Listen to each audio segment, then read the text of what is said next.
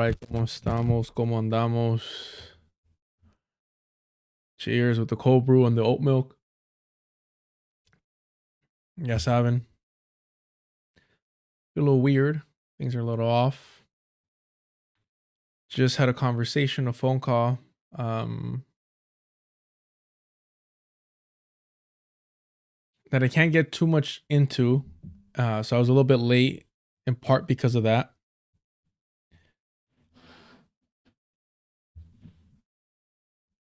There's this whole thing happening in Los Angeles about Fair Olympics versus no Olympics. And I kind of have to bite my tongue a little bit in terms of my role as I hate saying union organizer, but I mean that's factually what it is.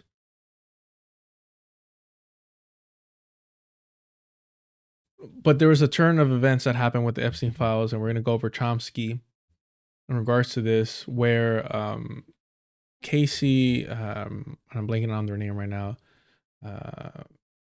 Is it LA28?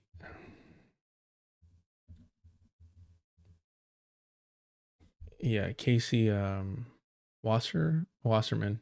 Yeah. So Casey Wasserman.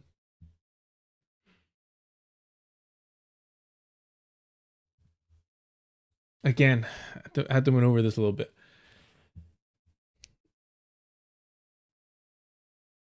Casey Wasserman was associated or in the Epstein files, and so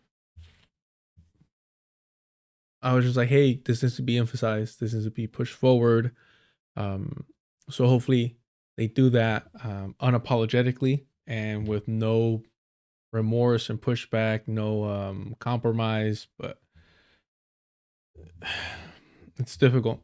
It's difficult to be in these conversations and compromise and bite down on your mouthpiece and just push forward. Está difícil. Está difícil. But I think this is something that cannot be ignored or allowed to be swept under the rug. There's no way that Casey Wasserman, regardless of whether no Olympics, Fair Olympics, whatever your position is, I think it should be agreed across the board that Casey Wasserman should have never been heading this, but now with the Epstein leaks, there should be no question about it. With what's going on in the Winter Olympics and ice, what's going on with Puerto Rico and rolled the R a little too hard there, huh? With the baseball team, I do not see the value of participating in these sporting events that are, I mean, if we're being honest and we're being annoying, are there for distraction, right? The US pulled out of the Olympics to not compete with the Soviet Union. So, but hey, anyways, I understand that this is people's livelihoods. I understand that these are people's dreams. I am sympathetic to all that. It's just a little frustrating. It's a little bit annoying, to say the least, to be put in a situation where you know what? I try not to, I do my best to compartmentalize my life in general. Definitely my personal life is something that I struggle with to a point. I'll just leave it at that. Hopefully a good turn of events and pushing a little bit more of a, I wouldn't even call it radical. I would call it the obvious choice is to oppose the Olympics coming to Los Angeles.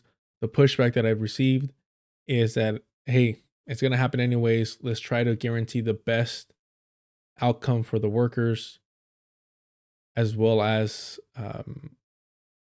Angelinos at large, right? And I just put my head down and try to do the best work that I can when I can.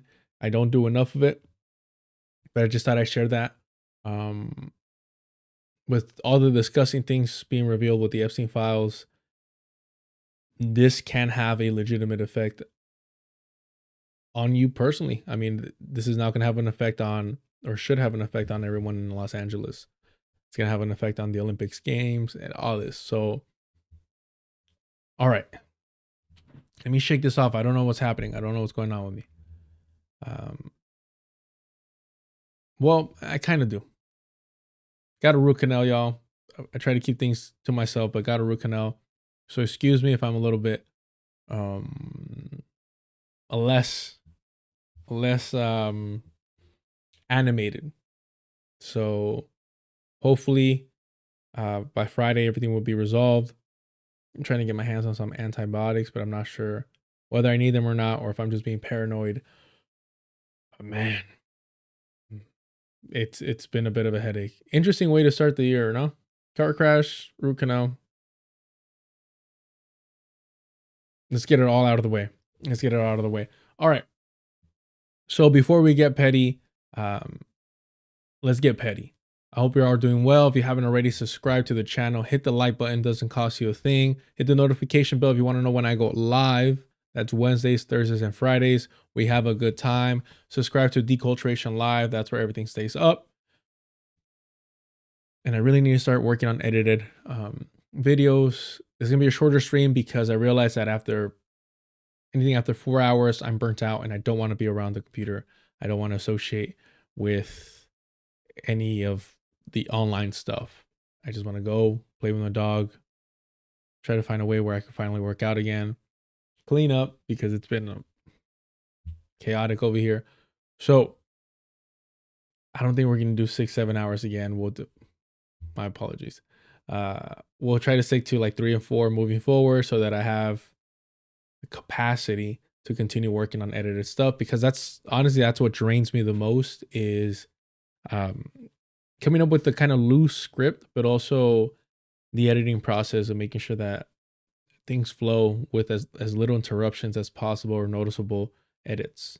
In terms of the Grand Platinum video, because of the new environment dynamics going on here, I'm thinking about just throwing up what I have completed on the Patreon. I'm not sure what to do about that, and just kind of reshoot it with the new background. Like I said, I was really in no rush in terms of like, I need to get this out, because the longer or the closer it gets to the actual voting date of the race, the more people are going to expose themselves as normalizing, this crypto white supremacist. I mean, if I would have completed the video, I wouldn't have the portion of him going overseas to get a pure white baby put into his partner. So again, I'm not sure where or how I'm going to go about that. I just don't know if I like the contrast. Yeah, so on the second channel, Deculturation Live, we're at 800 subscribers, which I appreciate that support. That's the goal, is just to find time to edit the longer streams to put out daily content on that. It's just time management is my biggest struggle. Again, the environment change, the car accident, the root canal. Like, I can make excuses, and that's what they are. But I'm just trying to get like my feet under me just for a second, and that seems not to be what's going on. I mean, it was, I'm so out of it that I accidentally gave the wrong day up at work, thinking that's when I had the root canal appointment. And so I show up to work and everyone's like, what are you doing here? And I'm like, all right. So I immediately start looking for shifts I could pick up. I'm very lucky that I have a job where not only do we have a union, but it's fairly easy to try and maneuver your schedule last minute. So with a little finessing, I managed to do my 12 hours. So I was very, very happy. And then still managed to be able to make it to that appointment the following day. So that was a little bit of an annoyance, but rush, but also you feel fortunate to be like, all right, cool. Like, financially, like, it's not, missing that day of work for the appointment's not gonna be too heavy. But yeah. No. I'm big on I remember I started saying like excuses, are the distractions you're unwilling to sacrifice. So I always keep that in mind for myself. All right, let's get this started over here. I appreciate y'all. Um,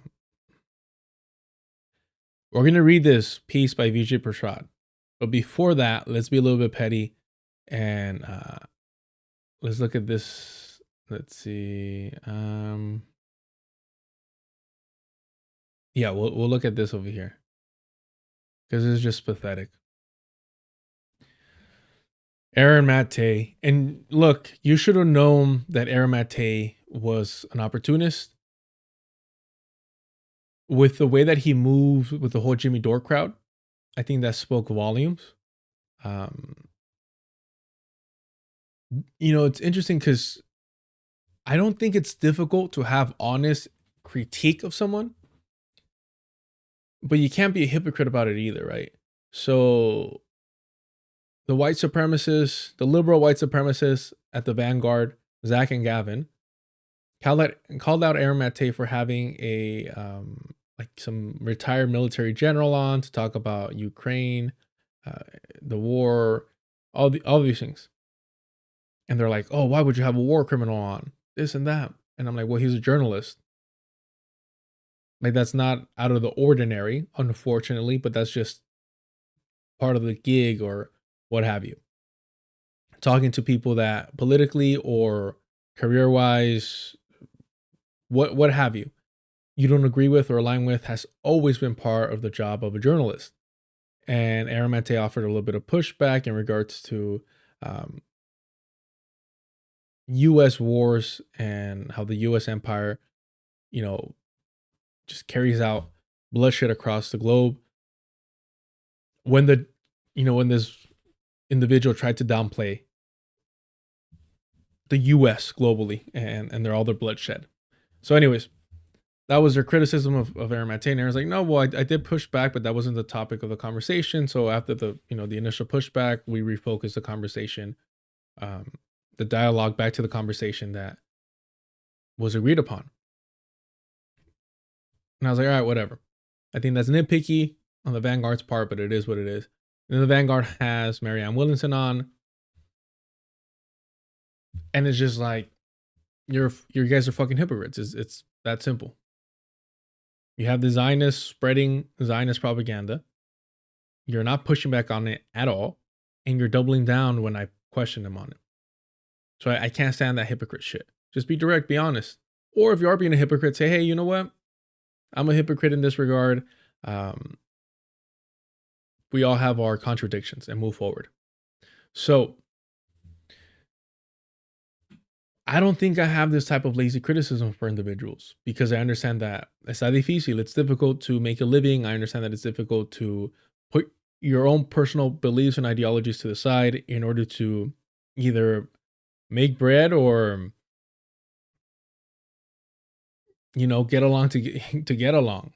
I just started off this stream talking about my role as a union organizer, where I personally support no Olympics, but my position requires me to organize with Fair Olympics, and I try to make sure to push where I can but prioritize my role as a union member.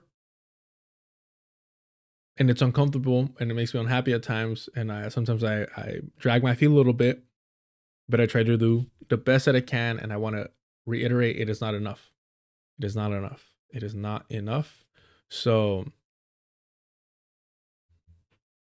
I can be a little sympathetic to individuals who are in those, tough positions, but this is just inexcusable. The same way that the Vanguard protecting and defending and arguing for Marianne Williamson's ahistorical, revisionist, colonial denying retelling of the Zionist project's origins, this is up there equally as disgusting.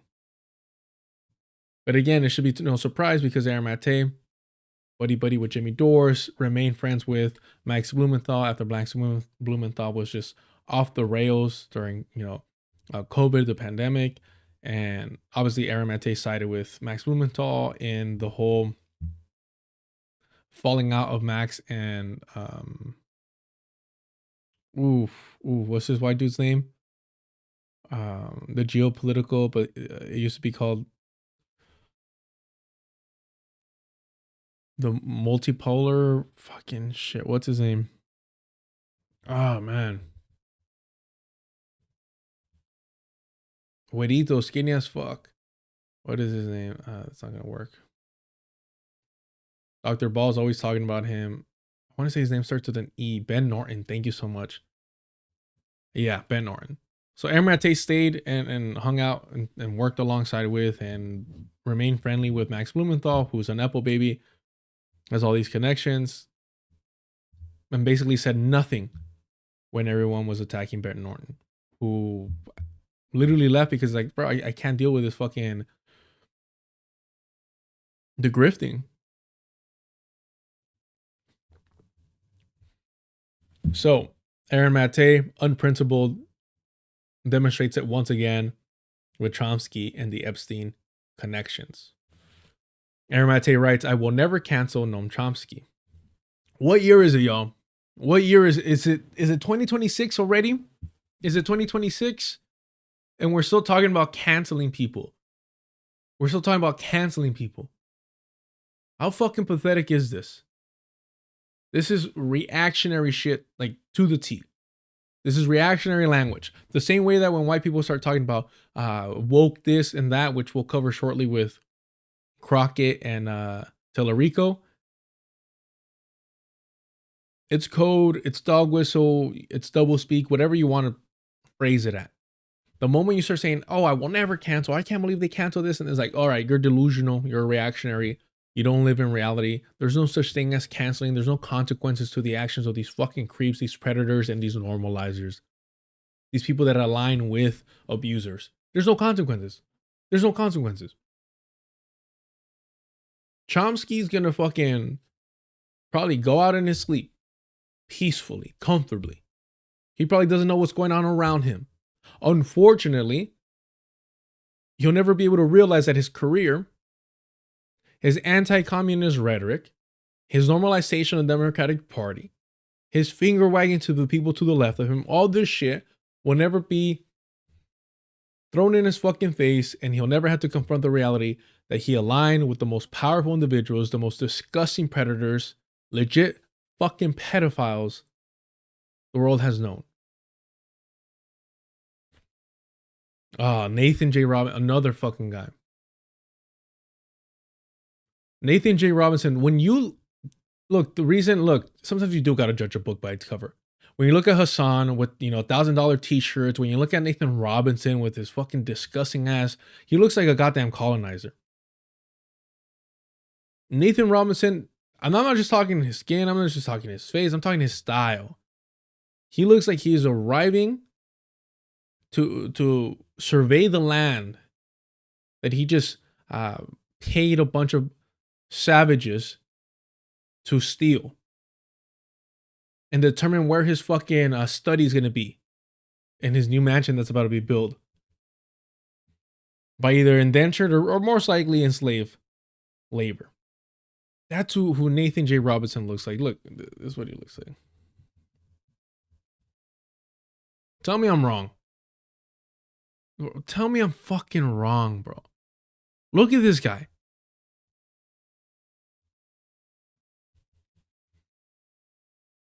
Tell me this guy wasn't arriving to make sure that the quotas of fucking sugar canes have been met.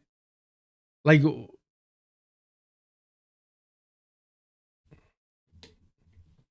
sometimes it's that shallow. Sometimes it's not required to be that fucking in-depth. You just fucking see, it's like, bro, what attracts you to this?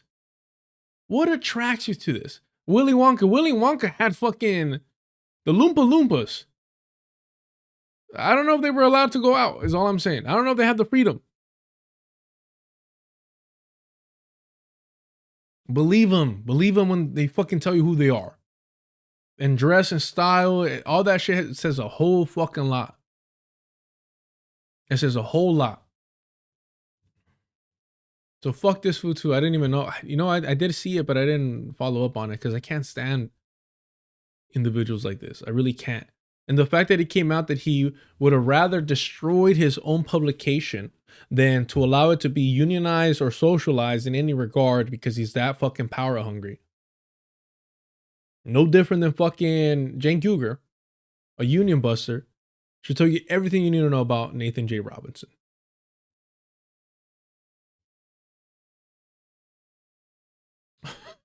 He does. Looks like Tucker Carlson trying to open a casino in 1940s Cuba. Literally that. Literally that. Remind me that we need to check out what he said. All right, Aaron Tate. I will never cancel Noam Chomsky. He devoted decades of his life to tireless solidarity with oppressed people, especially by his own government, and exposing the propaganda used to subjugate them. His impact on that front is immeasurable. This doesn't mean he's above critique. He took positions I disagreed with, especially in recent years. I think he made an error in judgment befriending Jeffrey Epstein, who, when he met Noam, had been convicted of soliciting prostitution from a minor. If you think Noam Chomsky deserves banishment despite having zero complicity in that or Epstein's other crimes, okay. I'm going to decline to join you, just as I decline to join those in the establishment who've been trying to cancel Noam for a lot longer. Yeah, no, we're just like, us individuals who are disgusted by pedophiles and those who affiliate with them and normalize their presence, and in turn protect their actions through that normalization, because these individuals at the very least should be ostracized. At the very least, pedophiles. I hope, Aaron Tate probably disagrees with that too. Depending on what the pedophile's, done that Aaron Tate likes, maybe they don't deserve to be canceled, ostracized, right? But I believe they should. Imagine typing this shit out. Imagine typing out who had been convicted of soliciting prostitution from a minor.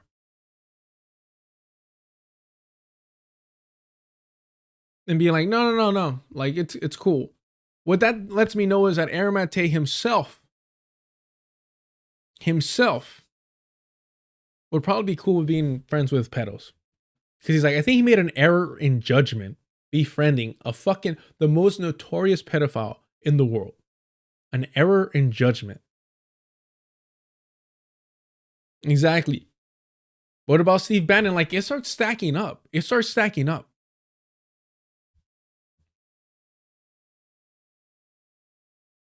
And it's like, bro, like, you're acting like Chomsky didn't know who these individuals were. I mean, Chomsky literally talked about waiting this shit out. I think when he was referring to the Me Too. Let me see if I can find that real quick. How would I find that? Let me see. I'm just going to fucking search Twitter and put Chomsky Epstein. Oh. Is it Epstein or Epstein? Oh, yeah, man. This is bad.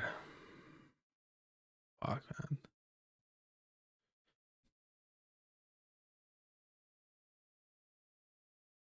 This is what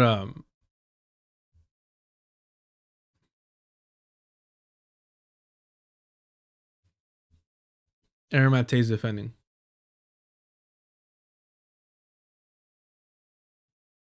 Let's see here. I think that is why set from iPhone on 2019.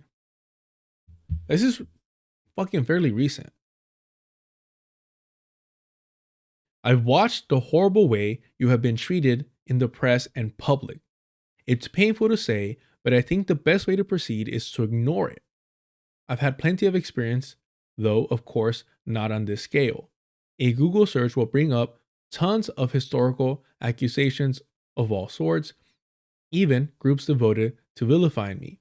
I pay no attention unless I'm approached for a comment or on a specific matter. It's a nuisance, but it's the best way. The same conclusion from experience of others, in some case, close friends. So he has other close friends. I don't know if he was referring to other like academic friends that like him have been ostracized and critiqued. I mean, Noam Chomsky for the longest time was the most prominent American intellectual, academic, what have you.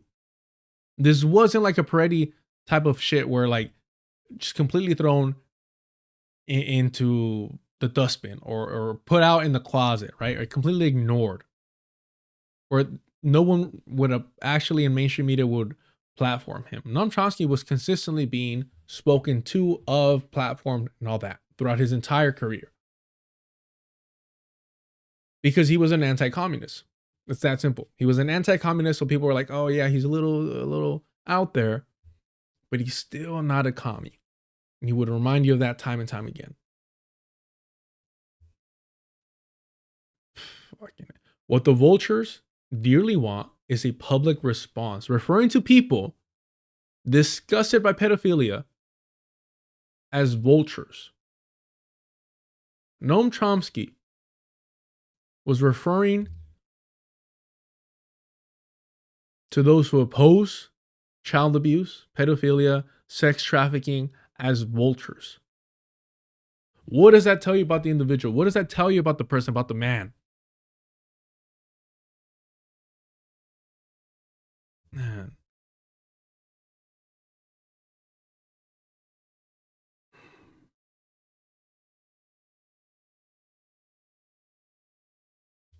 What the vultures dearly want is a public response, which then provides a public opening for an onslaught of venomous attacks, many from just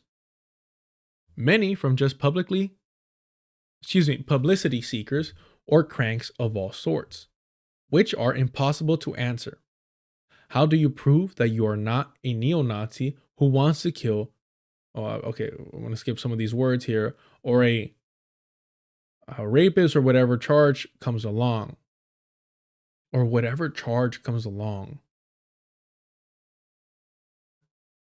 That's particularly true now with the hysteria that has developed about abuse of women, which has reached the point that even questioning a charge is a crime worse than murder.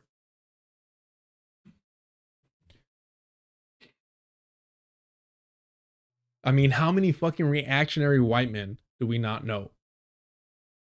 Who are like, oh, you can't even question things. You can't even ask questions anymore. Can't even ask for evidence.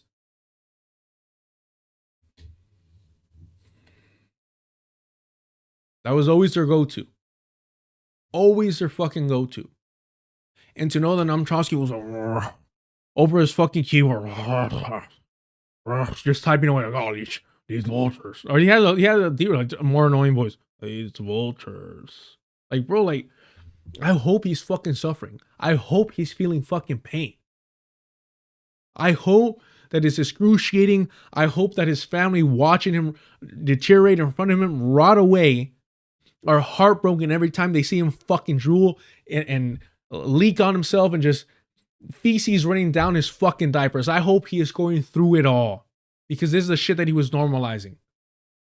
The way that he was speaking out against people that despise Jeffrey Epstein, a prolific sex trafficker and abuser at this time already convicted as a fucking pedophile.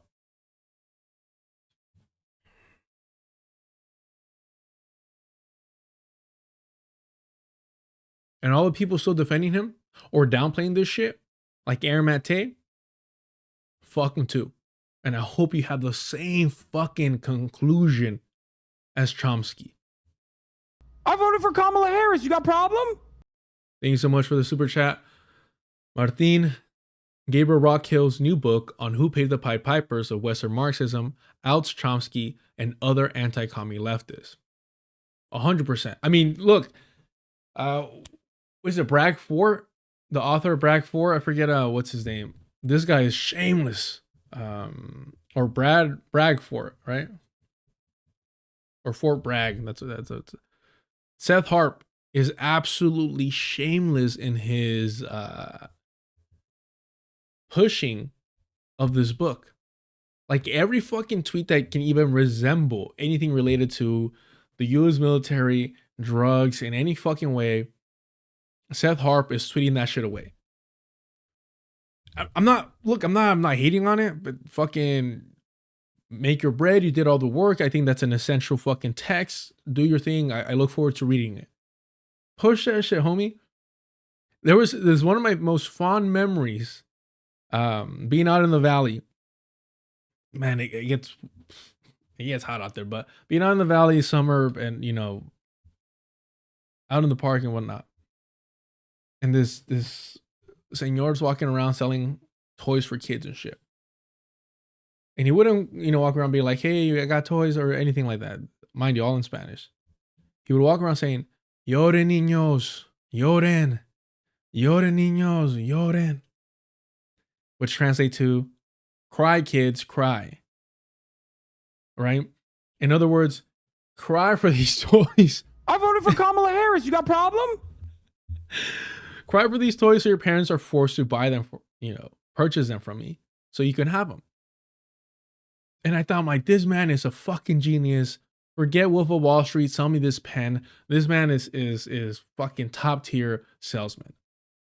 Yoden telling the children, you know how you can get this toy? You know how you can convince your parents to buy you this?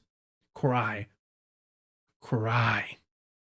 And they will this too can be yours for just a few tears. And oh man, and the thing is too, the way that we are generally speaking, the parents are cracking up. So you're also charming the parents at the same time, right? You're like, fuck, and they're like, oh man, that's good. That's great. Charming. And so it'll make it a little bit easier on both ends for the purchase. Now, mind you, if you grew up with stricter parents, like, cry, homie, I dare you. Oh, ¿quieres llorar? ¿Quieres llorar is iconic, You want to cry? All right, yeah, I got you. Don't worry. Right? So it might not work on a lot, but it seemed effective. Thank you so much, N. Walker, for the super chat. We got Epstein's everywhere. Church, school, family. Man. Man. Yep.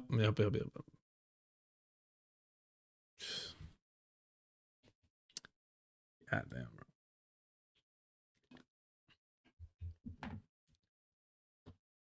Let's just move on. But yeah, that's unfortunately too accurate, and Walker, too accurate. But Rock Hill should be using the same playbook that Seth Harp. Seth Harp, I'm telling you, under every fucking tweet about the U.S. military, criticizing the U.S. military, America and the relationship to the drug cartels, everything, drug smuggling, everything. Seth Harp is right there being like, hey, check out my book. And all I'm saying is, Rock Hill, homie, the time is now. Double down. Do a second fucking lap on the circuit. We disagree about a lot of things. Don't get me wrong, but come on.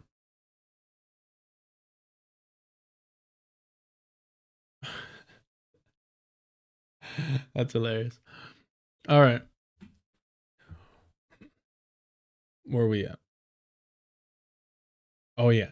That's particularly true now with the hysteria that has developed about who are outside of my race. Thank you for subscribing. Appreciate it. The hysteria developed about abuse of women, which has reached a point that even questioning a charge is a crime worse than murder. And my point is, you're talking to somebody who, not even women, bro. And I'm sure, look, I'm not trying to dismiss whatever abuse he might have done to adult women. But what I'm trying to get at is what he was accused of and found guilty of was abusing children, bro. Girls and boys, not even fucking women.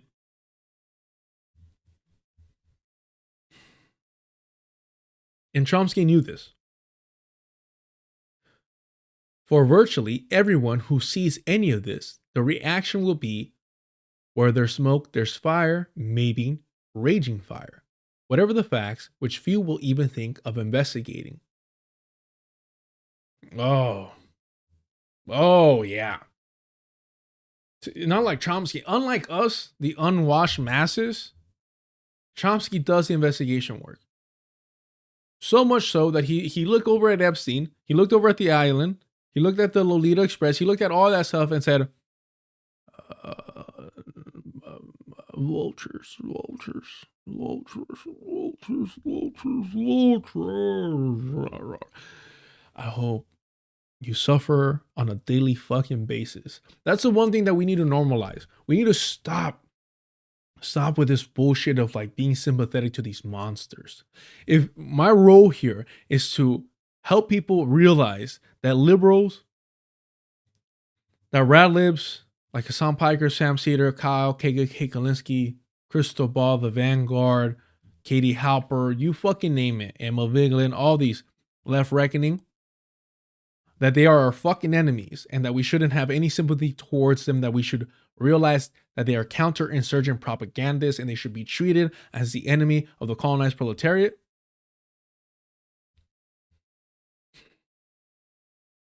We should be applauding and celebrating on their fucking graves.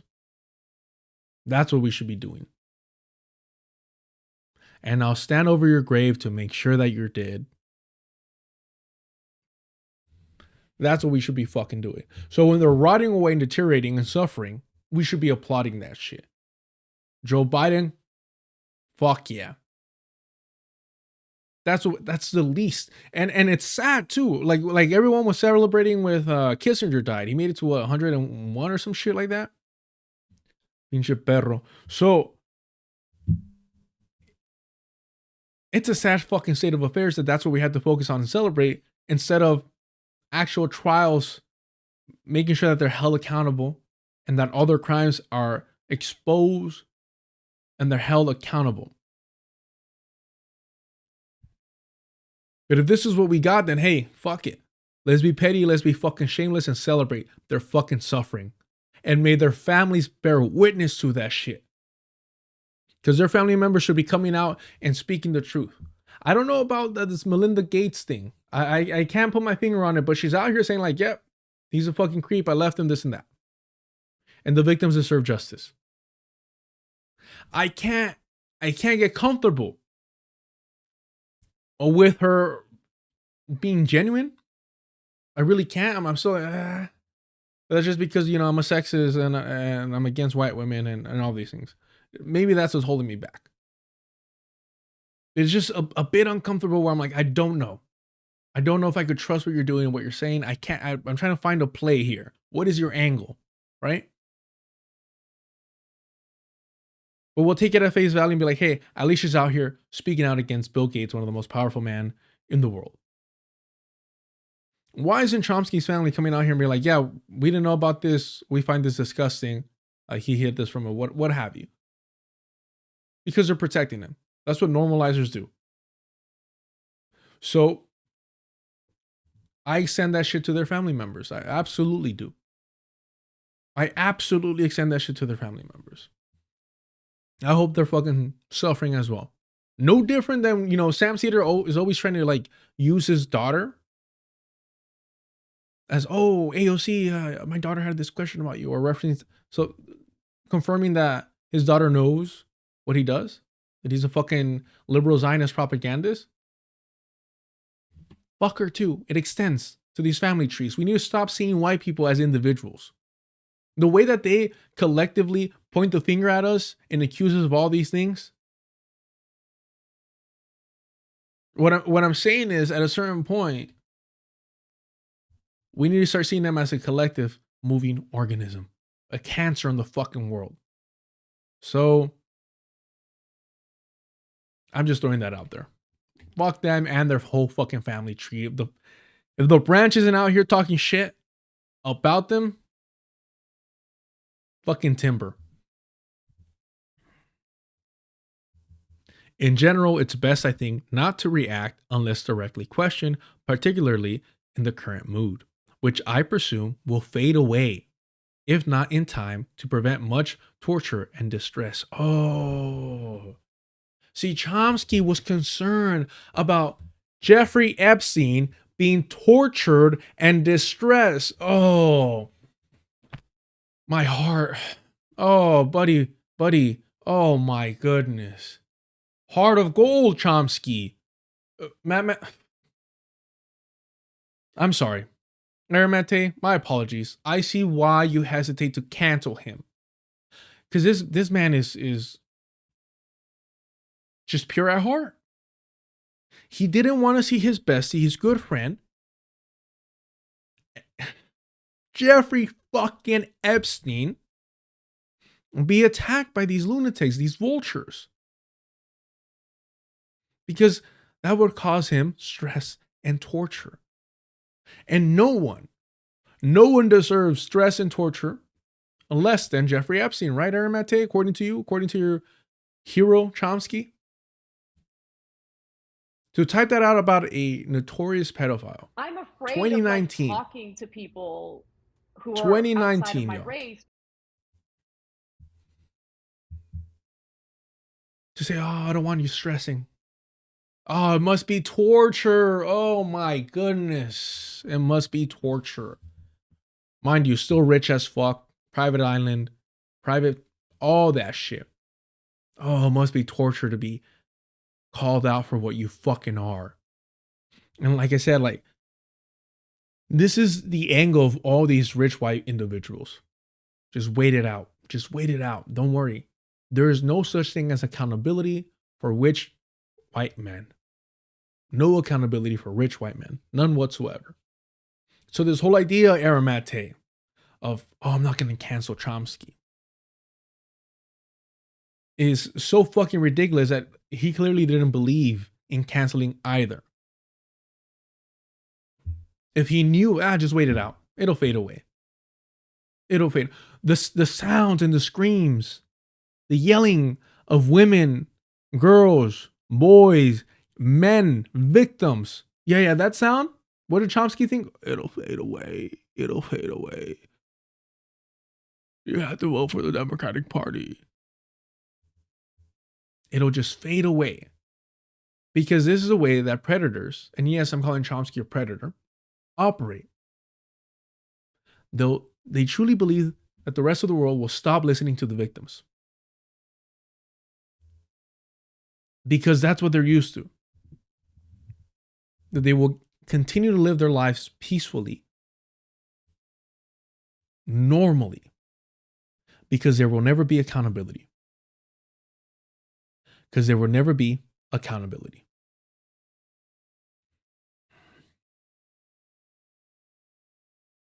And that's on us. I'm all about accountability and responsibility. And I think collectively, the left, again, we have failed because we're not organized to any capacity. But when we think about all the suffering in the world and how we can make the world a better place, we also have to think about, because I'm fueled by hatred, I'm fueled by pettiness. We also have to be fueled by the reality that individuals like Epstein, normalizers, accomplices, friends of theirs like Chomsky, will be able to avoid justice and accountability for their crimes, their actions, their atrocities. So the longer that we take to organize and to take power from these fucking capitalists and these elites, these predators through and through, the more that they can peacefully enjoy their lives, the more likely that they'll be able to take their last breath comfortably.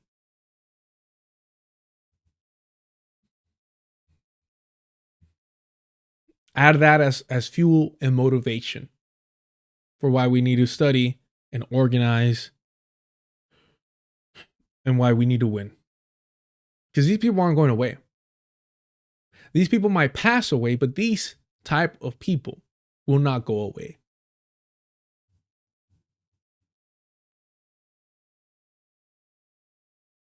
Hard to say, but it's the best advice I can think of. Imagine of thinking of the best advice to give a pedophile. Put yourself in just, try your best to put yourself in a state of mind where you are proactively thinking of the best fucking advice to give a pedophile. There's only one advice you give a pedophile. There's only one. I can't say it here, but it's a permanent one. And that is the best advice you can give them. And it doesn't require much thought. It should be reflexive. It should be reactive. It should be in the tip of your tongue when you are forced to interact with these individuals. But to write paragraphs over here, making them come off as the victim, to say, yeah, I was scratching my head and I was really thinking, I was using all my knowledge, my experience. I was calling friends. I was reflecting on their experiences. And well, Jeffrey Epstein, Jeff, if I may, I think this is my best advice. Your victims and those who ally with him, they'll get tired. They'll find something else. People will start ignoring them. So to avoid any discomfort, any unpleasantries, any stress, in order for you not to be tortured, hearing the screams and yells, the potential accountability from your victims, just ignore them. Just ignore them. Because I'm just like you. That's what Chomsky is saying here. That we're very similar, you and I. And Jeffy, you and me are very similar. I too have been attacked by vultures. And so that begs the question, was Chomsky Mossad, right? We know Epstein was, essentially, for all intents and purposes. I think he was a patsy, right? I think he was being told what to do and how to conduct himself, who to reach out to and who to associate with.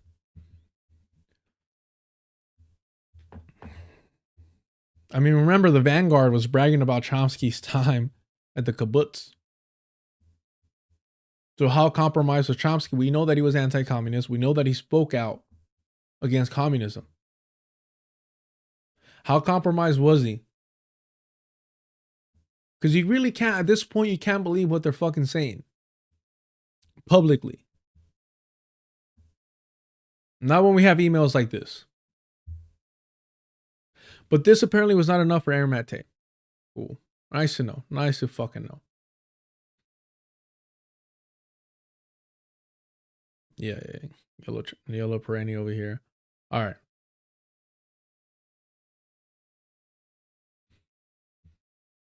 Jesus, bro.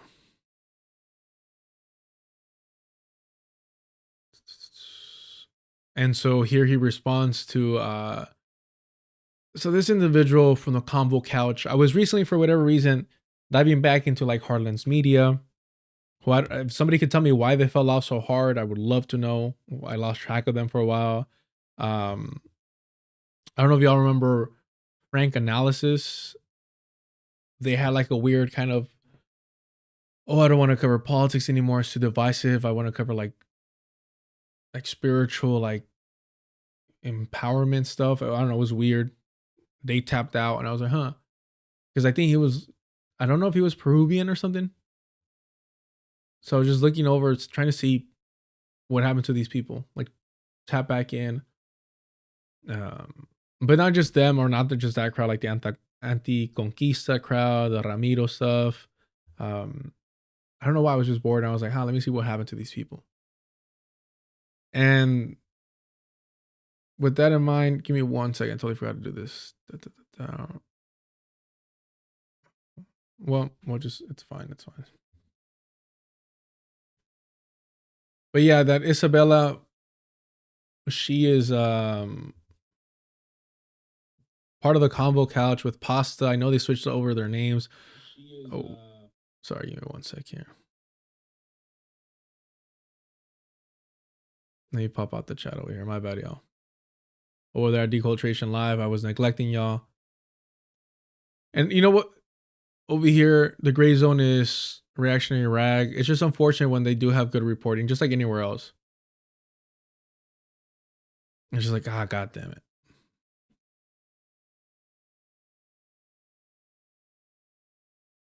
All right. So there's back and forth here. So remember, this individual, I don't really care for either. So let's see here.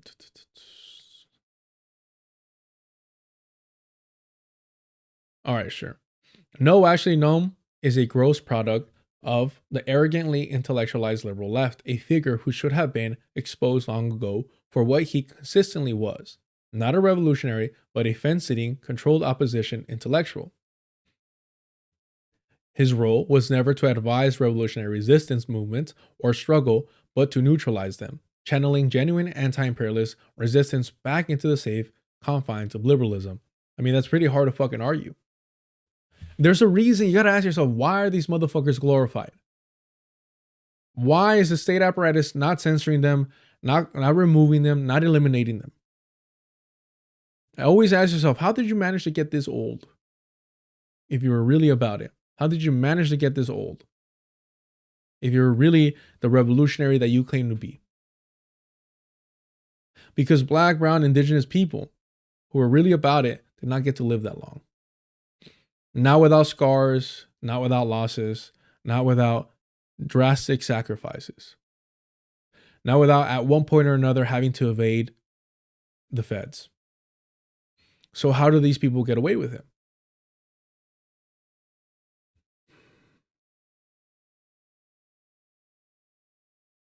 Linstack, that's hilarious. I wonder how many people actually knew these individuals. A lot of them have faded away. But I mean, opportunists do. Opportunists always switch up. At every turn, he attacked actual revolutionary movements from the USSR to the Cuban Revolution. He was extremely milquetoast when it came to Zionism and surrounded himself with the worst of them. That's the other aspect of it. You could talk about Palestinians, you could rationalize everything you want, intellectualize everything. You give all the correct answers. But if you're sitting down with him, if you're breaking bread with him, this is the reason why I was like, oh, what's her name? Ash from Navarro Media.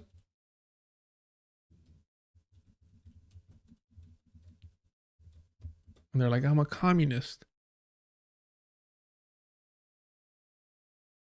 Aaron Bastani, bro, come on, bro.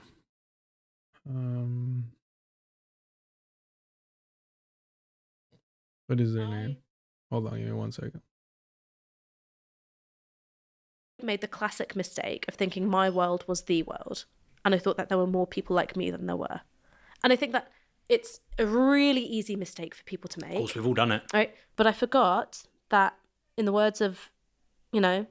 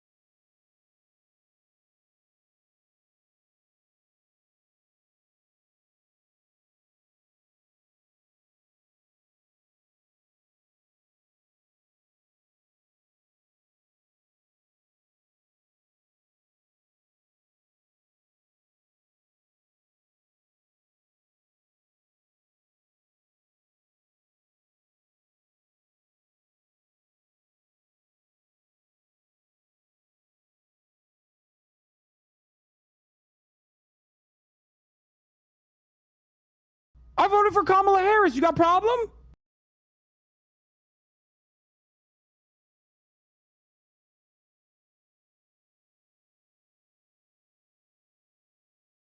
That's too fucking funny. I'm over here yapping, y'all. My apologies. My apologies. For real. This is when I get too locked in and trying to find something quick, and then I go down that rabbit hole. All right. So I was just saying, real quickly and briefly.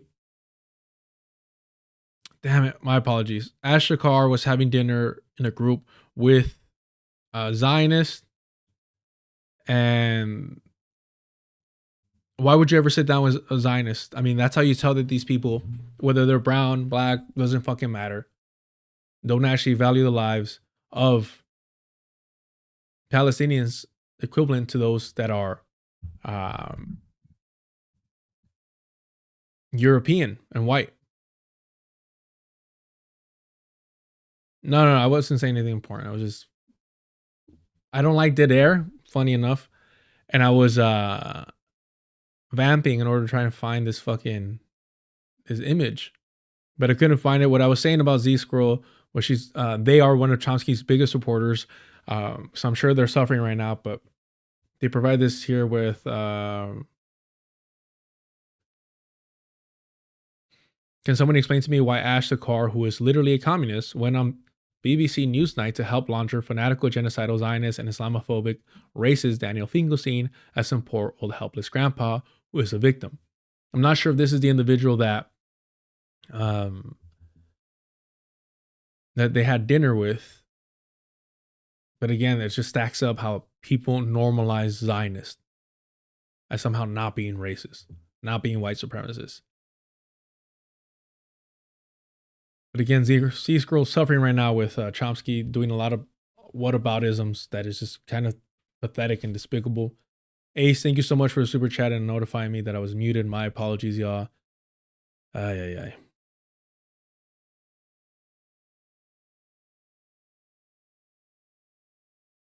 All right. Where are we at here? Oh, we'll get to that shortly.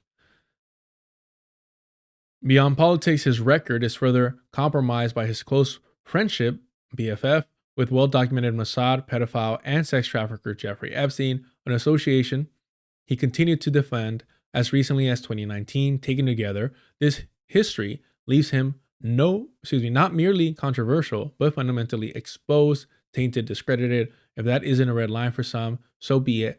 But this is profoundly revealing to us all. Aramate responds, Chomsky spent decades supporting and meeting with liberation movements worldwide. He was probably one of the last Westerners to meet with Hezbollah leader Saeed Hassan Nasrallah, who, by all accounts, respected his insight. Or is Nasrallah now a liberal too?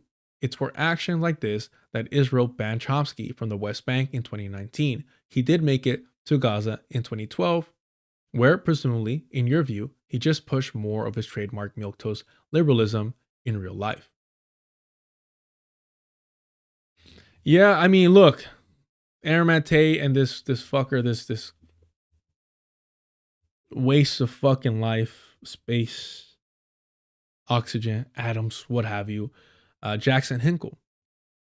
Jackson Hinkle was everywhere.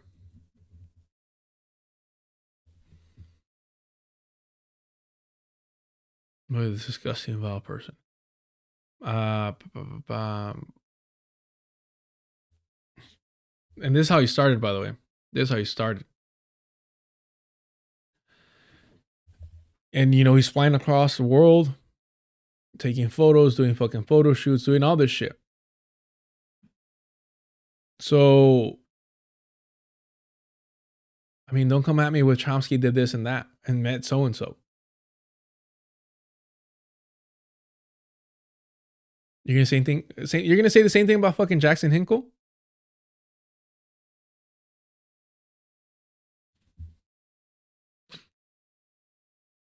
Understand that Norm Finkelstein was also banned from entering the Zionist entity. And he literally said, I am not an enemy of Israel. understand that Norm Finkelstein was pushing for a peaceful approach, that the Palestinians take a peaceful approach. So he literally has the blood of Palestinians in his hands for advocating for that, for lending legitimacy to a peaceful approach to settler colonial, to objecting, to confronting settler colonialism. So I remind Aramate. Let's see here. What the fuck? Hold on, let me reload this.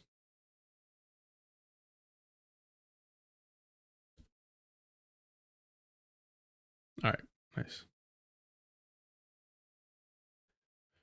So I remind Aramete that his father is a fucking Zionist.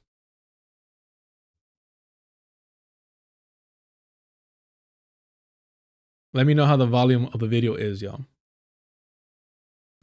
Well, how about returning the land that's been stolen from the Palestinians? I'm not talking about the state of Israel. I'm not talking about 1948. I'm talking about since 67 and what's going on right now.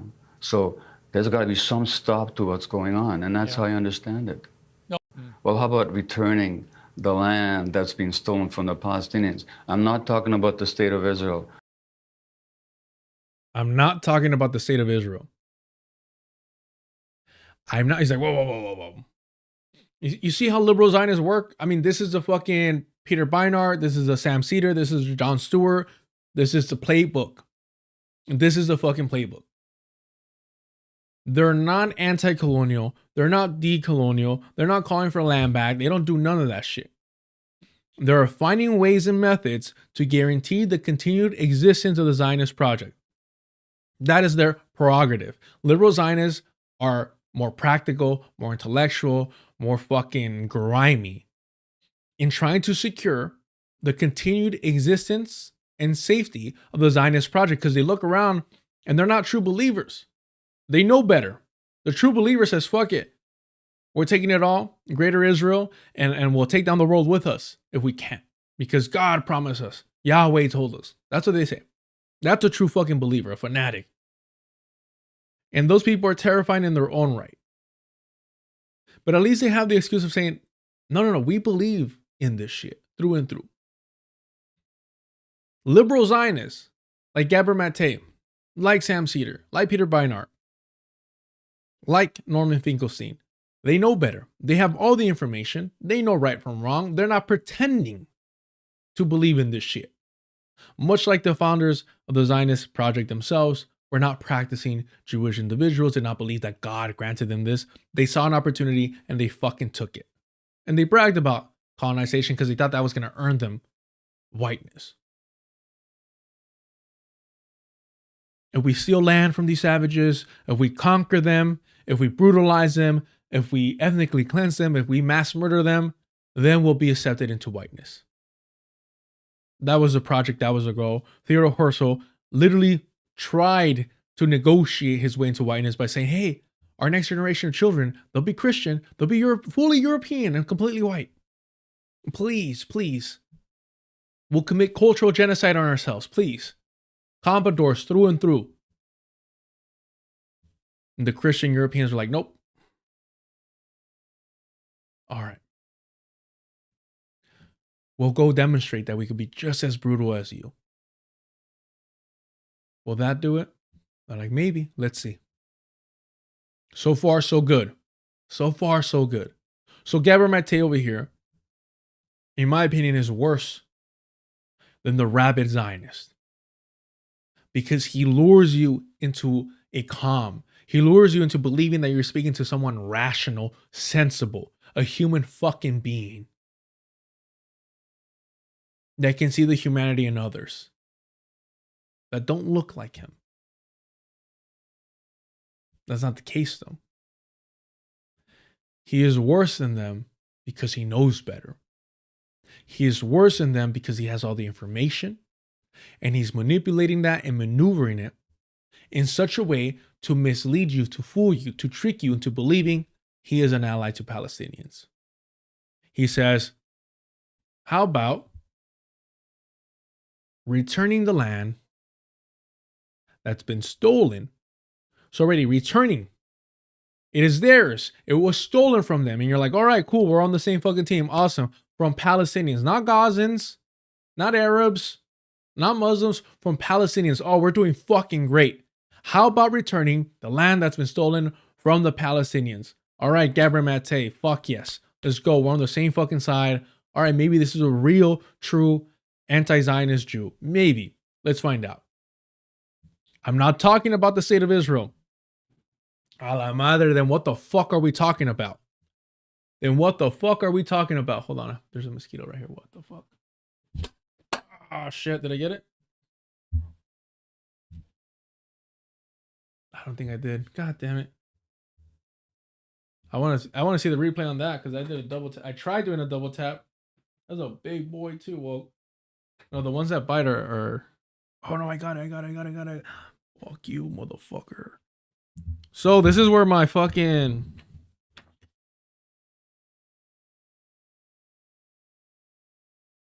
like Spaniard side comes out, y'all. I hate mosquitoes to a fucking T. I think mosquitoes are the worst thing in the fucking world. Look at this little fucker. I got him. Come on, chat. Come on. Sweet victory. Like, if there's ever a sign that I might be a fucking psychopath, is if I can manage to stun one of these little fuckers and just start fucking letting all my anger out for all the fucking bites that I never got back, you know? I never even the score because they're always up. They're always up. Don't fool yourself into believing that you could even out the fucking scoreboard. They're always up. These little fuckers are always up on us. I'll cover myself in fucking, what do they call that? Like DET? Just to fucking avoid these fools. Fuck it. I'll take the risk. These chemicals might induce cancer. Yeah. Well, guess what? I don't want a fucking mosquito bite. But I can't stand these little fuckers. So the only time where I go full fucking Dexter is with mosquitoes. All right. So if y'all ever want to say, oh yeah, there were signs that this guy had fucking problems, I'm letting you know now. I'm letting you know now. Ah, shit.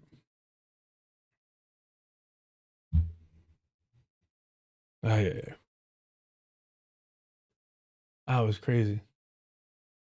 I don't even know how I got in here. Woo. And what I hate too is that because I was like, bro, if I ever had a wish, it'd be to eliminate all mosquitoes. It was like, oh, you can eliminate world hunger. I go, yeah, but the mosquitoes, right? And then it's like, they're so fucking vital for the environment. It's like, fuck you. You don't get to be the worst thing and so fucking necessary.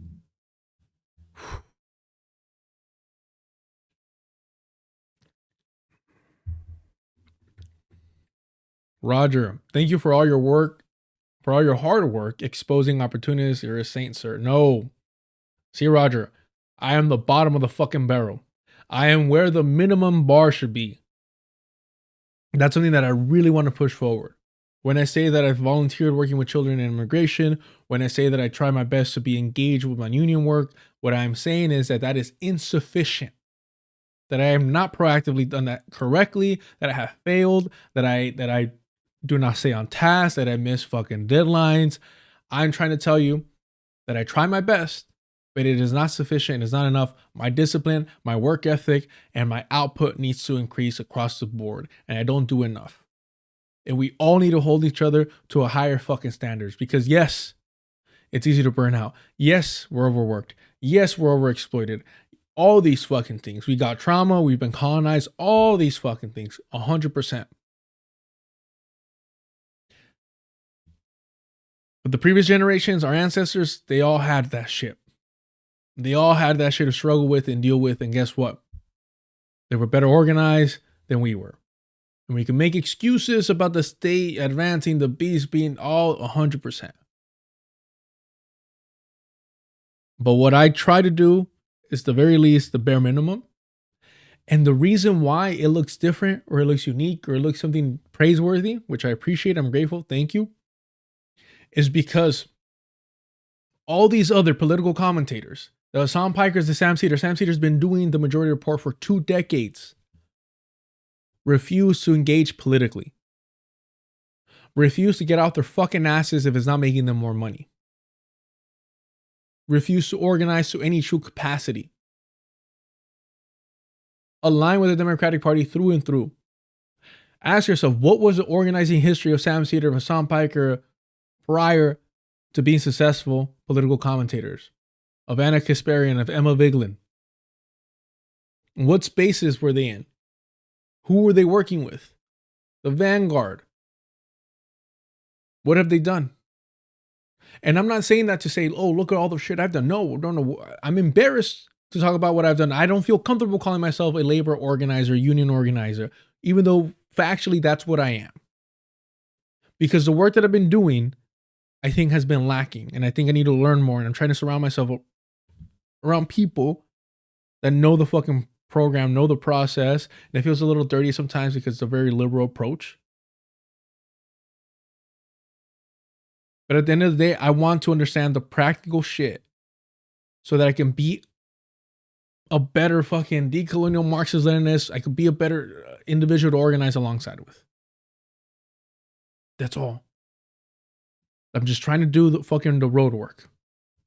So while I appreciate the sentiment, I should be the fucking bottom of the barrel. I should be the bare fucking minimum. But I appreciate it. Join the Discord if you want to know how much I dislike compliments. Man.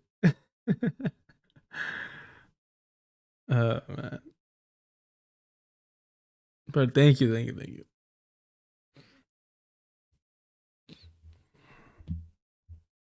So Aramate, I'm not talking about 1948. Your own father, your papa.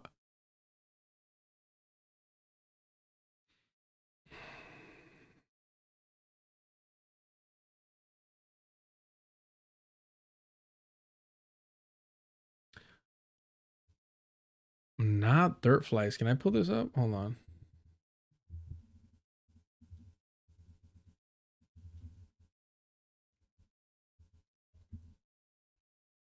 Let's have some nightmares, y'all.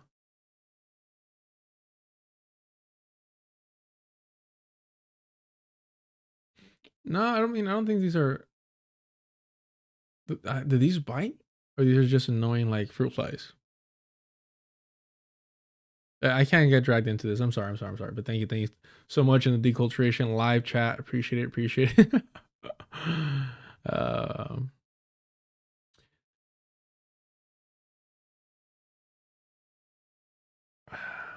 That is interesting. David Barnes, Emma Vigeland dropped out of law school. I didn't know that part. Martin, exactly. Martin knows. Martin Hernandez. He knows how fucking brown people motivate each other and support each other.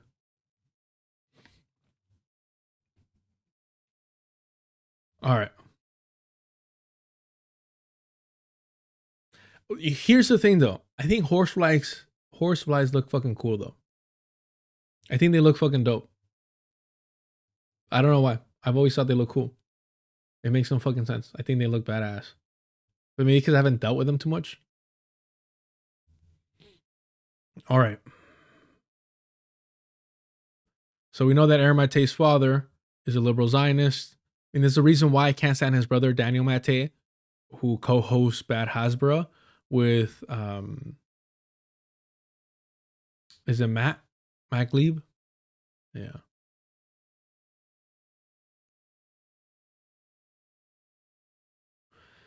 Shane, I watched your debate with FD. He implied that he wants you as a large creator. Yeah. Which I always appreciate. I'm a little reluctant to put in more time into this because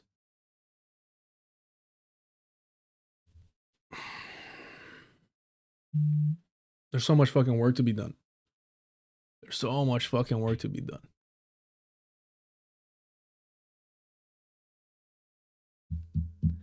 And I don't want to be somebody who just stays online. Like that's gross to me. That's unsettling. Um, it took me how many, like 2 years to finally put up like a Patreon thing. Um, I don't know, Catholic guilt. I don't know what you want to call it. First generation fucking upbringing of don't ask for assistance. I don't know what it is. Um, oh man,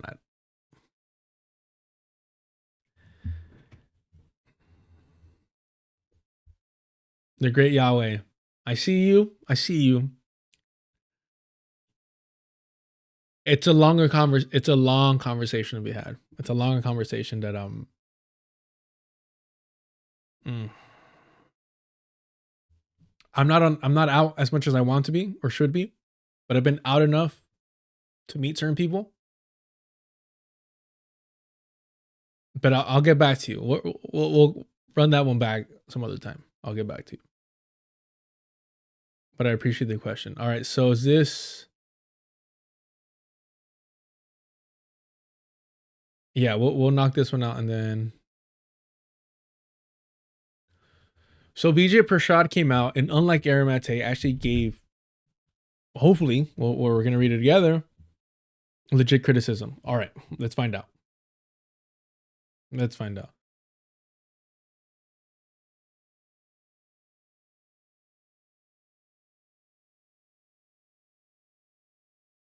All right. From Counterpunch, this is from the 3rd. On emails between Jeffrey Epstein and Noam Chomsky, Vijay Prashad, who has co-authored books with him. All right. I am heart sick. Which, look, understandable, man. If you find out that your homie is like, a predator, I think the anger and the disgust would overwhelm you.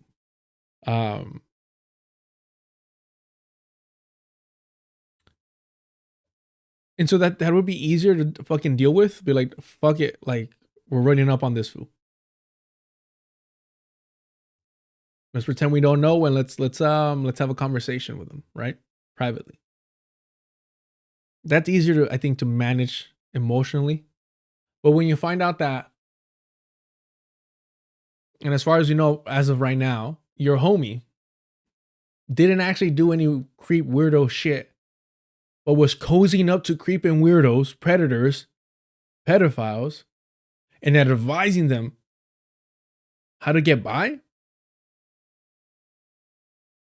I think that is a different level of disgust, because that I think that says a lot more about how badly you misjudged them. Because it's like, dude, I thought we would be stomping out these fucking predators together. But instead, you're advising them. You're downplaying the abuse of women. You're normalizing pedophilia. I think that's a different, like, I think that's more complicated to struggle with.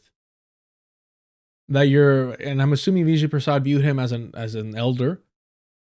I'm sure he admired him, looked up to him, all these things, right? And think about this aspect of it is realizing that your judge of character is off. How do you trust other individuals the same way after that? How do you not question people? How do you not guard yourself and your circle? How do you not become more distant, more defensive after this, right?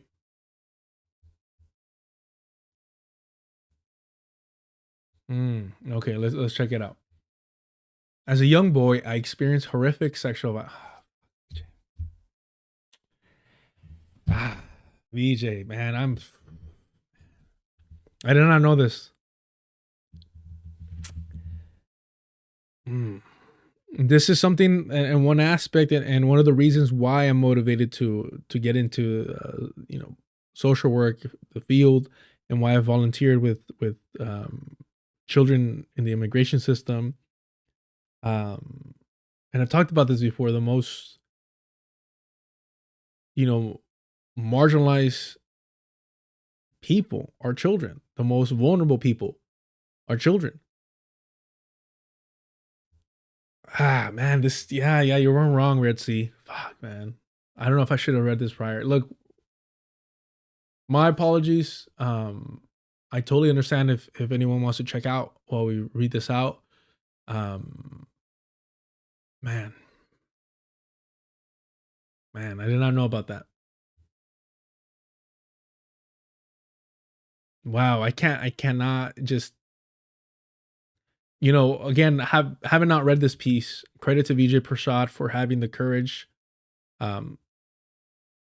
Wow, Aaron Mate, you are a spineless, despicable fucking human being, and it's good to know that the apple does not fall far from the tree, because if your father is this liberal Zionist normalizing the Nakba, I understand why you're over here normalizing pedophiles and their normalizers. As a young boy, I experienced horrific sexual violence, which I have written about before, and which continues to mark me, even decades later. Man. And look, let's add the aspect of him being a man and how it is laughed off, how it is minimized, how it is, and I've participated in this, don't get me wrong. Martin, I honestly, I hear you. I suggest reading the link written about Vijay's experience. I hear you. I just can't, man. I can't. Nothing. I don't think anything enrages me as much as that. And yeah, I have definitely acted out in a violent manner towards that, because like that's one of my original reasons for not wanting children is like, dude, if anything happens to them, if you look at somebody like Cain Velasquez, for those of you that don't know, Cain Velasquez had his children at a home daycare, and so the people that ran that home daycare, they had a son who was a convicted sex offender, and they were housing him there without notifying the parents. And sure enough, it came out that he was abusing the children, and one of those that were abused was Cain Velasquez, one of his kids. And Cain Velasquez, rightfully and righteously, lost control and went after this man with a weapon.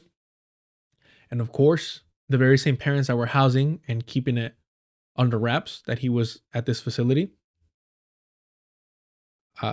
protected him, got into a vehicle, and drove off with him. And Cain Velasquez was in pursuit of them and was firing his weapon at the vehicle. Eventually, the vehicle crashed. I believe Cain, in the melee, shot the predator's father or stepfather. I don't remember the story. This was a while ago. And it resulted in Cain Velasquez being arrested. And even the judge said, like, I wish I didn't have to give you a sentence, but I just, there's a minimum in California. So, because I believe this is, was it in California? Oh, because I'm thinking San Jose or I don't know. I don't remember where this happened. And then a lot of people started ragging on him about, and I'm sure I was probably participating in this as well, because it was a couple years ago, but like, damn, why couldn't you complete the job, this and that. But I don't think he was trying to hurt the parents, even though they should have been on the list. But what I'm getting at is, when I hear stories about that, I'm like, dude, like how do you not live with that constant fear of your child being taken advantage of? I just can't, like, that shit just, I don't know how parents, are able to move forward and live not fucking in eyesight of their children, But man, I'm not sure because he's been in and out. I think he was out for a while, and then he had to go back in for a bit. How long was Cain Velasquez sentenced? I'm misspelling everything.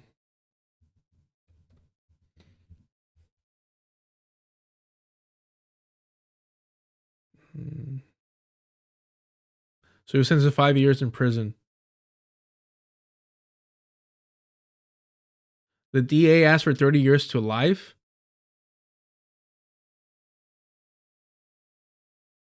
Fuck it. Disgusting, bro.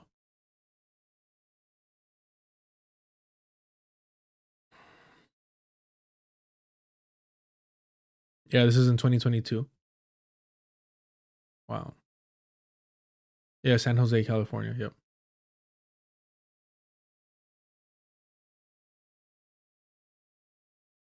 Today results are Today results are bittersweet. We hope Mr. Velasquez would remain out of jail. However, the facts remain clear. Cain Velasquez is a good man, a devoted father. Jesus. And a respected member of the community. Damn, man. What he and his family have endured has been nothing short of a living nightmare. One they did not deserve throughout it all.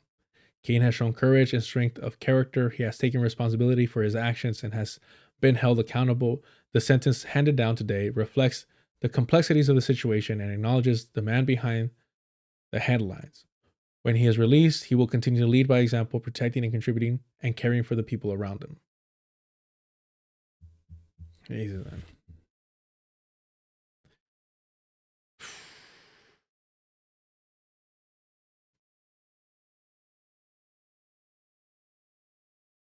Yeah. Yeah, oh, completely justified. All right. It means that I cannot tolerate anyone who exploits young children in a way that is not merely moral, but physical.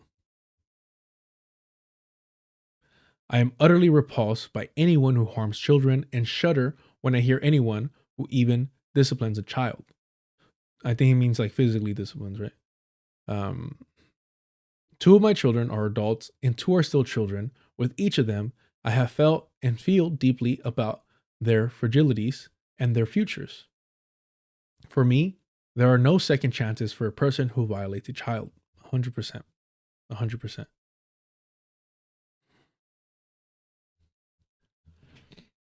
I read about Jeffrey Epstein's case because it hurts me greatly to read about the dangerous violence inflicted on children and young people. Can you imagine?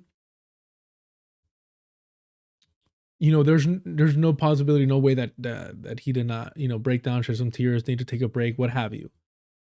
And then to find out that Noam Chomsky, somebody who you've worked alongside with, somebody you admire, somebody you consider a friend, was advising him how to get away with it. Because that's what it is. Make no mistake, he's advising him how to get away with it. How to get away with avoiding accountability and responsibility, that it'll die out. That these vultures will fly away. That his distress and torture will end in due time.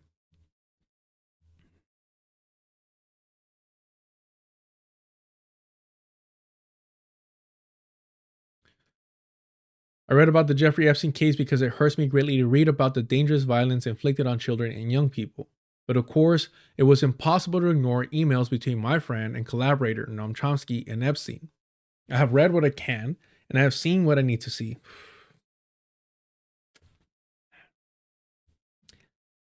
Noam has been a great mentor for me. This is so fucking heartbreaking. I'm sorry. I know, like, and I never want to take the limelight or the attention from the victims, right?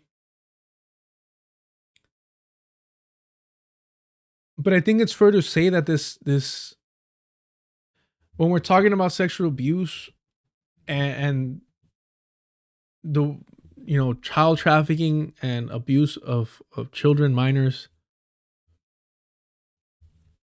clearly what we're seeing is that it extends beyond, how do I say this, that it extends beyond the individual victims themselves into all those who have been sexually assaulted and who have not seen justice as well.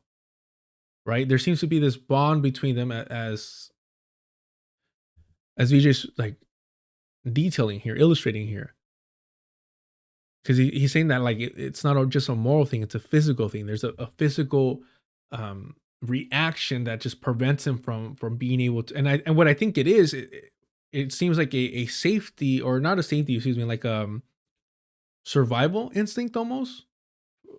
That he's saying like it's a physical thing. But of course, it was impossible to ignore the emails between my friend and collaborator Noam Chomsky and Epstein. I have read what I can and I have seen what I need to see. Noam has been a great mentor for me, and we have made 2 books together. The last one, his final book. Both books were written around the time he was in correspondence with. Fuck, man. Wow. This, I mean, fuck Aaron Maté, fuck Noam Chomsky.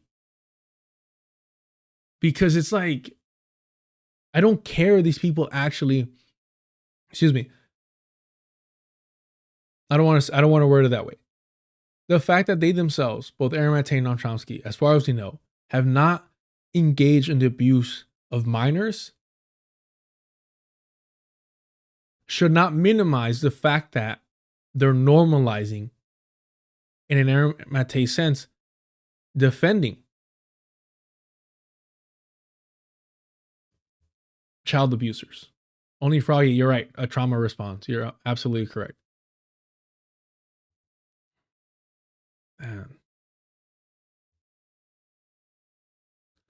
But nothing in our many discussions brought up any of the themes in that correspondence, or of the fact that he was meeting Epstein. Noam and I talked about US imperialism and its crimes, and then about Cuba. The only personal other thing we talked about, other than these political matters, was our love of dogs and the Arabic language. Since Noam cannot speak or write and explain his relationship with Epstein, the matter is fraught. There is nothing to say on his behalf when the photos and emails appeared. I was immediately disgusted by Epstein's pedophilia, and so by Noam's friendship with him. There is no defense for this. In my view, no context that can explain this outrage. I asked Jeffrey St. Clair, the editor of Counterpunch, what our common friend Alexander Cockburn would have made of these revelations. Alex would have been troubled, I think, Jeffrey wrote, about Noam having such a close relationship with an ultra-Zionist and probable Israeli agent. Seriously bad judgment from someone who usually makes such considered and thoroughly reasoned decisions. Epstein was a man of the far right and a Zionist,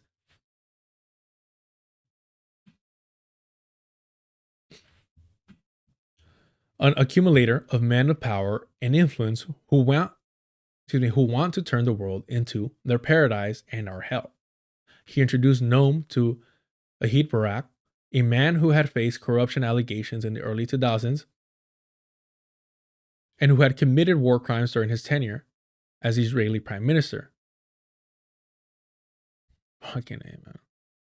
In 2009, Barak conducted man. How do you not take a swing at a motherfucker when you meet him like that?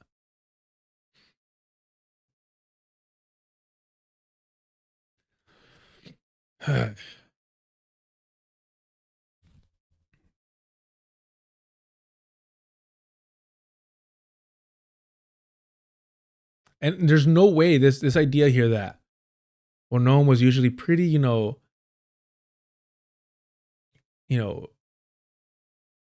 such considered and thoroughly reasoned decisions. So if this man is being praised, Noam Chomsky is being praised for his intellect, his awareness of individuals, knowledge of the world, always considerate and thoroughly reasoned actions. And we see these emails that he knew what Epstein had done. That means he was okay with pedophilia. That's essentially what it means. That's literally the only conclusion that you could arrive to, is that Noam Chomsky is okay with pedophilia. There is no other conclusion you could arrive to. And I would say that that is the most charitable position that you can take once you've read this stuff.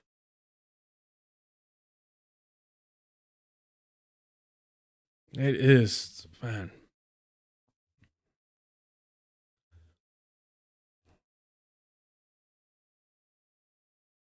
Barak conducted a terrible war against the Palestinians in Gaza, murdering about 1,500 Palestinians in cold blood.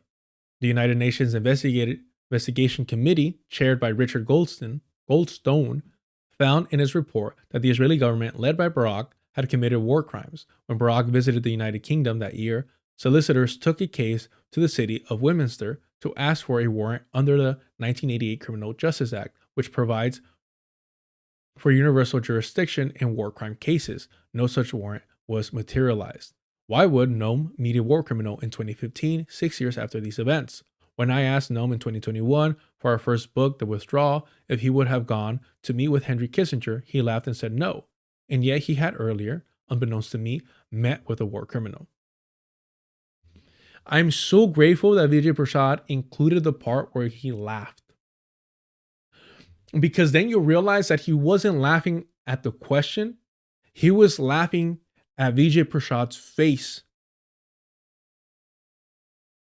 Because presumably his internal monologue was like, boy, if you only knew. If you only knew. He laughed at the fact that he was lying to you. That you were so fucking naive that you believed in this character that he created and the media promoted of Noam Chomsky. That's what he was laughing at. Fucking disgusting.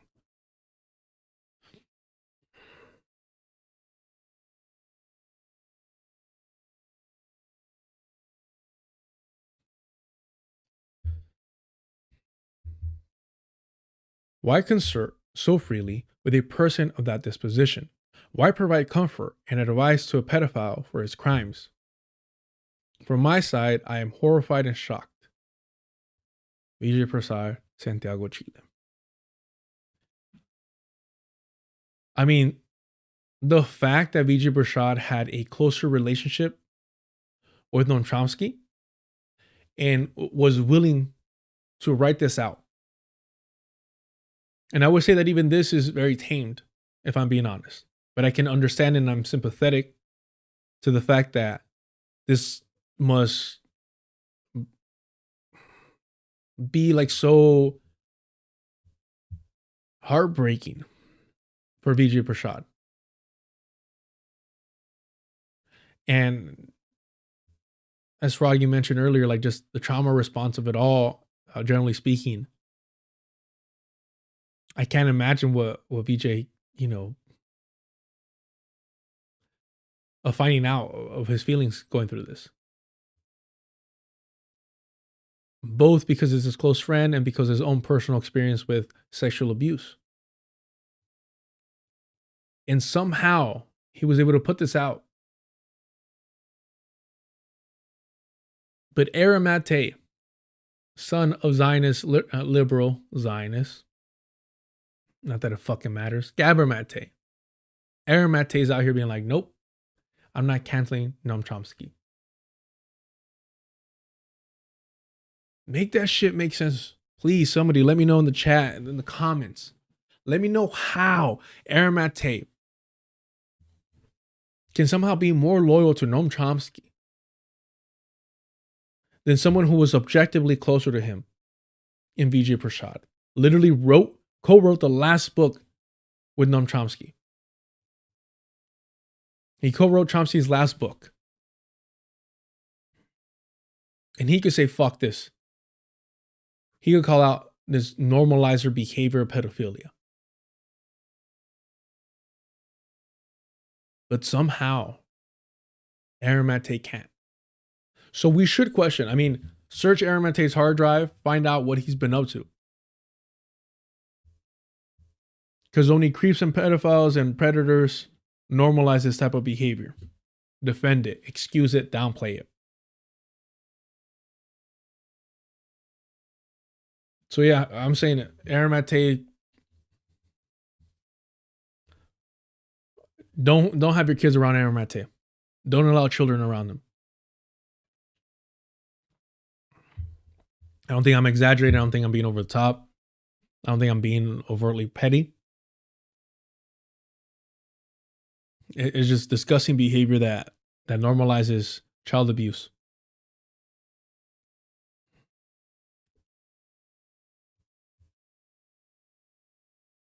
Yeah.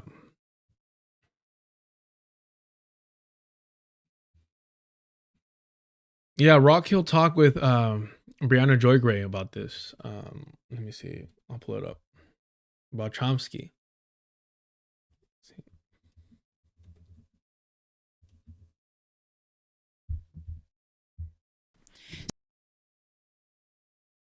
Let me pull this up here.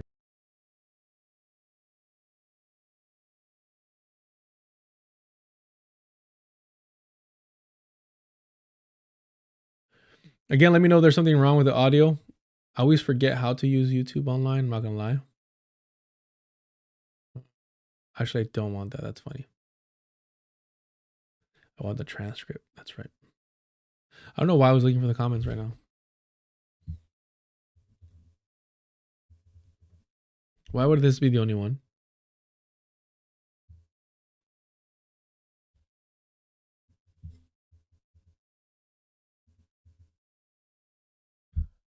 That makes no fucking sense, man.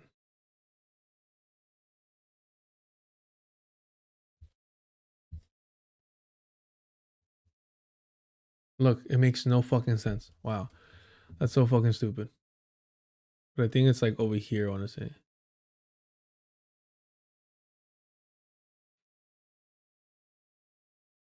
'85, I believe, mid 80s.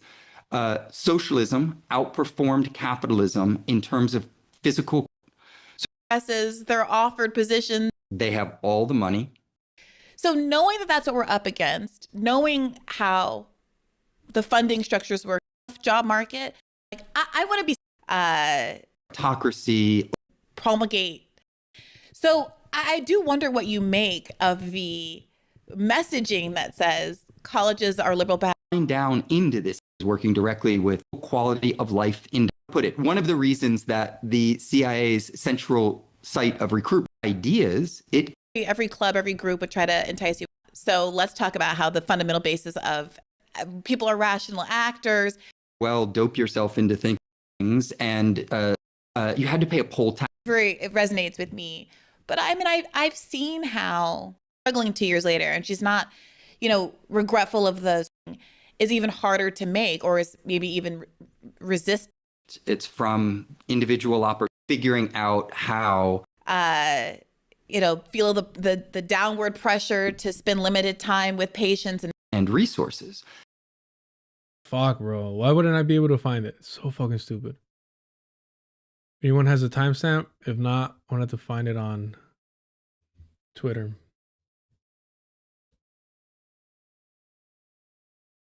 Let's see.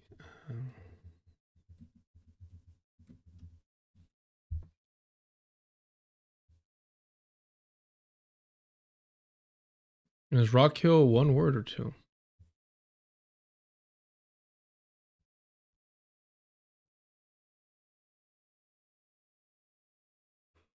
Jesus, bro.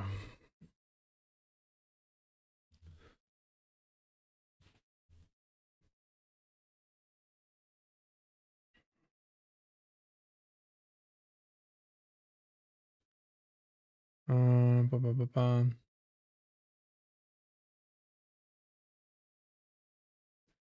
Yeah, but then the issue here is that she only links it to the full video, unfortunately.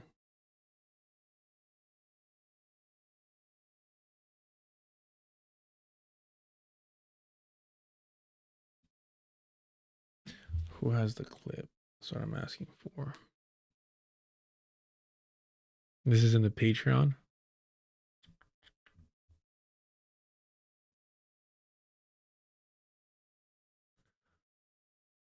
Hold on, yeah. I voted for Kamala Harris. You got a problem? Thank you so much for the super chat. Let me see if I can find this real quick.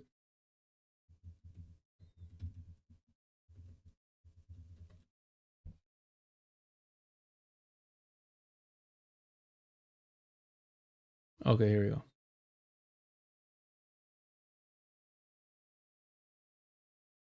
Of sort of finding, I have had the experience of sort sort of finding myself banging my head against a wall in conversations with some of these folks who I sort of had the expectation of having more radical politics. Noam Chomsky, I got to say, is another one of these. And I wonder what your take is on him, you know, not just in the context of the Epstein reporting, but generally speaking as a public intellectual, a public left intellectual. Our butting of heads happened when he came on the show in, I think, our 10th episode. And it was right before the 2020 election. And, you know, I was confronting this question of vote blue no matter who. And I even conceded, let's say that Trump is a unique existential threat, and that we're going to project forward into what the left should do for 2024 and not 2020. You know, what is your thinking about how to get out of this lesser of two evils cycle, which basically guarantees we're going to get pairs of increasingly evil people for time immemorial because of the ratchet, to the end of all time, because of the ratchet effect. And even worse than us just disagreeing, every 4 years I got to stand in the light and the vote. Attribute some of that rigidity to his. Worse than us just disagreeing, I was frustrated by the rigidity with which he pushed back, basically unwilling to engage the question substantively and just repeating that you just got to vote. Every 4 years, I got to stand in the light and the vote. You just got to stand in the light and the vote. Now, as I said in a recent episode, I chose to attribute some of that rigidity to his age, and I didn't want to be too hard on him because of what he means to so many people on the left. And, you know, who am I to say that I know better than Noam Chomsky? But over the years, I have been emboldened, and I'm curious to put to you, you know, where do you put him in all of this in terms of someone who is obviously very professionally successful and has done a lot to define what it means to be a socialist publicly in America?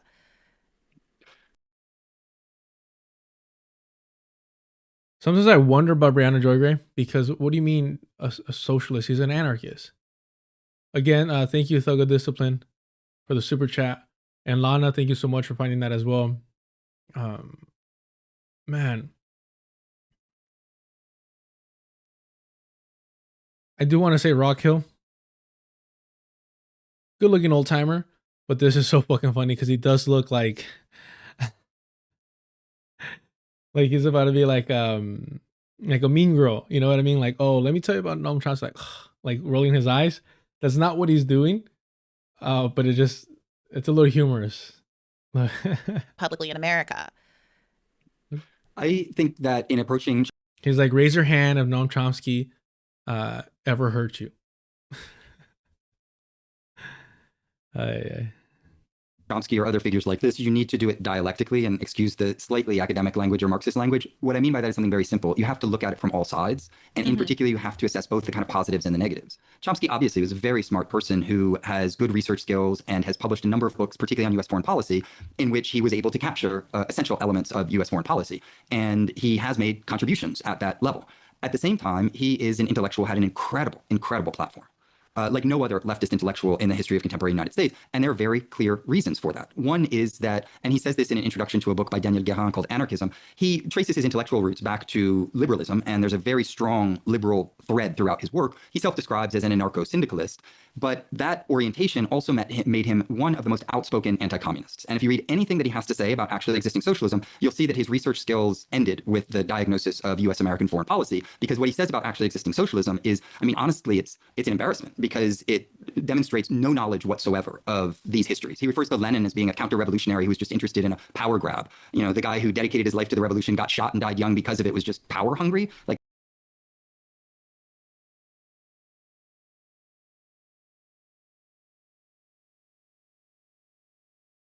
Norm Finkelstein does this same thing with the Black Panthers, this weird downplaying of revolutionary figures. I don't know why they do it. I don't understand it. Unless, I mean, if you're an anti-communist, we know what side you're on. And we know why you do it. But yeah, check out that entire, video. Yeah, my apologies, yes.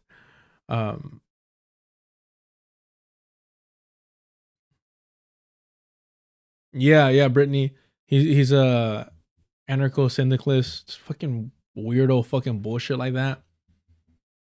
But still, when you're pushing anti-communism, when you're prioritizing pushing anti-communism, that says everything about me.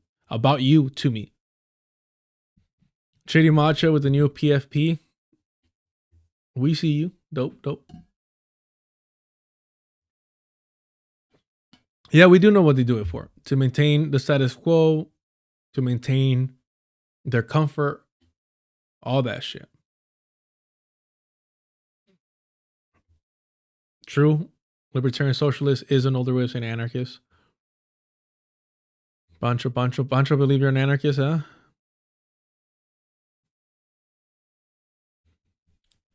Daria, if you have time, could you give your perspective on forgiveness? When do you choose to critique but not to isolate someone who has made a transgression? It depends on the transgression. It really does. Depends on the transgression. You know what I mean? Like if we're talking about the topic at hand in terms of Chomsky, I wouldn't say that's a transgression. I think you're an alias and accomplice to some of the worst things you could commit. You know, child abuse. Most people you cover have repeatedly, presently done horrible stuff. So I get not forgiving them, like the guys from the Vanguard or Hasan. Yeah, I mean, in that sense, nah, these fools are getting rich off of fucking misleading people. These are fucking white people, colonizers, getting rich off other people's suffering and struggle, who have refused to organize year after year, while they cash those fucking checks. They refuse to get off their ass if it's not making them more money, if it's not gaining them clout. They don't give a fuck about you or me. They don't give a fuck about the working class. They don't give a fuck about the colonized proletariat. What they care about is being famous. What they care about is being rich. What they care about is their career ambitions. They were born on third fucking base, and they want to act like they worked hard their entire lives. Yes, what Chomsky did is 100% unforgivable. What these individuals have done, I don't think they could be redeemed until they're stripped of every fucking penny that they've made misleading people.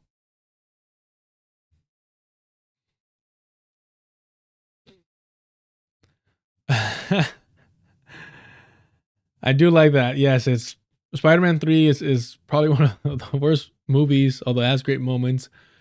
Want forgiveness, get religion. Yep.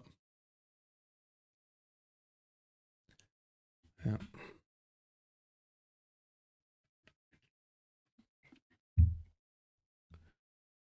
Pancho says, soy anarquista.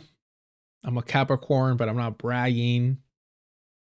The goat since birth. But I respect that, Pancho. You know that. All right. Do me a favor, y'all. Hit the like button. Hit the notification bell if you haven't already. If you want to know when I go live.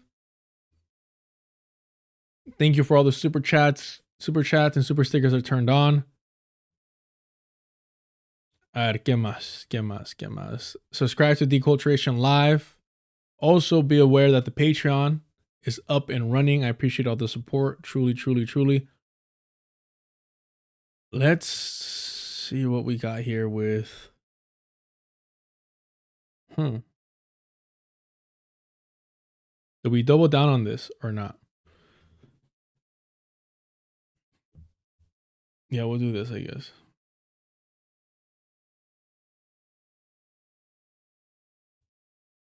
We'll do it. Well, actually, no. I don't think I can do Jubilee stuff. That's unfortunate. Damn, did we go way back?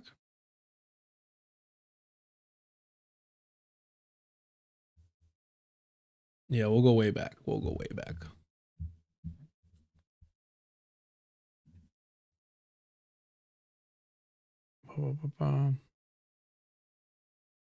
Go over the as they tell you to, and that when you're speaking to these, he said even more.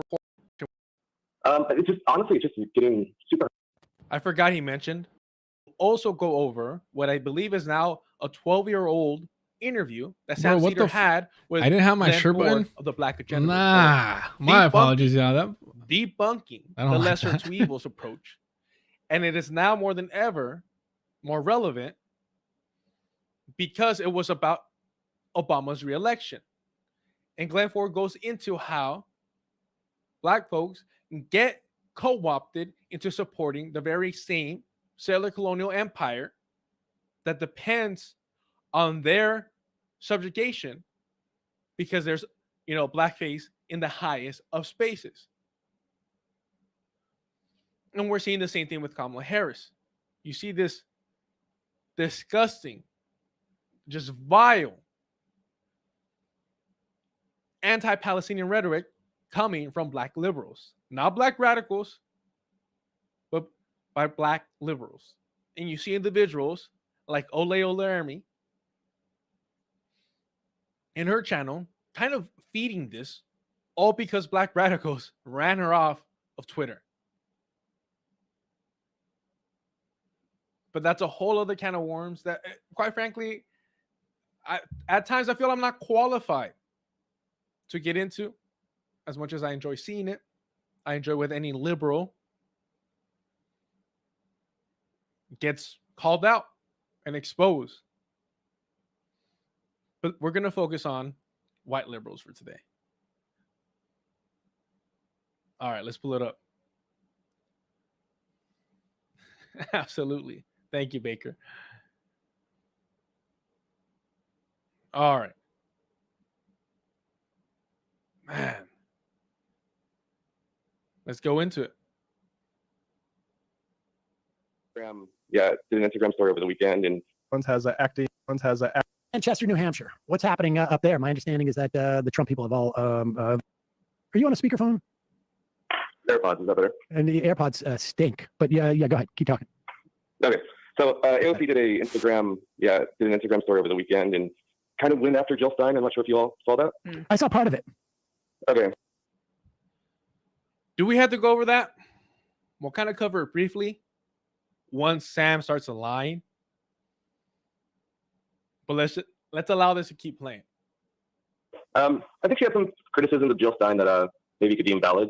There's a harsh word for her, namely she called Jill Stein predatory, and that the Green Party hasn't really grown in even space or anything like that. So that being what it is, I'm a Palestinian American. I voted for Democrat, progressives, and non-progressives since I was old enough to vote. My first election was for Barack Obama. So it's just getting super. I forgot he mentioned that his first election was Barack Obama. I don't think it goes into whether it was Obama's first or second run. But again, it'll make the Glenn Ford dismantling of the lesser two evils from 12 years ago on the Majority Report with Sam Cedar even more valuable, even more relevant to this video. I heard to stomach this much further. I mean, I don't want to regale you with the trials and tribulations of my family and friends in Palestine, but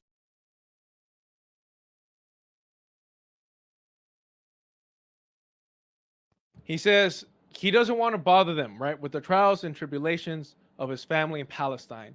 Here's please to any Palestinian, understand that when you're speaking to these soulless, spineless liberals, please go into detail as much as you can handle of what your family has gone through. Because they are trying to dismiss and belittle the fact that the Democratic Party is, through the Zionist entity, as a proxy, committing a genocide. This should have been the death of the Democratic Party. This should have been the end, the dismantling of the Democratic Party. If liberals had any morals, if liberals had souls, if liberals had a spine. And it's such a goddamn tired cliche, scratch a liberal and a fascist bleeds. What do you call them when they're actively ecstatic to have the VP under Genocide Joe, Holocaust Harris, as president? Again, this should have been the death of the Democratic Party, and yet the rally. I'm not even hungry. I'm not even hungry, but I want to have some of this with the cafecito. I'm not gonna lie. All right. Let's get back to it. Thank y'all for being patient with me. Thank y'all for hitting the like button, subscribing, hanging out. I truly, sincerely appreciate it. Again, my apologies. I didn't know that about VJ Prashad, and I know that can get a little bit heavy sometimes. It's always a very, man, just disturbing thing. Like I said, with my even limited experience working with kids in the immigration system, that is always something that is heartbreaking, and so I can't emphasize enough when I say fuck Aaron Mate, fuck Noam Chomsky, and credit to VJ Prashad for speaking out and being principled. Apparently something that Aaron Mate, who has less of a relationship with Chomsky, could muster up. All right, let's get to this. Just briefly, just because I think this is so fucking pathetic. Just briefly. Let's see here. Let's see this. Yeah. So our good friend Ryan Grimm. You know, when I say, hold on. Oh, that's weird.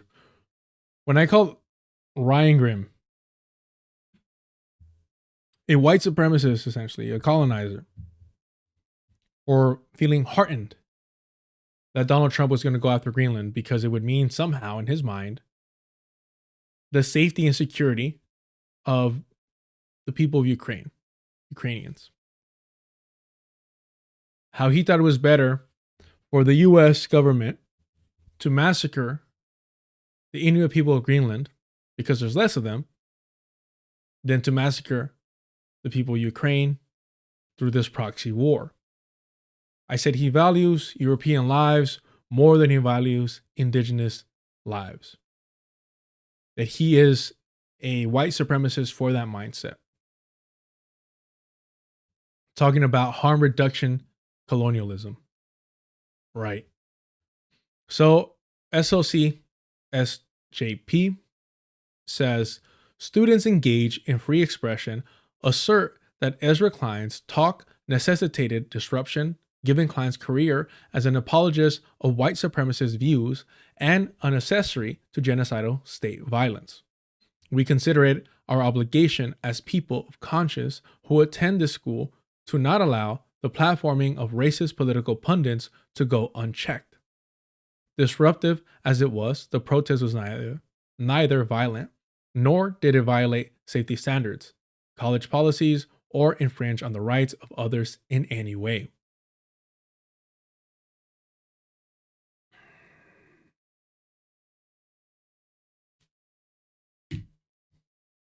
Raise your hand if you don't think that Ezra Klein is a white supremacist.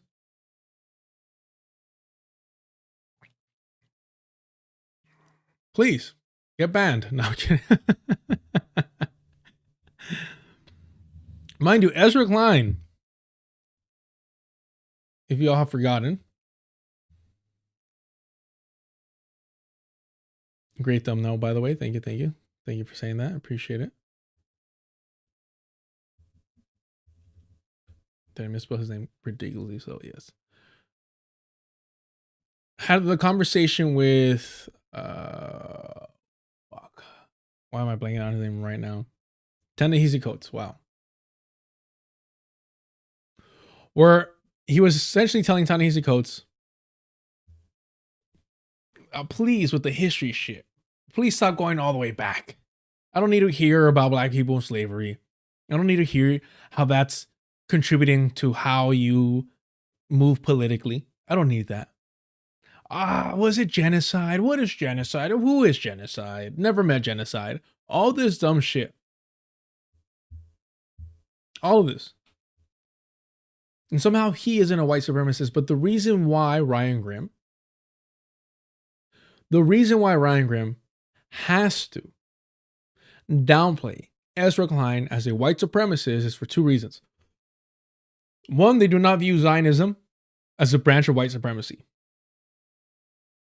They do not view Zionism as a branch of white supremacy. which is kind of hilarious because in order for that to work out, it means that they're outing themselves as anti-Semitic. Why? Because that means that they do not view European Jews as white. We do around here because we're not anti-Semitic, right? Hell, calling it anti-Semitism is wrong to begin with. These are Europeans that adopted a Semitic religion. That does not make them Semitic in the same way that the fucking Catholic Empire trying to take over the Holy Land. It wasn't indigenous people returning to the land. Nobody would even think of that. We would laugh at such a notion, right? No different. They're just Europeans. We do not distinguish Europeans based on their faith. We don't say, oh, these are Catholic Europeans. Oh, these are Protestant Europeans. Oh, these are Jewish Europeans. They're Europeans. All right?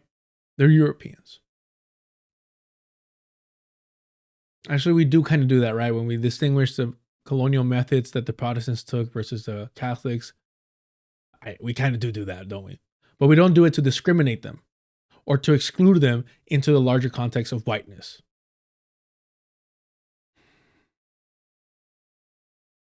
Trudy Matcha, I'm literally writing about this right now. That's dope. That's dope. Let us know when it's ready. So, how anyone can claim that Israel Klein isn't a white supremacist beyond me, right? Unless you don't view Zionism as a branch of white supremacy, which would entail that you don't view Europeans of the Jewish faith as European as your fellow whites. That says a whole lot more about you.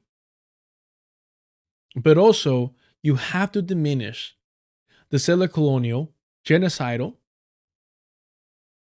root foundation of Zionism, because Ryan Grimm doesn't want to associate white supremacy with the actual acts of white supremacies through settler colonialism, because then what does that make him? What does that make him? You think Ryan Grimm is like, yeah, I'm a colonizer, yes, I'm a settler? Of course not. He might not say it the same fucking way. It might take him longer. He might upfront admit it, but then find his way to rationalize his continued exploitation and why we had to normalize the thievery of the land. Whereas the reactionaries would just be like, no, fucking ant culture would be like, we weren't colonizers, we were settlers, right? I was like, well, what do you think that means? Well, no, the land was empty. That type of narrative just overwhelms.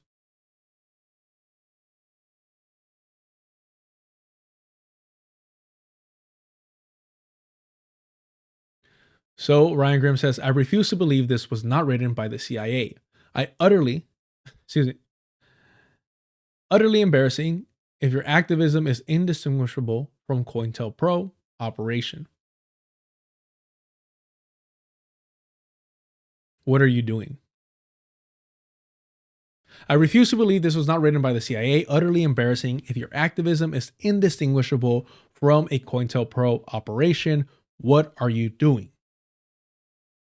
Oh, boy. I literally said, you have lied on behalf of the DNC and want to accuse others of being CIA? Why? Because they're against white supremacists? Easily. But somebody more intelligent than myself, Ryan, respectfully, I don't know why anyone would respect Ryan Grimm. I do not understand why anyone would respect Ryan Grimm. Calling a group of Palestinian students who have faced university, media, and state demonization and suppression, in addition to experiencing the loss of their nation, experiencing the loss of their fucking nation, CIA, for rightfully protesting someone who has supported egregious domestic and foreign policies that have been detrimental to countless communities, is putting those students in danger. It is also dismissing legitimate concerns about white liberal punditry that has propelled fascism in this country.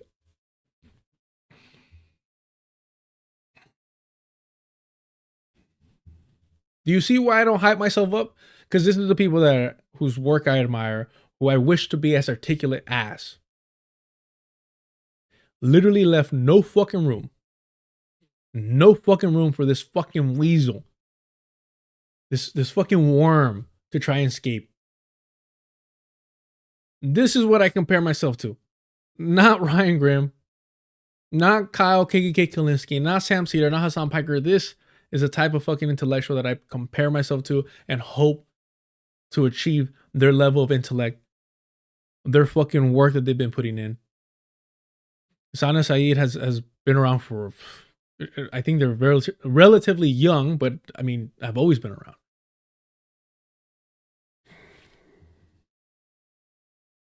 Let's hear the excuse.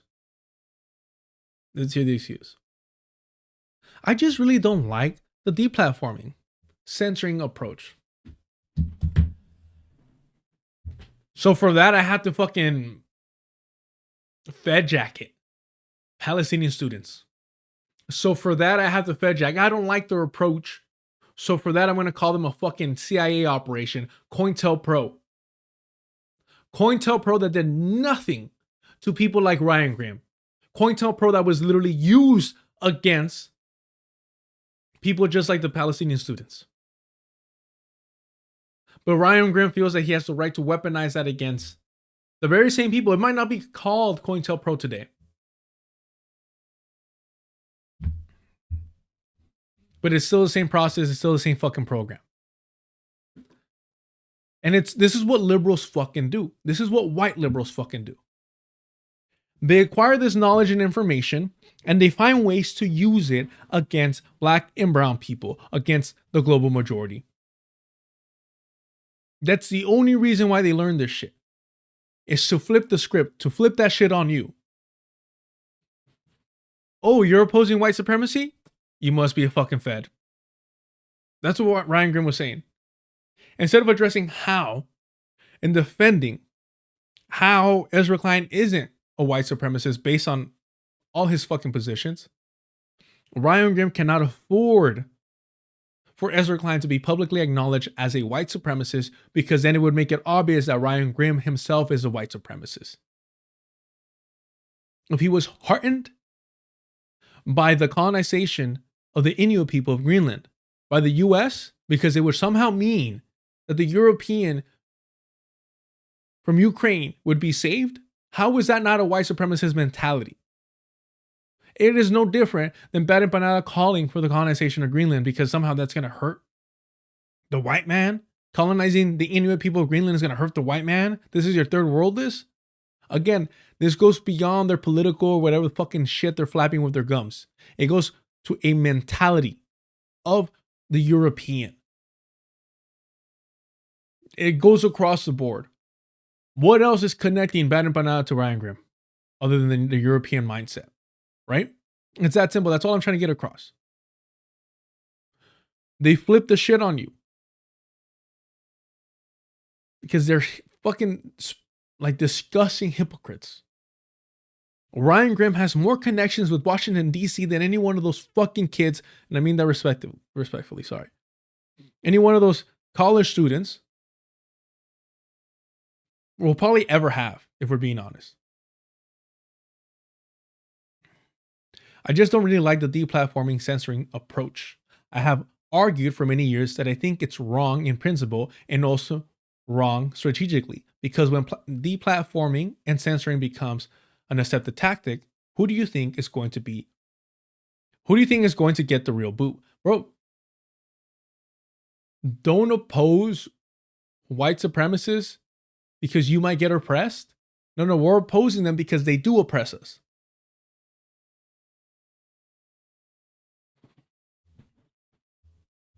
Ezra, or these Palestinian students, Norm Finkelstein, remember that. These Palestinians. Ezra, the Palestinian students. What's happening now on platform proves my point. Fighting for free speech and against censorship isn't just a right in principle, it's also wise strategically, in my opinion. So, because you have different tactics, according to you, you think it's okay to Fed jacket an entire group of Palestinian students who have unquestionably, undeniably been targeted by the state and their campus. While you get access to the fucking Hill. While you get access to all these politicians.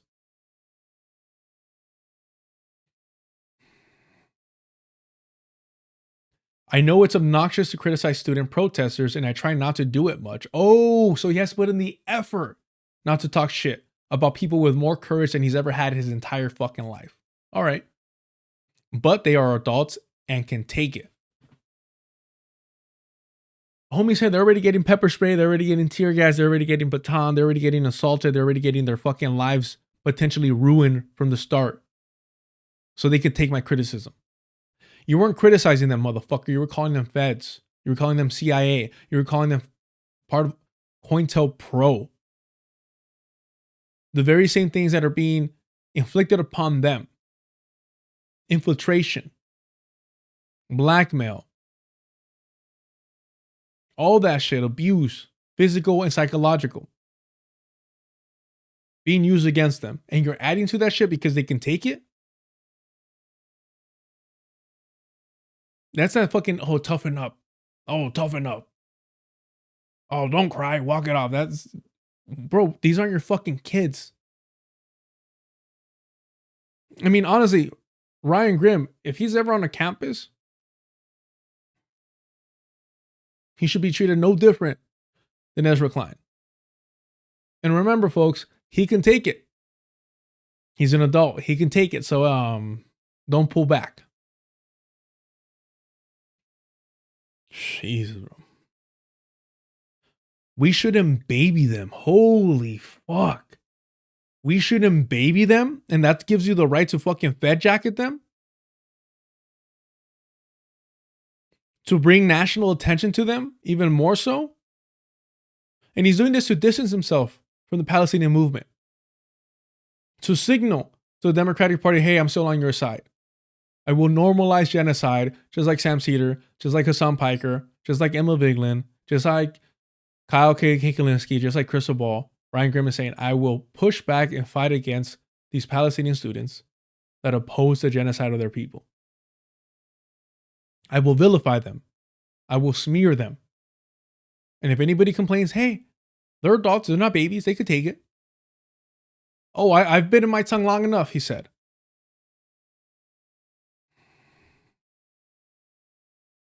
Jesus. If we think they're making a tactical error, it's okay to say that. Motherfucker, that's not what you said. You accuse them of being CIA feds. You accuse them of being COINTELPRO operatives. Oh, bro, fuck this guy, bro. Holy shit, God. I'm a bad atheist. God, if you exist, may I never run into Ryan Grimm. Holy shit. And he's a tall motherfucker too, so the ACL is going first. Wow. It's okay. Wow. It's okay to say that, and it doesn't have to be a big deal. Bro, it's a huge deal when you call an entire Palestinian student organization feds.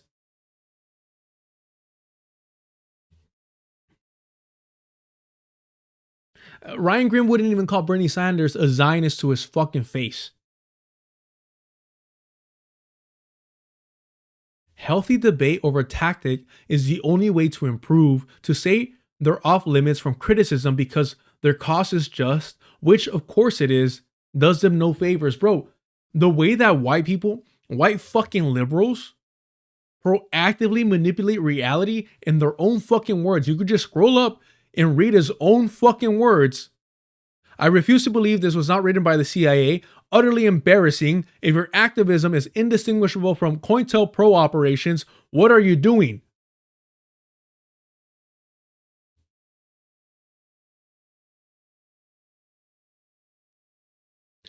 If we think they're making a tactical error, it's okay to say that. It doesn't have to be a big deal. Healthy debate over tactics is the only way to improve. To say they're off limits for criticism because their cause is just, which of course it is, does them no favors. This is why it's equally pointless to debate with fascists and to debate with fucking liberals like this. Equally pointless. Because this is what they do. They're fucking liars. They're liars, they're manipulators. They throw stones and hide their fucking hands. That's what they fucking do.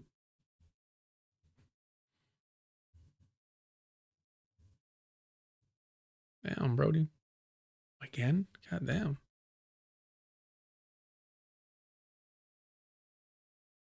Sure, it's a position, but why call them CIA? At least own and back down from that stupidity. Exactly. Apologize. They can't. I most definitely did not call them CIA. Fucking piece of fucking shit, bro. Holy fuck. May your fucking children, Ryan Grimm, because I know you got kids, motherfucker. We go after the entire family around here. We'll call out the entire fucking family. May your fucking kids go through the worst days of these Palestinian students. May their lives be tormented continuously. May they grow to hate you as much as we hate you, Ryan Grimm. I most definitely did not call them CIA. That is a wild misread. Dude. These fucking white people are shameless. I refuse to believe this was not written by the CIA. I refuse to believe this was not written by the CIA. So if you cannot believe it wasn't written by the CIA, and this was put out by SLC, SJP, that means that they're CIA.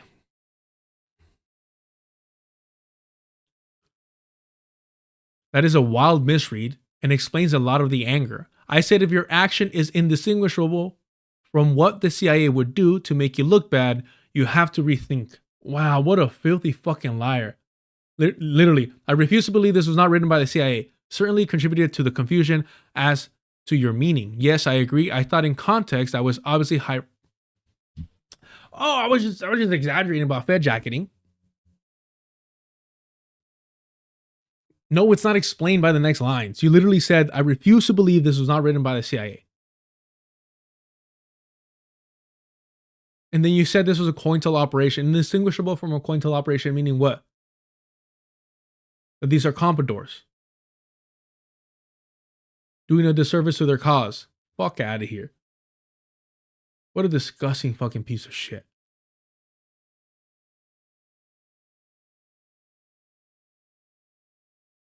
And yeah, I said these people don't view Zionists as white supremacists. That's one reason they were willing to support the Democrats despite carrying out a genocide through the Zionist entity of Palestinians. Because of this. On what planet? Let me reload this.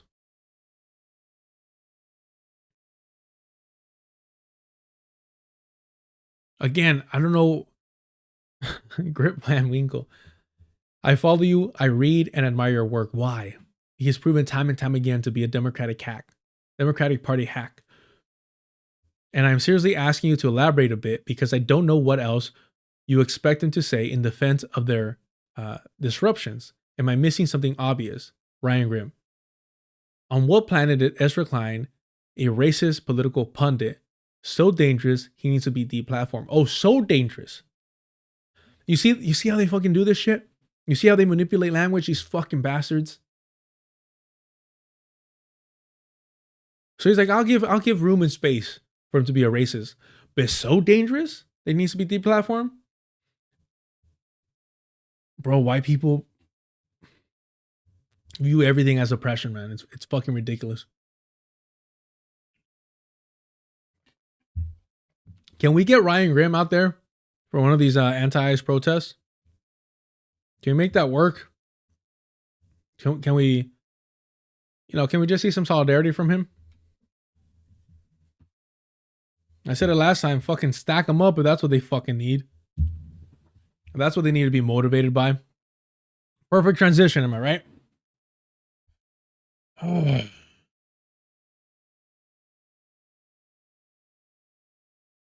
Can't fucking stand these people. Let's go over here.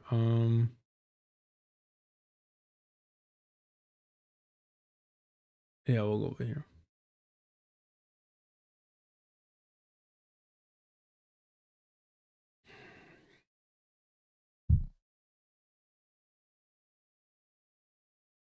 Friday, the Justice Department has announced it's conducting a civil rights investigation into Pretti's death. However, the administration has refused to identify the agents involved.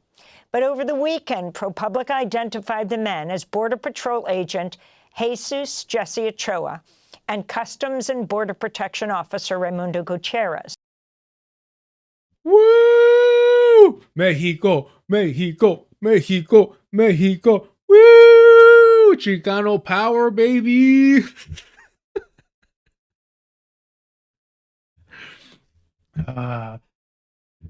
Wave, wave, wave.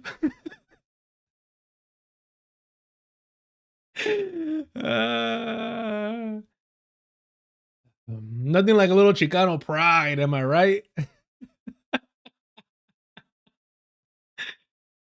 Sí se puede, sí se puede. Is this what representation feels like? I feel seen, finally.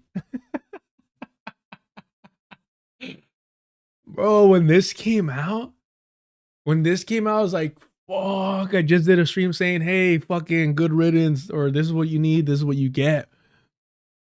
Oh man, I was like, why do I have to fucking share so much? Why do I have to be so fucking detrimentally honest, if that's a thing? Why do I have to be honest to a detrimental level? Bro, when that shit came out, I was like,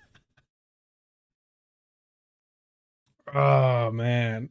I was like, I literally just did a stream talking about like, I don't really feel sorry for the white community.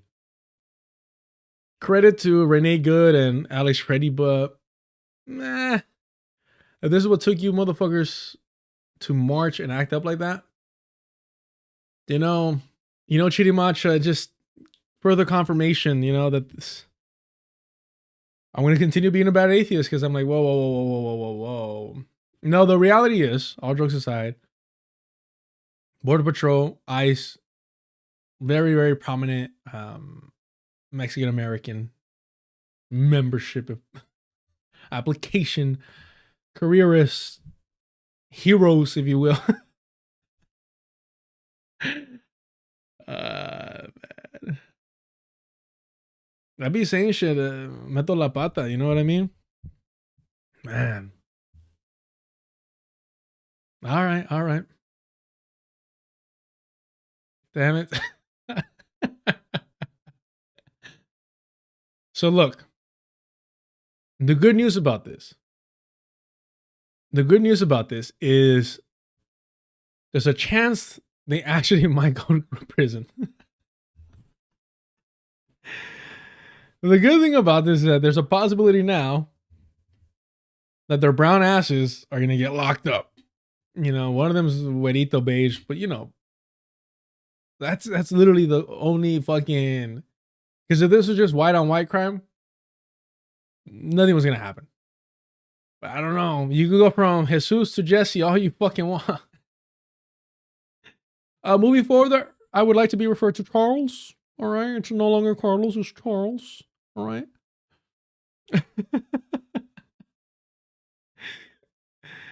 Fuck, man. Look, technically, scoreboard. But not the way we want to get these points. This is not the way we want to get these points, is what I'm saying. All right?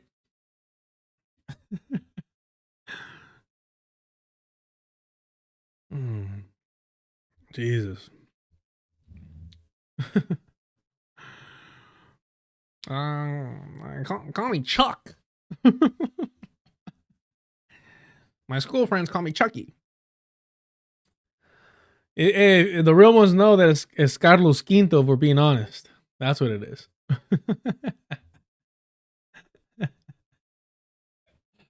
Woo.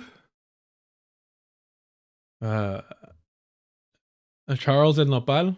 I like that. I like that one. I'm not hating on that one. Yeah, it's not Carlos, fool. You're Chuck now. Yep.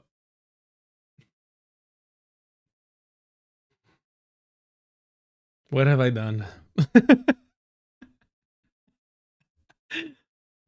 All right. Jesus, let's wrap this shit up over here. Both from Texas. ProPublica reporter David McSwain joins us now from Washington, D.C. David, thanks so much for being with us. Can you start off by talking about the decision of ProPublica to name the names? Now, of course, we do know the name of the agent who shot Renee Good, but we haven't known these names, the two CBP agents.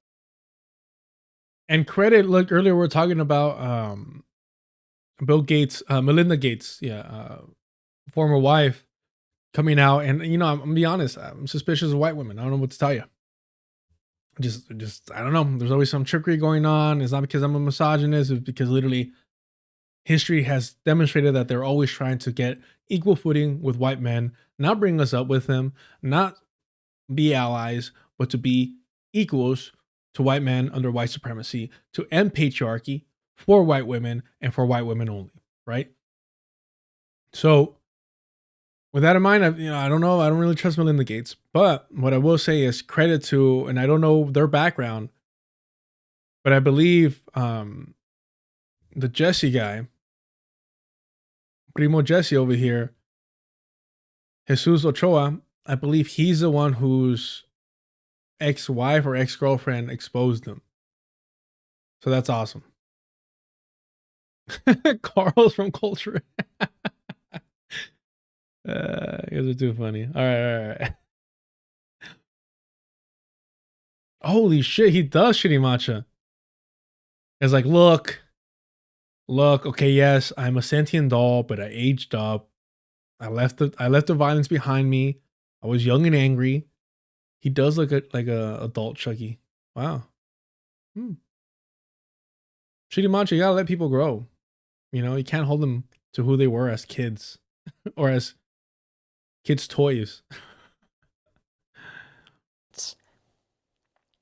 Right. Well, this is a matter of intense public interest. We've all seen the videos. More than a week had passed, and in the interim, we were asking questions of, who are these officers involved in this shooting that, from various angles. I think we all have questions about who shot and how it escalated so quickly. And, we came to the decision when we were able to identify these officers that this is in the public interest. This country has a tradition and norm of being able to identify law enforcement officers, both for their safety and the safety of the public. And, the shielding of agents, both in terms of the administration's secrecy around them and their ability to wear masks as, we see these violent encounters in the streets. The first line of accountability would be able, for families to, find any sort of accountability would be to identify who those officers are. And, for potential prosecutors and so forth, same thing. And we found out from state leaders in Minnesota that, there was an intense frustration around just being able to figure out what happened and who was involved. All right, listen, you assholes. I'm over here dying laughing because of the chat. Oh, this was describing the murder, assassination, public execution of Alex Pretti. You're not helping me out here, is what I'm saying. This is a victory cinnamon bun, store-bought, not homemade. Just like Abuelita used to make. Am I laughing at Alex Peretti? No, I'm laughing at the larger white community. I'm laughing that these fucking bandidos are probably they're gonna do some time. Even the next Democratic administration is like licking their chops because they're like, all right, cool. We're gonna be able to get them. And look, good fucking riddance. Les vendidos. All right. The world's a better place. What I will say though is, so here's the thing. Have you guys seen the play, the musical Pachuco? Let's see.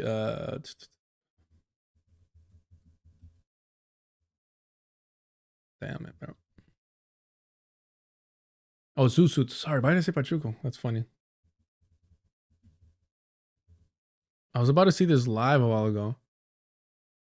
But I want the court scene because this shit's fucking hilarious. Let's see if I can find it.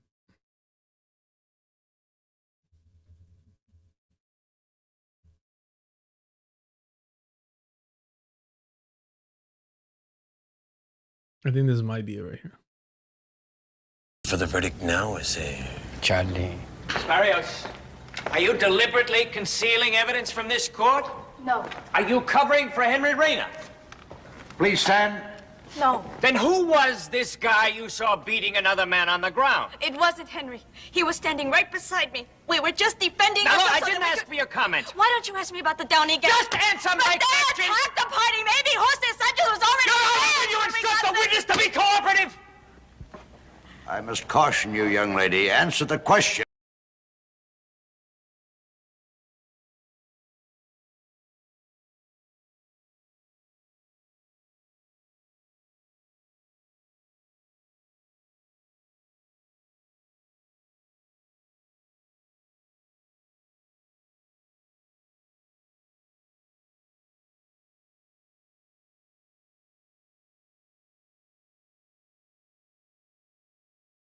Sorry, Pancho. What was the name of the lake for this fucking court thing? Lake. It's out here in LA. Fuck. I don't even think the lake exists anymore. Yeah, my bad, y'all. I'm getting used to this. I'm getting used to this. Let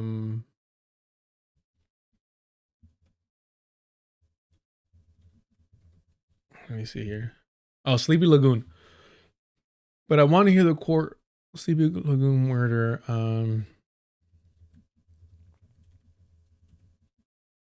Like transcript or court stake. Let's see if I can find it.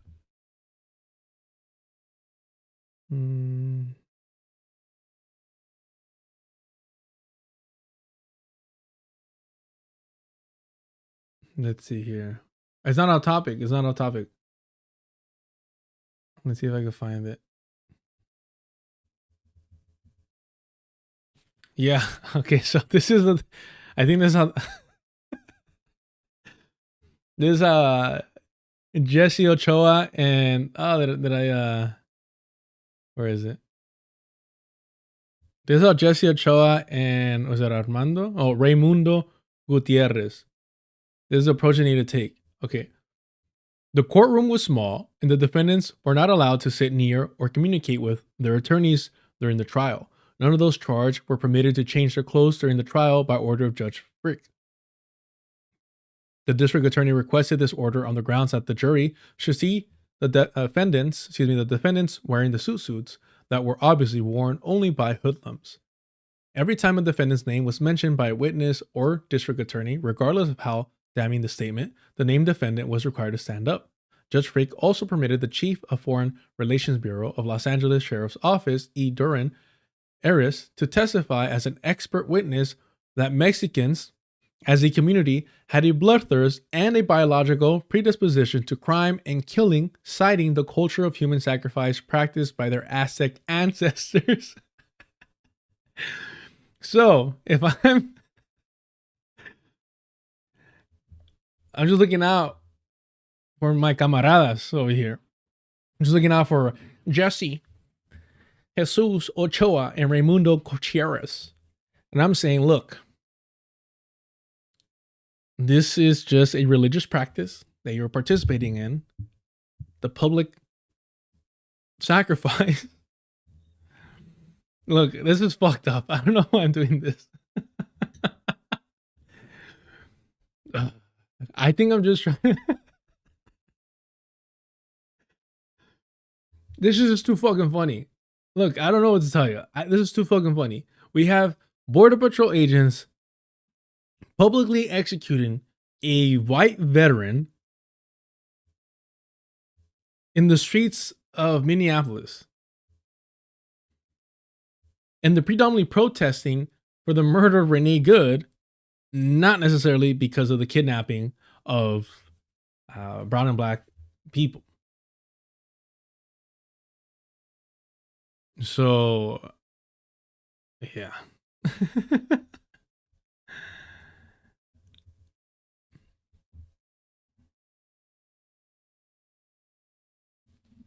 Lindstag, then what of the Europeans and their medical torturing legacy? Well, that was a phase. That wasn't part of the culture. That was just a phase. You have to understand, there was evil afoot. Lindstag, that's something a witch would say. Oh, man. All right, let's get serious. Let's get serious. Let's get serious. And David, what were you able to learn about Ochoa and Gutierrez? When did they join the federal agency? And have there been any other incidents in their past of excessive use of force? Of course. The fuck? Of course. Give me 1 second. I gotta blow my nose.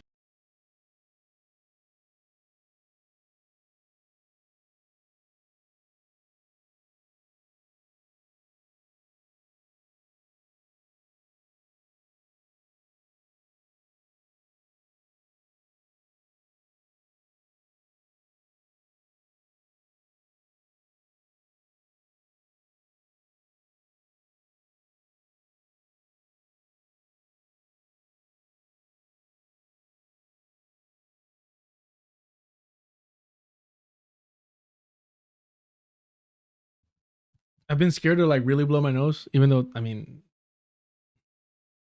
the root canal is done. Like, it is what it is, but also I don't want to apply like extra pressure to the nasal cavity area. All right. Let's go ahead. Let's see the vilification of brown men. Let's see it. Let's continue to witness this smearing and tearing down of proud patriotic Mexican Americans. Let's see it. I voted for Kamala Harris. You got a problem? Ace. To balance the racial scales, did y'all see the white anti-ICE protesters call the black agent a house N-word? We live in the dumbest timeline. No, apparently, because I think I had already tweeted out or was going to tweet out. Oh, this is like your average Cal Kalinske fan. But no, apparently there was a black protester there that was saying that. He was just not in view of the camera.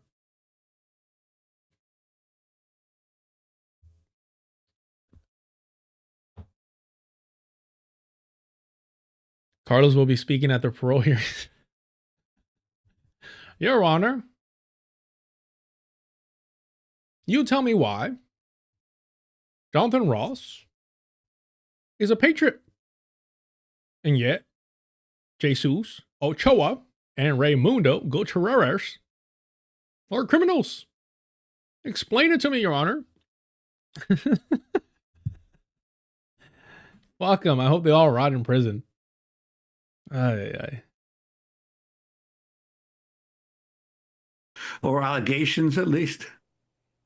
It's pretty hard to pin down details on agents. They are instructed to really scrub themselves from the internet. But we do know that both men hail from South Texas. Jesus Ochoa. Oh, thank God. Oh, thank God. They're Tejanos. All right. Whew. God damn it. Thank fucking goodness. Look.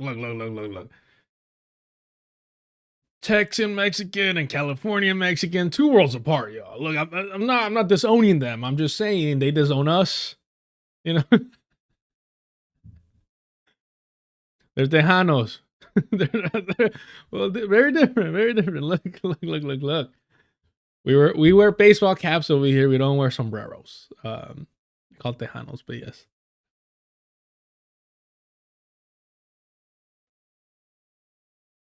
But we do know that both men hail from South Texas. Jesus Ochoa, age 43, joined in 2018. I'm told by his ex-wife in an interview that he had really aspired to be an agent for quite some time. And in that region, it's a pretty good job. A lot of folks very well-meaning. It's got great benefits. That's not uncommon. That didn't surprise me. in terms of Raimundo Gutierrez, he is age 35. He joined a little bit earlier, 2014.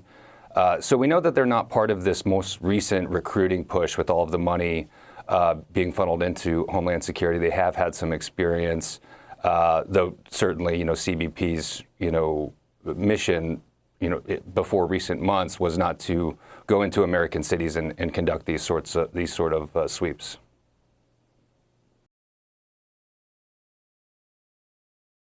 So, okay, again, jokes aside, the fact that this isn't what all these liberals have been obsessed with. First, the mass, second, the training. This isn't somebody that you could chalk up to Donald Trump. This isn't somebody that you could chalk up to not being trained. This isn't somebody that you could chalk up to,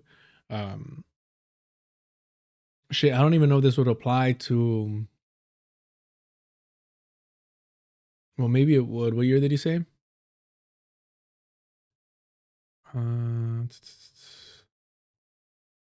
Joined a bit earlier in 2014. But what year did the other one join? Okay, so Jesus joined in 2018 and Raimundo joined in 2014.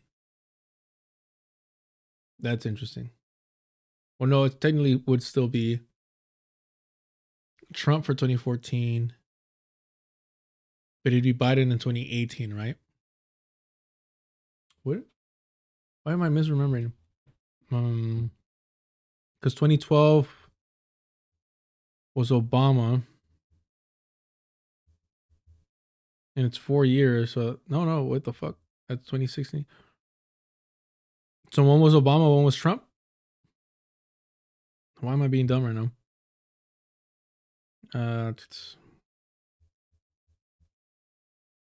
2014 for sure, Obama.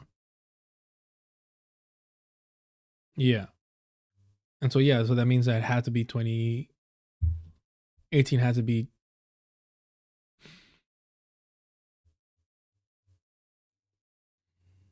Trump, right? Yeah, okay. I don't know why the fuck that was. Don't ask when I was a stoner. Don't ask me when the nights were hazy. How was Obama 2012 through 2020? What the fuck? Wait, he did 2 terms. His first term was when I was a senior? The fuck?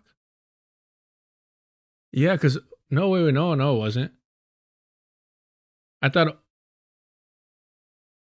08 Obama was president. Yeah, right? Yeah. Because he saved the fucking housing market. Or the banks from the fucking collapse of the housing market. I mean, bro, man. When wax hit the scene, bro. Jesus, man. It was bad. That was bad. And technically for a while, I mean, maybe still federally, but wax was like a controlled substance or something like that. It was like something more than just weed.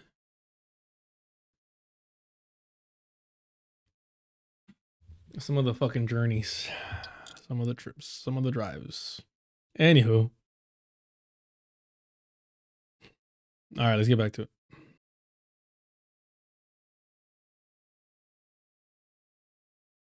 Time.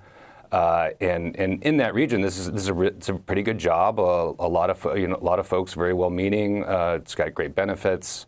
Yet, as he is age, have mission, before recent months was not to go into American cities and conduct these sort of sweeps. And at a White House press briefing last month, Vice President J.D. Vance suggested ICE agents have absolute immunity. I'm wondering your response to this allegation by the Vice President. Well, I don't know about absolute immunity. There is a concept called qualified immunity. And I wrote a story back in April towards the beginning of the Trump administration. One of the first things the administration did was wipe out the levers of accountability within Homeland Security, including the Civil Rights and Civil Liberties Office, which really would follow up on these claims, on allegations of wrongdoing internally. Certainly would have looked at something like this and something like Pretti's death and referred that to DOJ for potential criminal investigation. And that headline was a quote from one of the former lawyers in that office who had said, they don't care about civil rights. And that story essentially portended that in that environment, it's really going to come down to whether or not a federal prosecutor is willing to prosecute a federal agent, because they do have qualified immunity. If they are doing, if these allegations transpire in the court.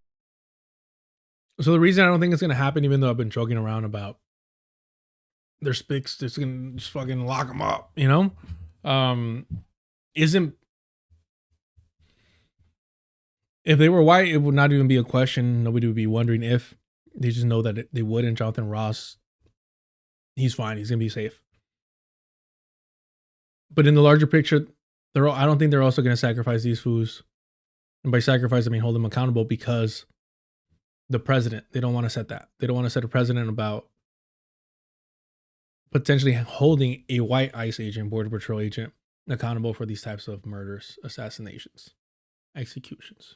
Course of them following orders under the executive branch, doing their jobs, there's an argument that they have immunity and it's going to be a federal matter. So it is a really tricky area in terms of seeking accountability. I was just struck in your piece, David. A longtime resident of Rio Grande Valley, Jesse Ochoa, had for years dreamed of working for the Border Patrol. According to his ex-wife, they split in 2021. He'd become a gun enthusiast with about 25 rifles, pistols, and shotguns, Angelica Ochoa said. And I was wondering if you can comment on that, and also the previous piece you co-wrote, headlined "Unfettered and Unaccountable: How Trump is Building a Violent, Shadowy Federal Police Force." Sure, I don't. That is such a fucking stupid title. That's such a stupid fucking title. Unfettered and Unaccountable: How Trump is Building a Violent, Shadowy Federal Police Force. What American police force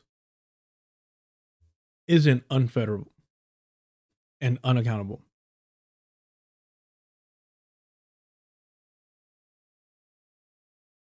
Please name one. Name one that is consistently held accountable.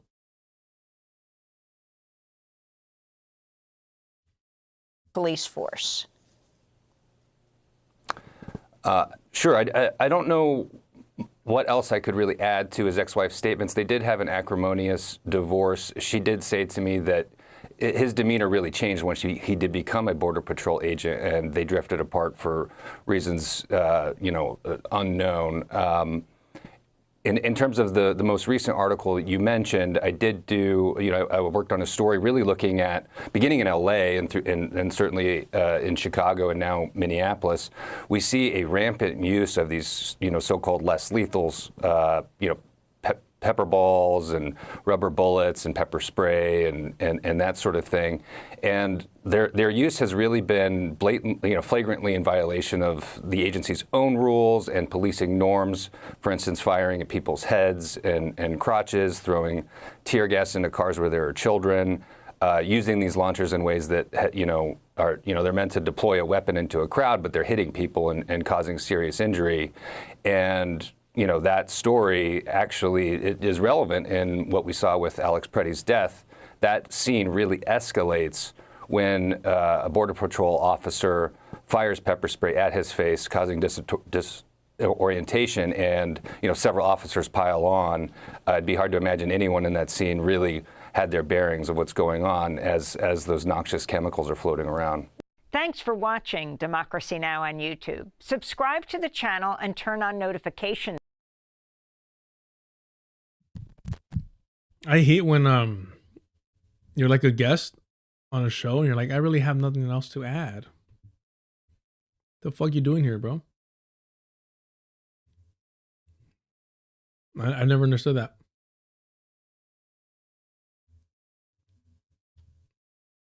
And just looking at this over here, ProPublica.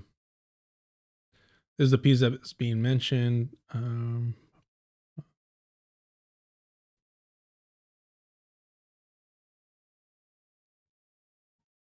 Two CBP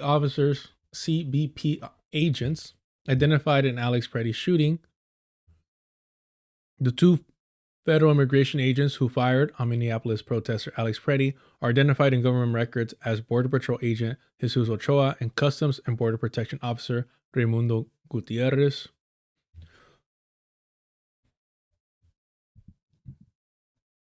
The records viewed by ProPublica list Ochoa, 43, and Gutierrez, 35, as the shooters during the deadly encounter last weekend that left Pretti dead and ignited massive protests and calls for criminal investigation. Both men were assigned to Operation Metro Surge, an immigration enforcement dragnet launched in December that sent scores of armed and masked agents across the city.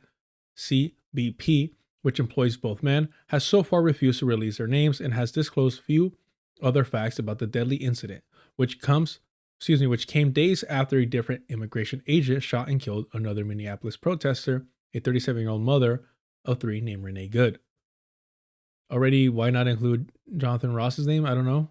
That's kind of weird.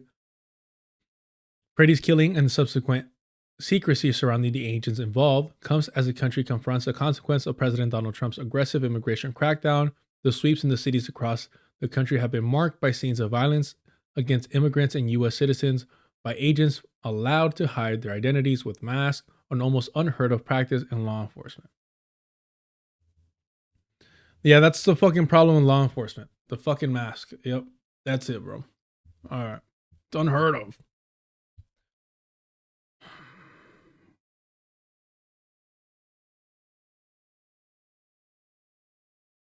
As a result, the public has been kept from one of the chief ways it has to hold officers involved in such altercations accountable: their identity. Both Democrats and Republican lawmakers have called for transparent investigation into the killing of Pretti, a 37-year-old intensive care unit nurse working at the Department of Veterans Affairs Hospital. Again, so I'm still seeing people saying he was a veteran or that he wasn't, that he was just a nurse at the VA. We must have a transparent and independent investigation into the Minnesota shooting and those responsible, no matter their title.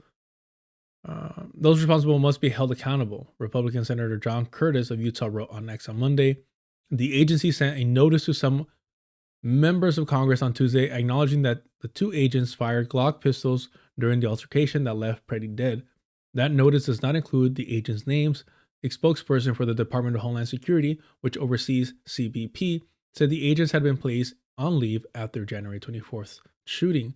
After a week of protests and calls for lawmakers for a review, the Justice Department said Friday that the Civil Rights Division is investigating the shooting. A DOJ spokesperson did not answer questions, including whether DHS has shared materials such as body camera footage with its investigators. Ochoa is a Border Patrol agent who joined CBP in 2018, Gutierrez in 2014, and works for CBP's Office of Field Operations. He is assigned to a special response team which conducts high-risk operations like those of police SWAT units. Records show both men are from South Texas. In the aftermath of the shooting, Gregory Bovino, who has orchestrated high-intensity immigration sweeps and arrests in a string of Democratic-led cities since early 2025, was removed from his role as Border Patrol commander at large and reassigned to his former post in El Centro, California.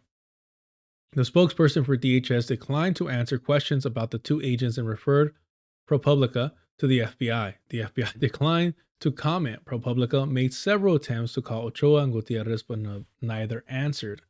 That's weird. Why wouldn't they? That's strange. I would expect them to. Ochoa, who goes by Jesse, graduated from the University of Texas Pan America with a degree in criminal justice, according to his ex-wife, Angelica Ochoa, and longtime resident of the Rio Grande Valley. Ochoa had 4 years dream of working for the Border Patrol and finally landed a job there, she said. By the time the couple split in 2021, he had become a gun enthusiast with about 25 rifles, pistols, and shotguns, Angelica Ochoa said. So, this whole thing of having a dream to become a Border Patrol officer, you have to understand it just takes first generations. Sometimes it's sooner than that. Sometimes they get their citizenship and boom, pinche vendidos. Right? So, especially look, respectfully to the Tejanos, it's a different vibe out there from California. It really is. It really is. Mainly because maybe if you want to say because it's red, maybe because the lack of schooling and education there. Yeah. But I think there's also a sense of, well, we've been here, right? We've been here. We've been Tejanos, right? We stopped being Mexicanos and we were Tejanos now. There is that weird kind of vibe out there where you don't really have the same shit here in California where nobody's really saying like, I'm a Californian, you know? You get the Chicano aspect of it, but that kind of requires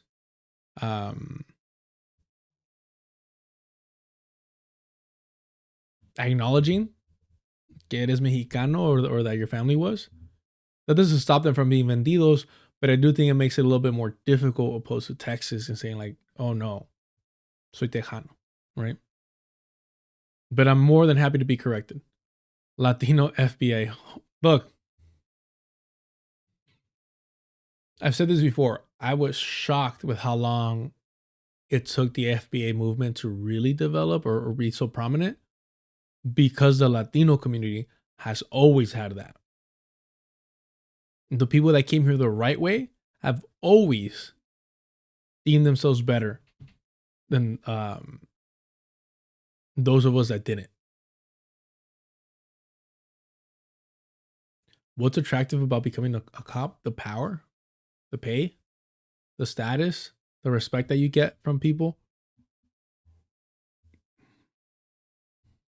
It's like, look, Latino FBA, sure, we could talk about that, but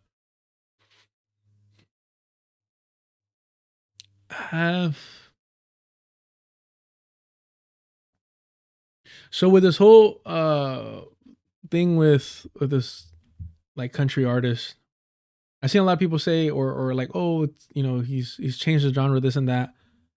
I don't know. Look, I'm not gonna claim that he didn't. What I'm getting at is I don't like when to say that, oh, he's changed the genre makes sense, but I think it gives too much space for it to be like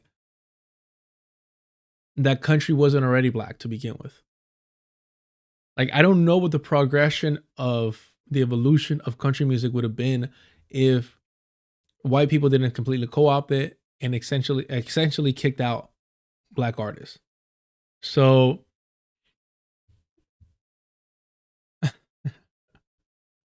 yes, exactly. We do got immigrant FBAs. We do 100%. What's this was name? Shabuzi. So Shabuzi gives a speech after winning a Grammy saying like, hey, immigrants build this country. First of all, that's just a lazy fucking thing that Hamilton pushed forward. Immigrants, we build this nation. Oscar Isaac said the same fucking bullshit at some award show for Frankenstein. And like, it was gross. Like, he even said it in the tone of Lin-Manuel, pinche basura. So glad that Immortal Technique bullied that fool. Oscar Isaac.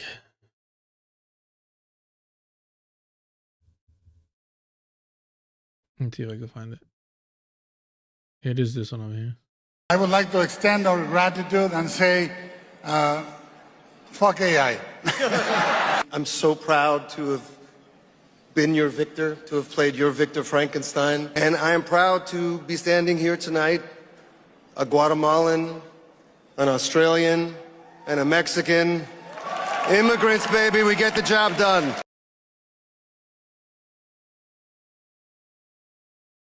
Sorry, it's we get the job done. It wasn't we build this nation, but it was we get the job done. Equally as cringe, maybe not as historically as inaccurate. But I always find it weird. I'm like, what is the credit that is being fought over here?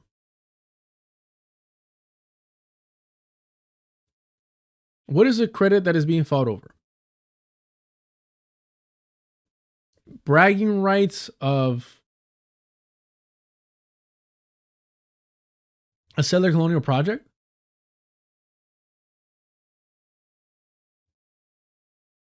Look, Wasted Banana, I don't want to fight you, but I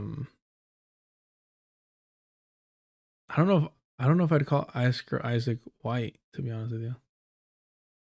Because this motherfucker looks like that all the time. That's as natty as it gets with a tan. Shit, I look whiter right now than he does. That's because I switched over the lighting. Oh god, I'm being exposed. Oh, that was... I'm not good with puns, but that was good. I'm being exposed, and because the lighting's too bright. Hold the applause, please. All right.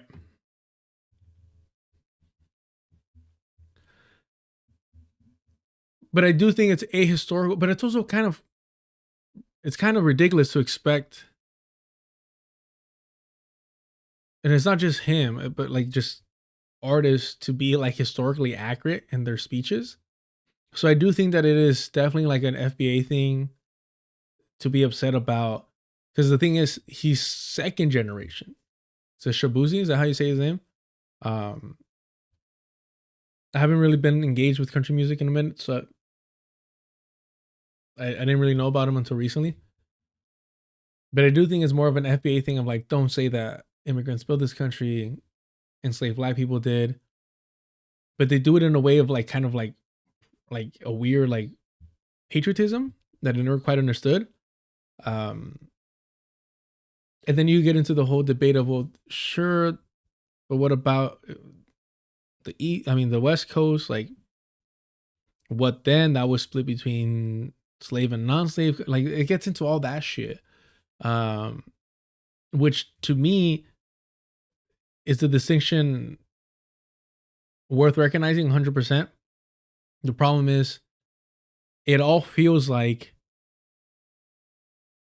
it doesn't feel like, hey, can you please not erase enslaved Africans for their forced labor to build the settler colonial project? It doesn't feel like it's coming from that place.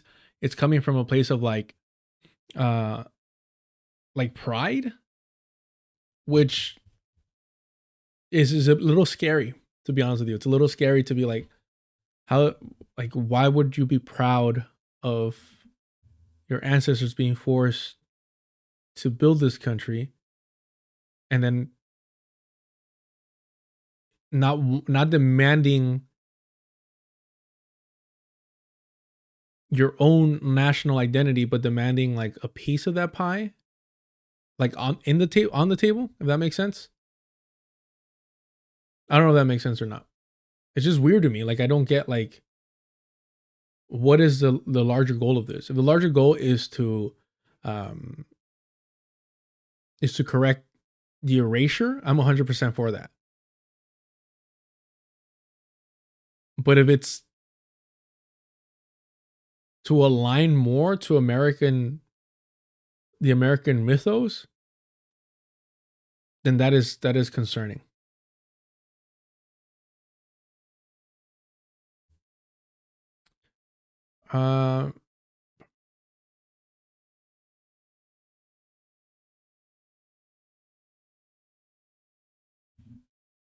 I'm still catching up on Diallo shows, to be honest. And then also I hesitate to stay current with his streams because I never want to like bite his stuff. But I think we have such a different way of thinking to begin with. I think when you've lived so long as he has, and I do mean like he's, when you've just seen the sand of time decade after decade after decade after decade, I'm never going to be able to think the way that he does because he's seen so much of history.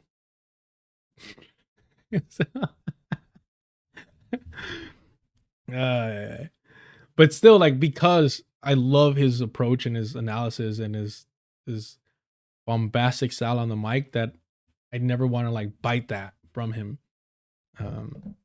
I guess it's kind of good that I started streaming before I really found his stuff.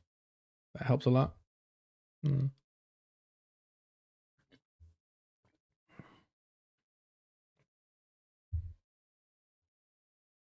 All right.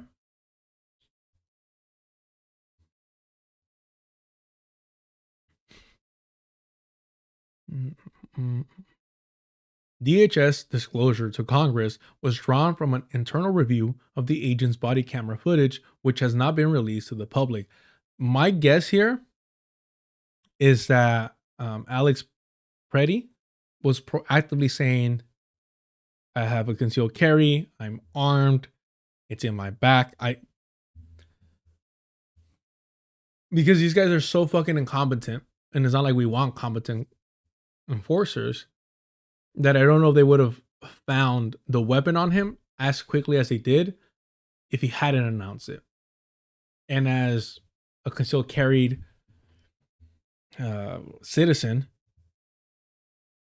they're trained and taught to reveal that information as soon as and as quickly as possible. So I wonder why that's their hesitation, because they're just gonna lend more credence to like, hey, like this guy did everything that he should have. State investigators, meanwhile, have accused their federal counterparts of blocking them from investigating the shooting.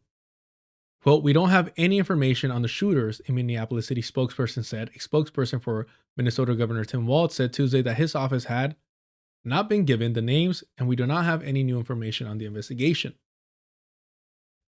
Democrats on the House Judiciary Committee, in a letter to Attorney General Pam Bondi Monday, accused the Justice Department of covering up evidence in both Pretti's and Good's killings. DOJ has also blocked prosecutors and agents from cooperating with the state law enforcement officials and prevented state officials from assessing evidence.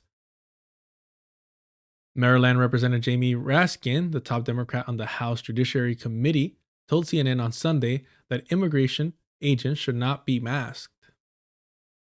They should not be anonymous. They should be identifiable, and they have to have rules of engagement that don't allow them to terrorize and intimidate, harass, and assault U.S. citizens and other people, he said.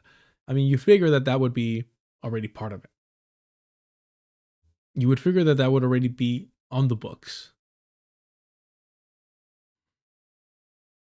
The notice to Congress said that the shooting happened when Pretti resisted arrest after officers were unable to get him and a female protester out of the street. The CBP officer attempted to move the woman and Pretti out of the roadway. The woman and Pretti did not move, the report reads. CBP personnel attempted to take Pretti into custody. Pretti resisted CBP personnel's efforts and a struggle ensued. According to the report, one agent then yelled, "He's got a gun," multiple times, and two others discharged their Glock pistols. In videos widely shared online, Pretti can be seen. All right, well, we know that.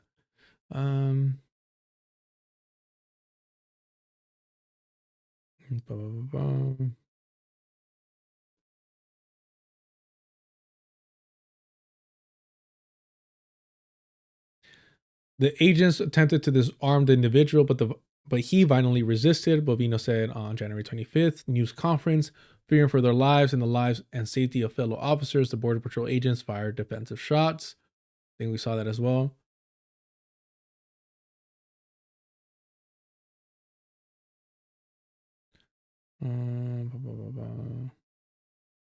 Should get more information on Jesus and Raimundo.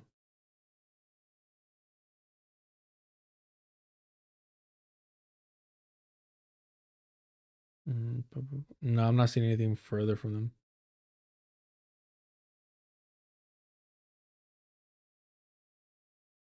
The Department of Justice said it's investigating the incident, but the names of the two agents have been withheld from Congress and from state and local law enforcement. Yeah, they mentioned that.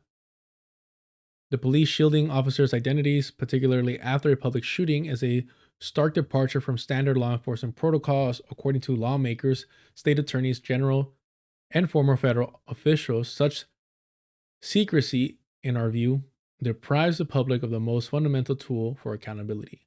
Oh, that was all included.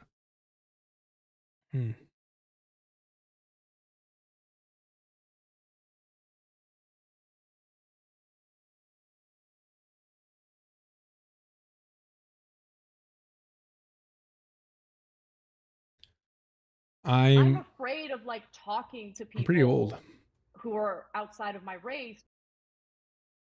but I'll never be as old as the I don't know why I keep going to that. I do not know why. Especially, I think you know what it is. He looks so fucking great for his age that I don't feel bad like poking fun at that. I gotta go check in on something right now, but I appreciate y'all. Do me a favor. Please hit the like button. Please hit the like button. I appreciate all the support. Thank you so much. I'll be right back and we'll get back to the pettiness. Selling support, joking about coconut memes, and promising, despite all the facts, despite everything that Kamala Harris says and her campaign has put out, that somehow this will be better. So go out of your way if you can.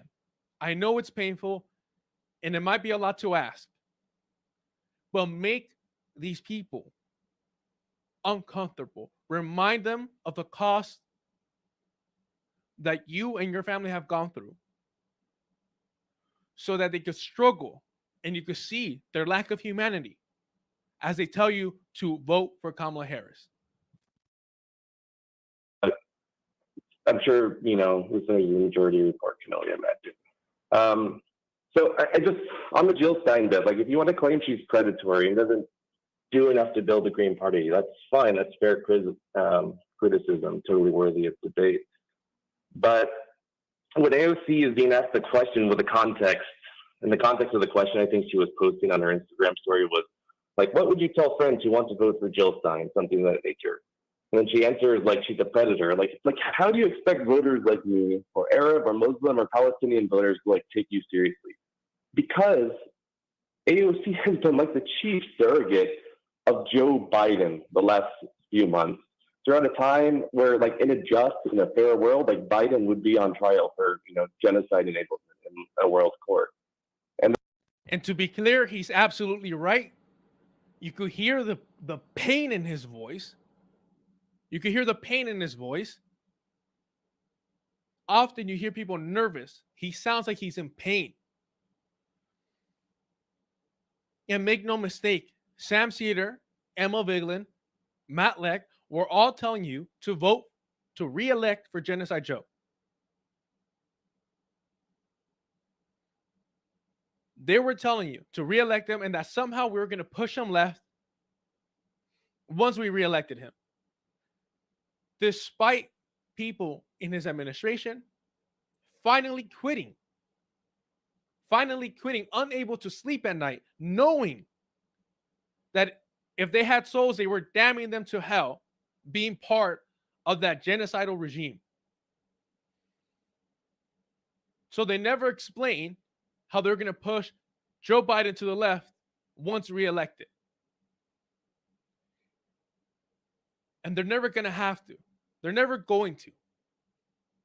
So let's make sure to hold them accountable and explain detailed, not assumptions, but in detail, how they plan to push his VP, Joe Biden's VP,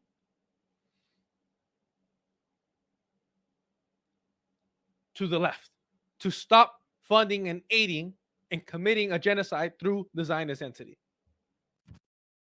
Then, you know, she's getting here telling us to get behind him and then Kamala Harris is his successor. I just don't get the rhetoric from the progressive left. And, you know, this equivocation that we're making on the matter of genocide in terms of, you know, what's good for us here in America. And well, okay. All right. Let me address what you're saying. He interrupts in there. What's good for us here in America?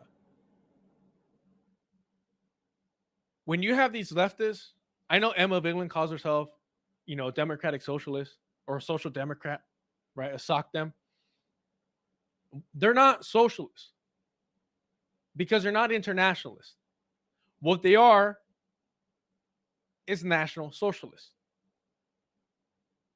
They're national socialists.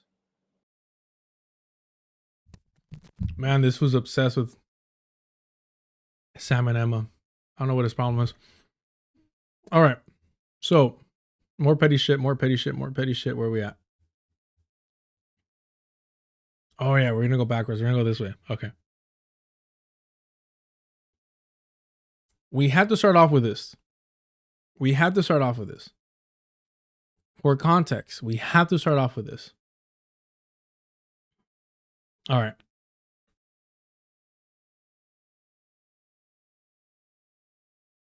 Who is the Democrat that you see who can carry the flag into 2028? Kamala Harris? No. AOC? No.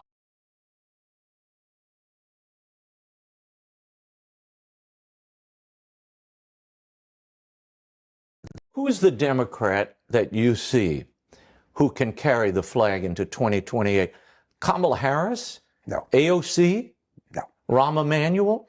To win the Democratic nomination, you have to ask yourself two really important questions. Chat, please guess. Please, in the comments also. Pause it.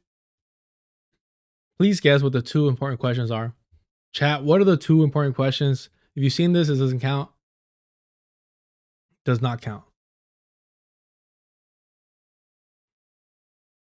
What do you think this old fucking dinosaur? Two important questions. Only two. Only two. Don't complicate things. When you're this smart, you could round it down to two things.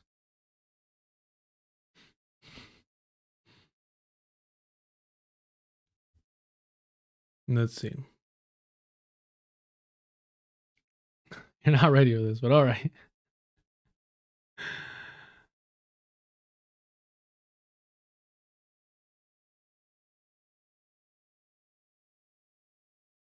Lensack says, can they win and are they capitalists? Let's see. Daira says, who can defeat the Republican nominee? And maybe what will they do for the economy? Ah. So sweet. So sweet of you.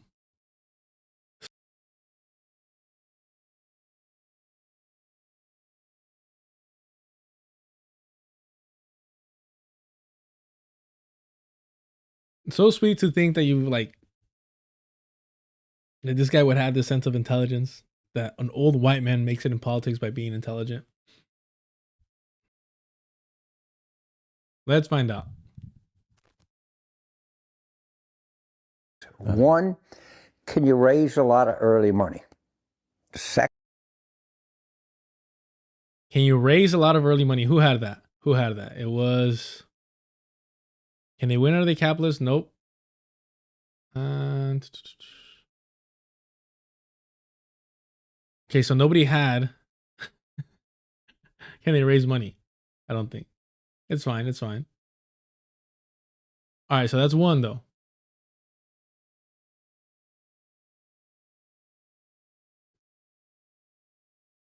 second question you have to ask yourself.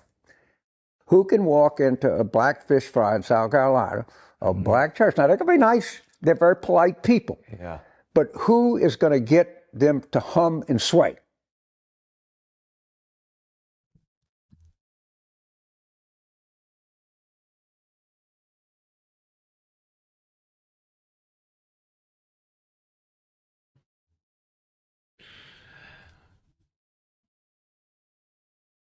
You see, none of you in this chat is going to make it in politics. I'm afraid of like talking to people who are outside of my race. Thank you for subscribing. That timing was perfect. Bro, like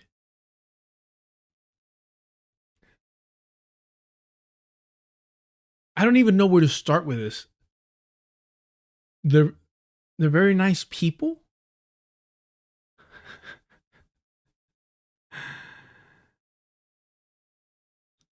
Here it is. Who can? You can walk into a black fish fry in South A black fish fry. Uh-huh. South Carolina, a black church. Now, they can be nice. They can be nice. Look, say what you want about them, but they can be nice. No hesitation. No hesitation whatsoever.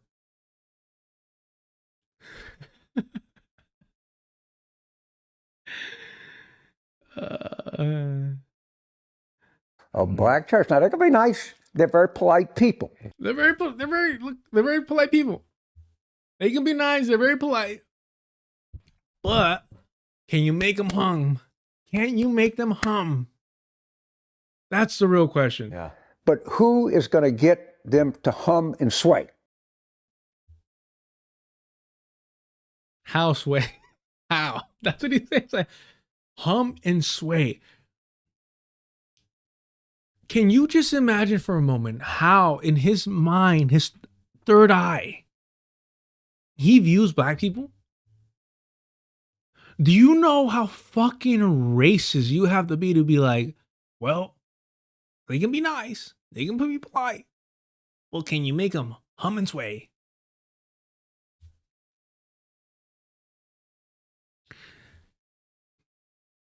Like, just the way that you have to, your view of black people, their intellect, to say all you have to do is make them hum and sway and you're locked in. That's all you gotta do. Not appeal to their needs, economic, not addressing racial discrimination. None of that. Nope, none of that.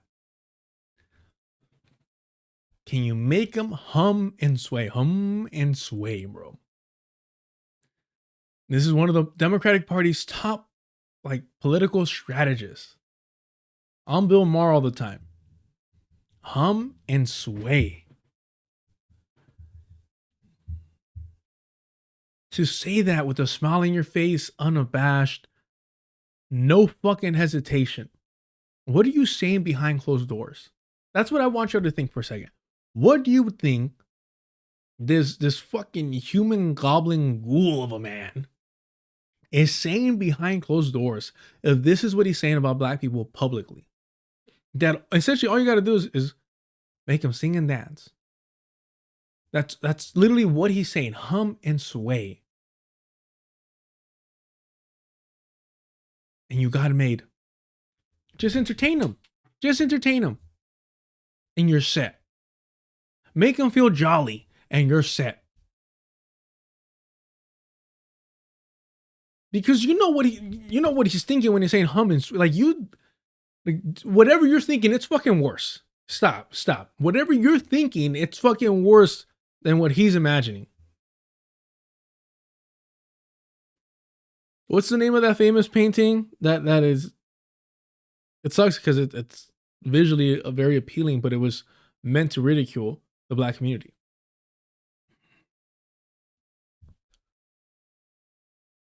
That was not the first take. I know he kept saying, oh, jeez, bro. Cinnabons.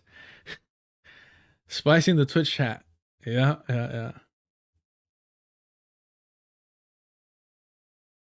Cinnabon says, well, wait. Cinnabon, just to verify before this. All right, we'll keep it in the Twitch chat. We'll keep it in the Twitch chat for now. Jesus, bro. All right.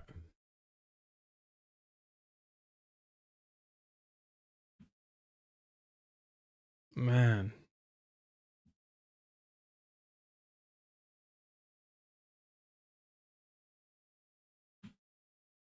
Ron, if it's just funny, the reason why Earn Your Liberation was so good is because Diallo and Dr. Ball approach things so differently that if you're trying to pit them against each other, you're doing a disservice to both. So I don't pick favorites over here.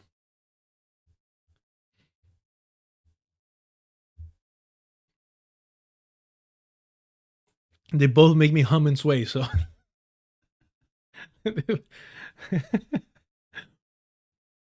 Oh, man. When the fuck did that happen, Linstack? What? How did I miss that?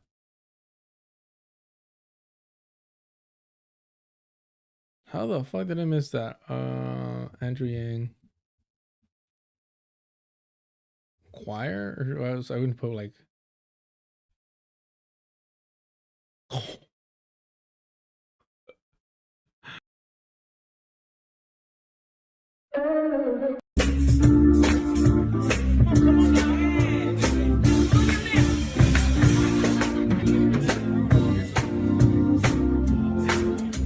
Yeah, you're not getting me. You're not getting me.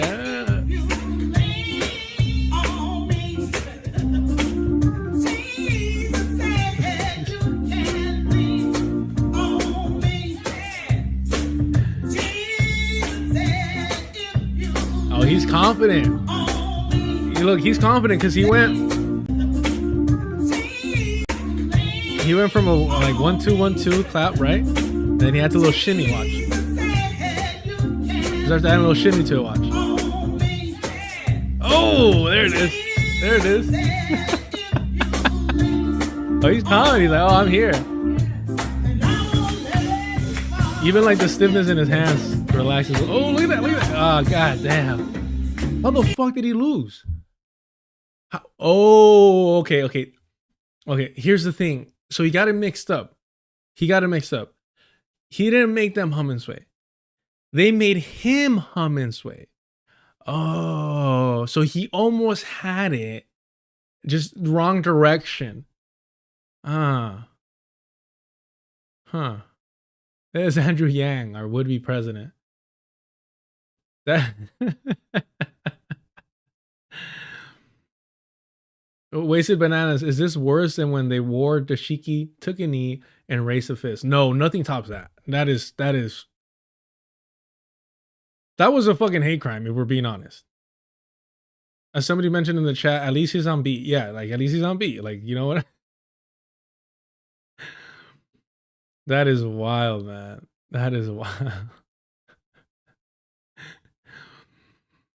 Oh, man. I don't know how I missed this. Ah, bro, man. He just, sometimes, and it's happened to me with my dyslexia. Sometimes I put the wrong letter in the wrong order. But he could have won. He was just, he needed to be in the podium. They needed to be in the crowd. He almost had it, though. I didn't realize he was this close to becoming the president, y'all. Wow. Oh, man. Thank you for that, Linstack. That was great. I had never seen this before.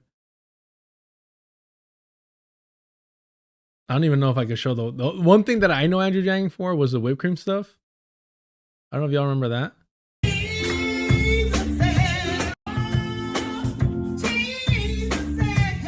I'll be honest with you, he does look like he's having a good time. He does look like he's having a good time. Oh, he does shit. Look at that. Oh, he went from clapping. He's like, I'm done clapping. He's like, that's played out.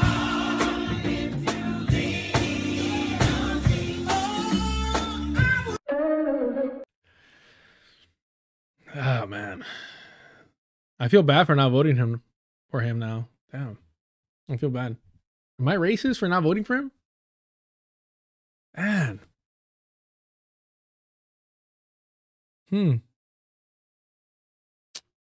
I really need to reevaluate a lot. Linstack, come on. Wait, like Dr. Ball, we had to abandon the pause. Unless you got the pause pass. I don't know how that works. I wouldn't know. Let's see, Andrew Yang. Hopefully I don't get banned for this shit.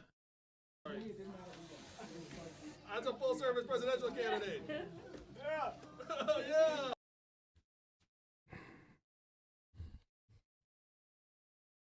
Why do I have to be the one to show you all this? Why do you make me the villain? I don't understand it. I don't want to be this person. I had dreams and aspirations of joining CPP. Ah, man. Yo, I think that's all allowed. Wait. That is this is America, bro. And like this isn't even the Gabino stuff. This is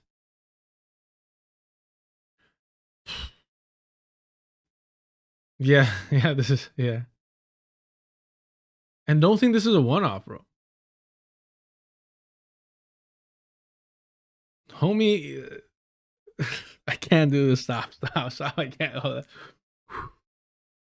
I'm not at work. I gotta lock in. Eye contact. Eye contact.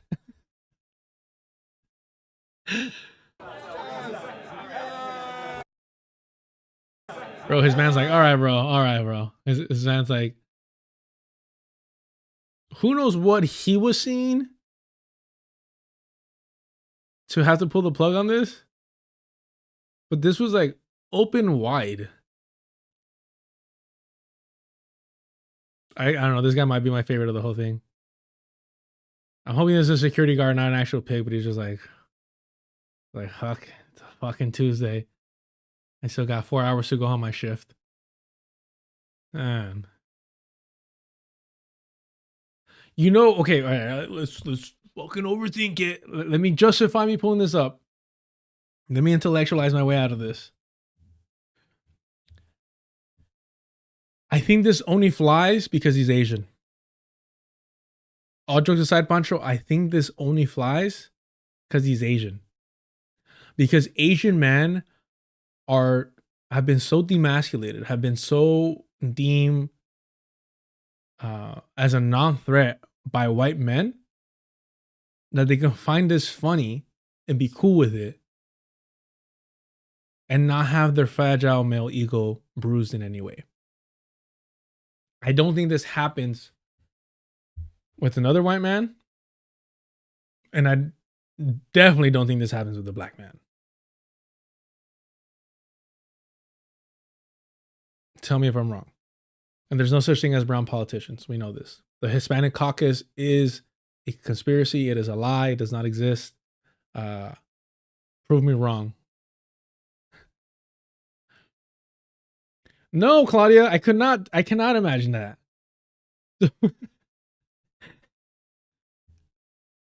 Jesus. Blame Linstack for that one. How do we go from Hummin's Way to fucking open wide and whipped cream? Make it make sense.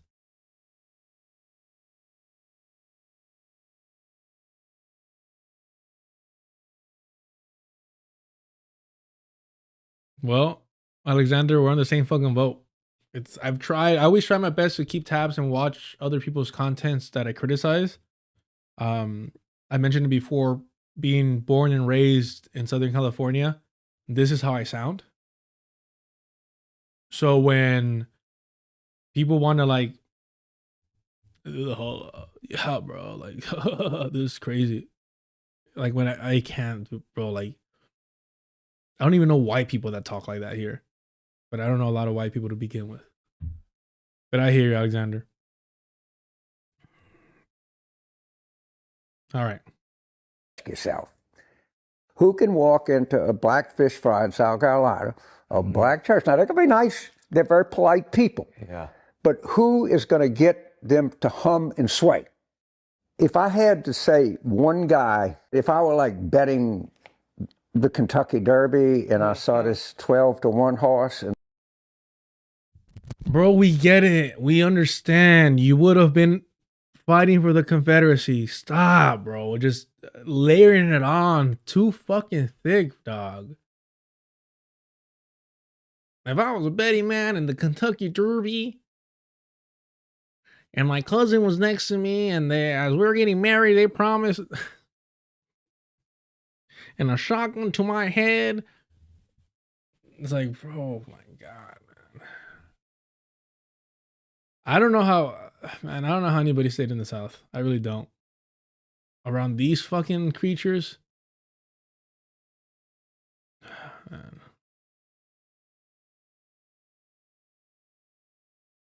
Fucking A. Not the Kentucky Derby.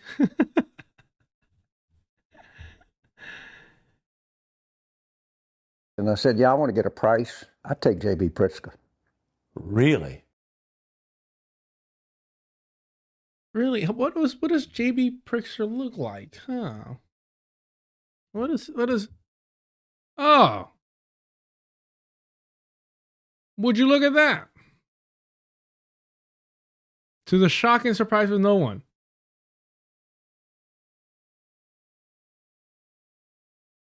Is it bad that I immediately want to make a fucking Taft joke? At least I didn't go for the easy Chris Christie stuff.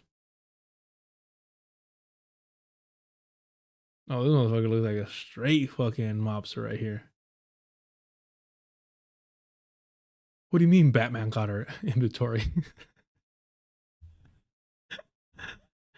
Yeah, this is the worst.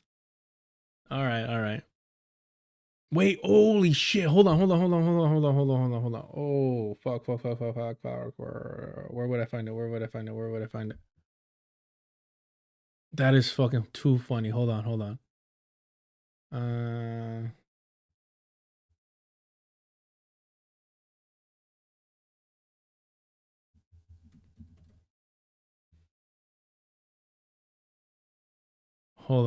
I got this. Come on. Guess who he was just on with? That's crazy. Sorry, that's wild. He was just on with, let me see if I can find it over here. The room's getting hot, so I gotta hurry.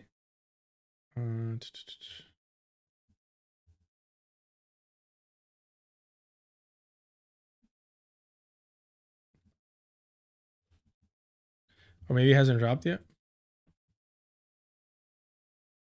Yep. Look at this. 8 days ago. Our favorites. Caucasian approved. What was it? What was CAW for? No, Cookout approved white. Cookout approved white. Get the merch ready, y'all. We're gonna sue them. I'm gonna claim that we came up with it first. Let's see.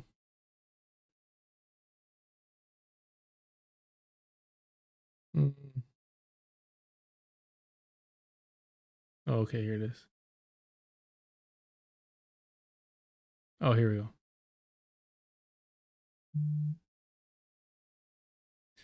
So remember, these are the women who've been radicalized according to Gavin and Zach from the Vanguard. The Zionist guard over there.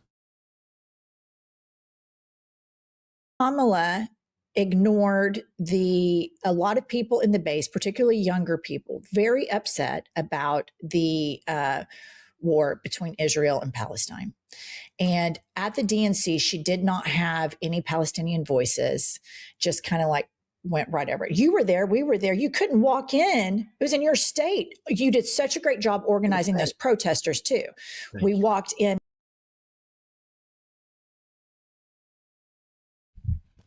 I had not heard this part. I didn't hear the setup. You did such a great job organizing those protesters where, you know, they couldn't be where they needed to be. They weren't heard or seen or disturbing to peace. You did such a great job. I don't know why he gave her a southern accent. I think she is from the South too, though.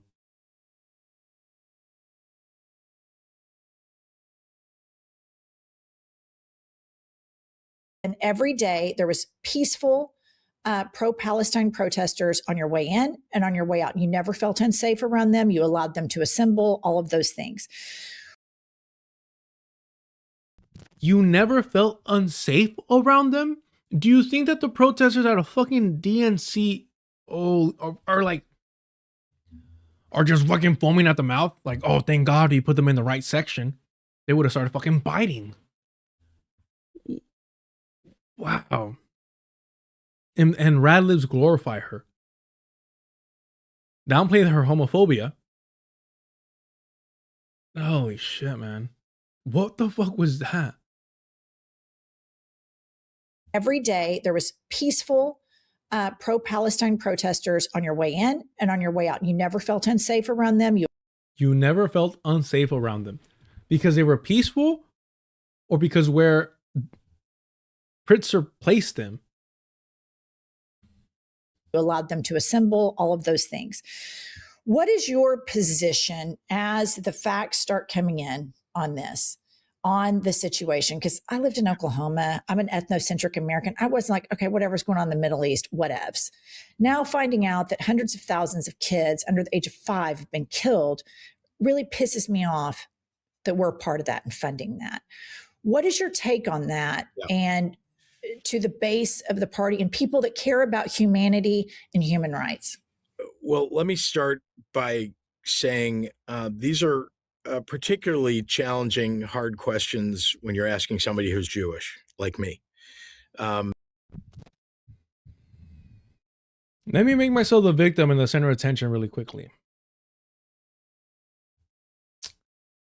You know, I really can't give an opinion on the shooting of Alex Pretti because as a Mexican American, this is particularly difficult for me.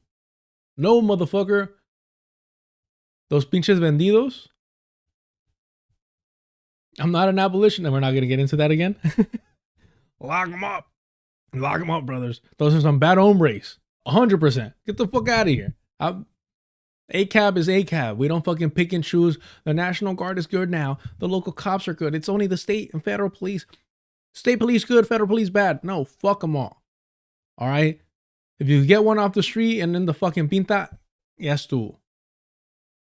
No argument there. Man.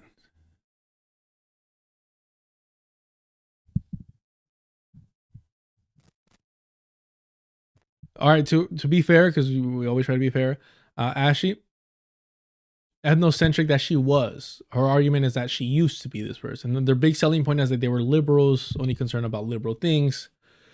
And they were radicalized by the genocide of Palestinians. Completely fuck. You're gonna see it's bullshit. It's bullshit. This is nothing more than liberal Zionist normalization that the Vanguard has more than participated in. Let me start by saying these are particularly challenging, hard questions when you're asking somebody who's Jewish, like me. Because remember that Israel in many ways was created as a safe haven for people who were escaping anti-Semitism and indeed the Holocaust. And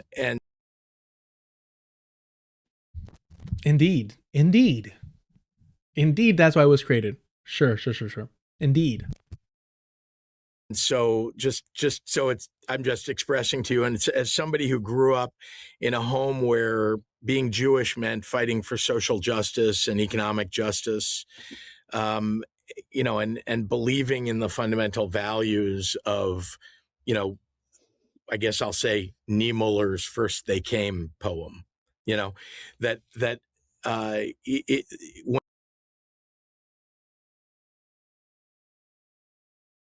What? Wait. Wouldn't that mean that is he coming out as a socialist?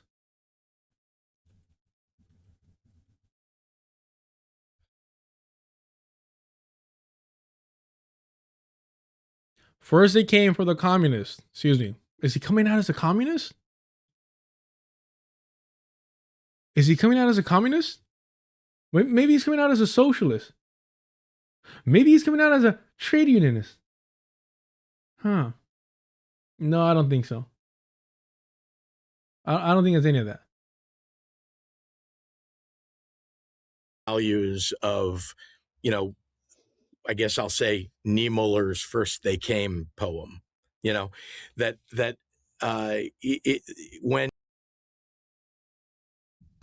you do realize that by him not being a communist, not being a socialist, not being a trade unionist, he's literally saying, I'm not going to do shit until they start coming for the Jews. That's what he's saying. Like, how does that make any fucking sense? Unless you don't know the order.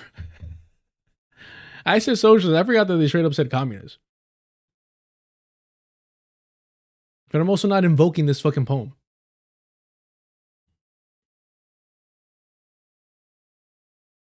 And you have somebody like Benjamin Netanyahu, who gets elected in Israel and leads that country to... Who elected him? And that's not... Why are Europeans having elections in Palestine? To commit atrocities, starving children, starving innocent people as a matter of warfare. As an example, these are all things that are, I mean, I have to step back and wonder what has happened. What has happened fundamentally? Do you feel betrayed? Benjamin Netanyahu, honestly, it's like he moved. I'm not suggesting I was ever a big fan, but I mean, way back, Benjamin Netanyahu was just sort of like a regular, I guess I'd say was like a never Trumper type of, conservative. And then he just slowly but surely, because he thought it would get him elected, and it did over and over again, he became this right-wing zealot about what to do with Gaza and the West Bank. Can't even say, still has to compliment him by saying, oh, he was better than what he is today. But we're going to play this back. It's getting a little warm in here. Getting a little warm in here. What time is it? I was not going to stream this long. Oh, that's a mess. That's a mess. Oh, we're about to hit 4 hours. Fuck. All right. Too much fun.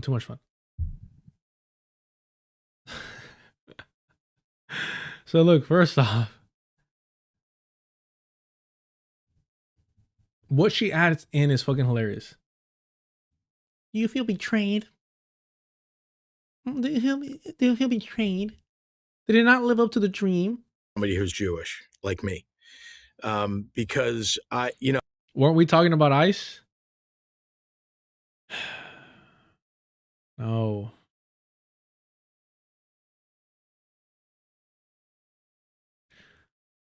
We're talking about this here. We'll play this next. He mentions, I take J.B. Pritzker. J.B. Pritzker as somebody that can make black people hum and sway.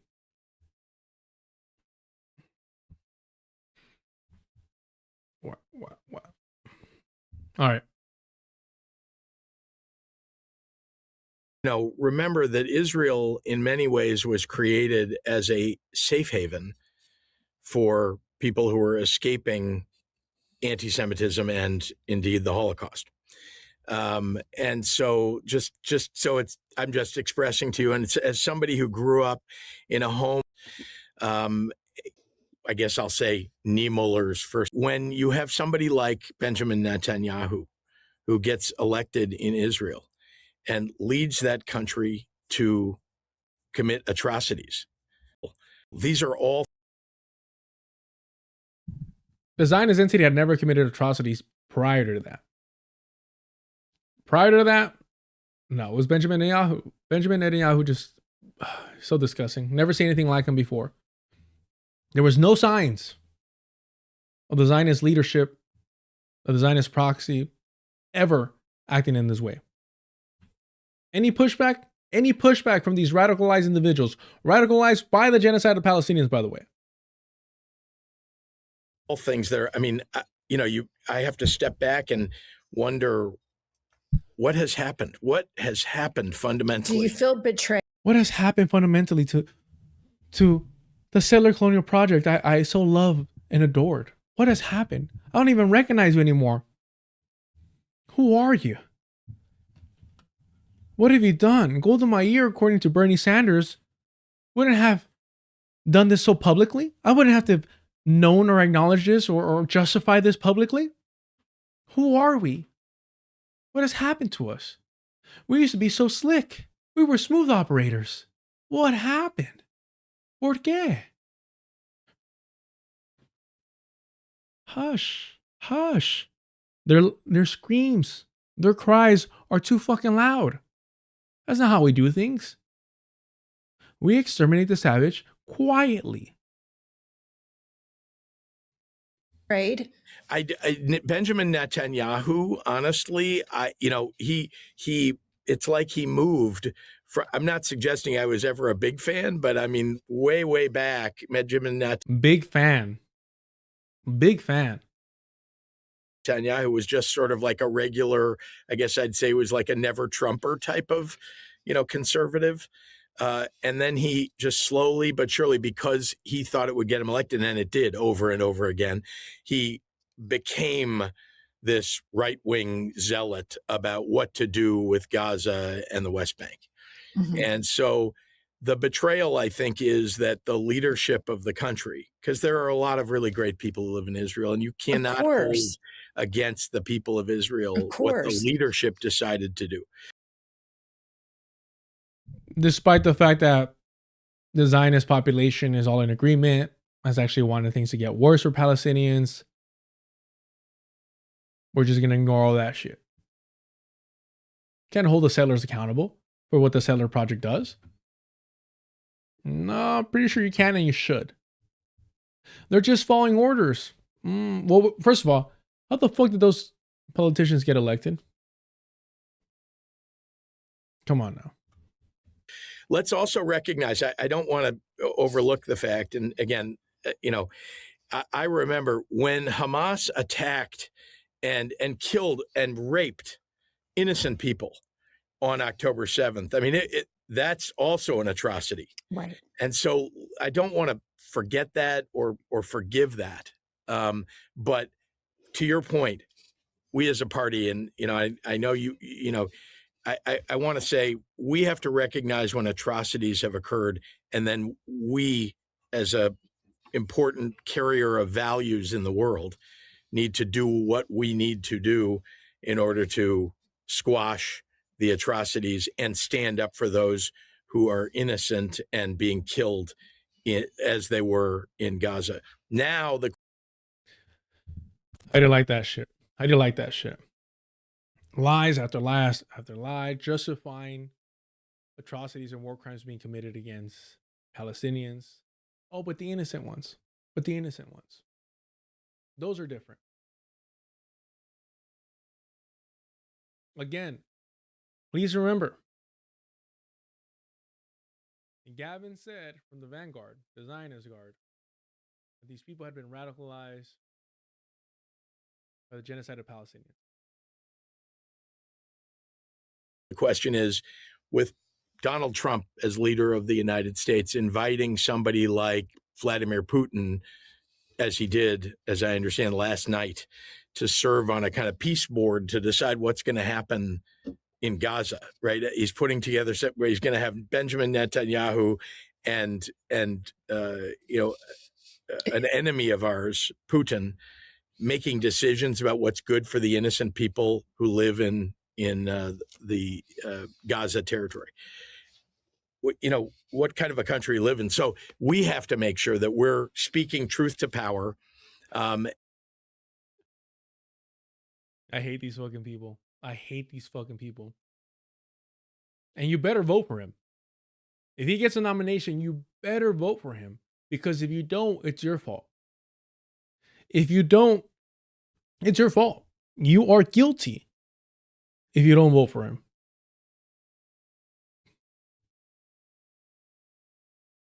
Fucking A, bro.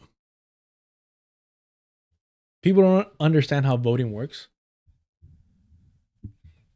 And it's so fucking frustrating to hear liberals be like, if you didn't vote for Harris, this is your fault.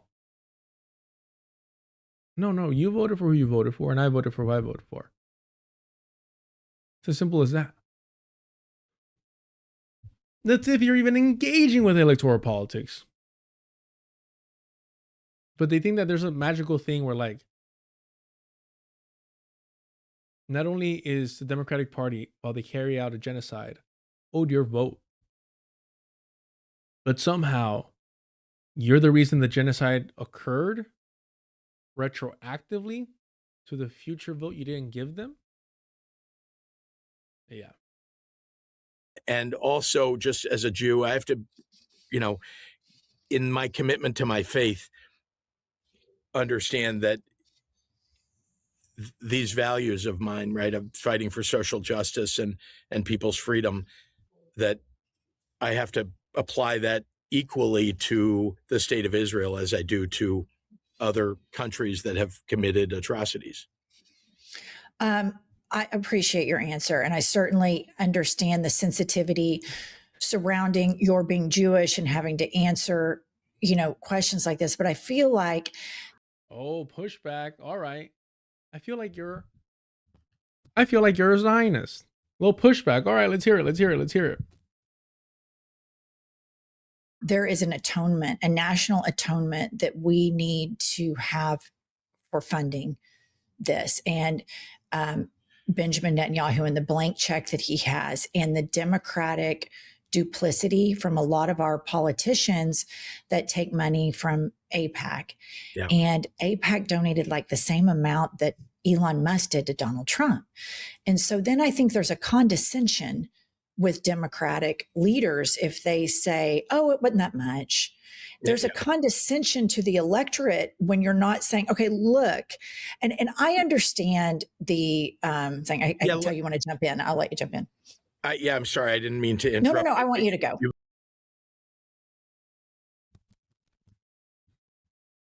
That was a pushback. Oh, you want to interrupt me? Okay, good. Oh, thank God. Oh my God. I didn't know where I was going to go with that bullshit. Oh, I can only say AIPAC so many fucking times before people realize it's fucking meaningless. Oh my gosh, thank you. Please go ahead. Please spew more fucking liberal Zionist propaganda. Please. Oh my goodness, thank God. Whew. At least my audience is going to think I push back. It made me think of something really important. I mentioned Niemöller's poem. I think it's really important for us to remind everybody, first they came for the trade unionists. I wasn't a trade unionist. And so I did nothing. Oh, he did that shit on purpose then. Oh, he does know it. And he knows at first it was communist and was socialist, but he'd be calling for the rounding up of communists and socialists. So this motherfucker skips to trade unionists. And please remember, it was the trade unions in the Zionist early beginnings of the Zionist entity that helped to establish it, to help financially secure it, as they harassed, beat, and murdered Palestinian people. And, when they goes through that list, I mean, innocent Palestinians are just the same, just the same as innocent Jews, innocent Israelis. And that's why so much of what I've been fighting for anyway is founded on that idea, that they're coming for me. They're coming for you. I think I heard you say, Jennifer, that, you're a white woman who's, mostly immune from the, and don't have to do anything. But they're coming for you and they're coming for me. So if they're coming for, they're also coming for the Palestinians. And so that's why I think that the support that we should be talking about right now is support for rebuilding Gaza, for creating a zone that is literally lifting up human rights and protecting the innocent people of the Gaza Strip. I'm shocked that we have a government in the United States, which always, has tried to play a bit of a broker role, right, is now gone completely anti-Palestinian. That's what our government. Oh shit, my bad. Now the government under Donald Trump has gone completely anti-Palestinian. Yep, just fucking started. For sure. Yeah. It wasn't like the Democratic Party wasn't like, nope, we're going to continue funding and arming and excusing and protecting this genocide. Government is currently doing. And it's like you can't hold the innocent people of a country or a territory. You can't hold them responsible for what leaders, whether we're talking about Benjamin Netanyahu or Hamas, have done. We have to now stand up for the people who are most innocent and most put upon. So I think that's what it is to be a Democrat too, FYI. And so it's a challenging. This is a really challenging moment. Tough stuff. You're but right. I think You're we have right to have the being conversation because we during the 2024 election, and I like Kamala. I voted for Kamala, but she stuck her head in the sand about it or did doublespeak, which here's a big issue.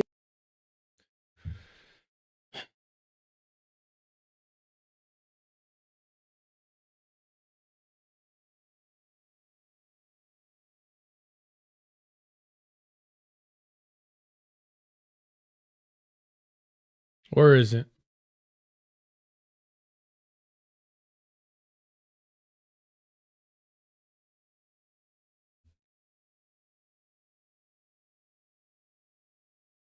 I should have this saved, but I also don't want it saved. I think you have to remove podcast. And just what it is.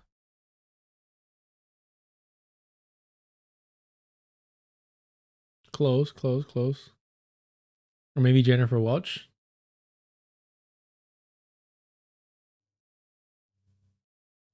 Getting closer. No, I'm not going to find it.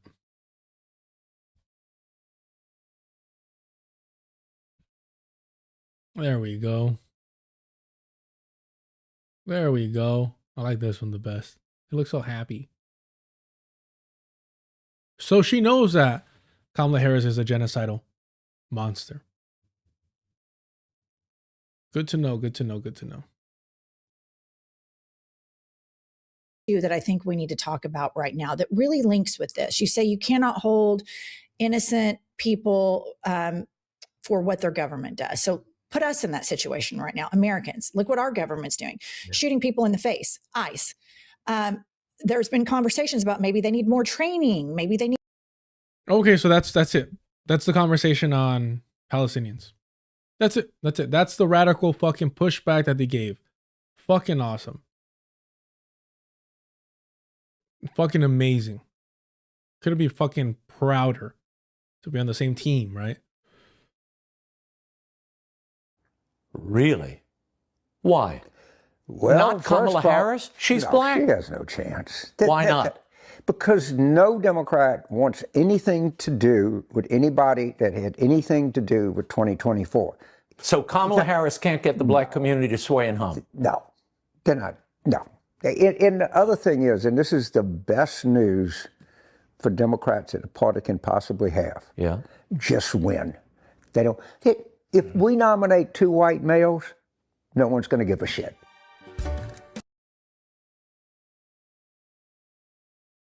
So keep that in mind, all right? Moving forward. Hi, yes, happy to give some receipts in regards to me saying that James Talarico called Colin Allred a mediocre black man in a one-on-one conversation that we had. So the issue, the drama, the accusations is that James Talarico called fucking, was it Albright?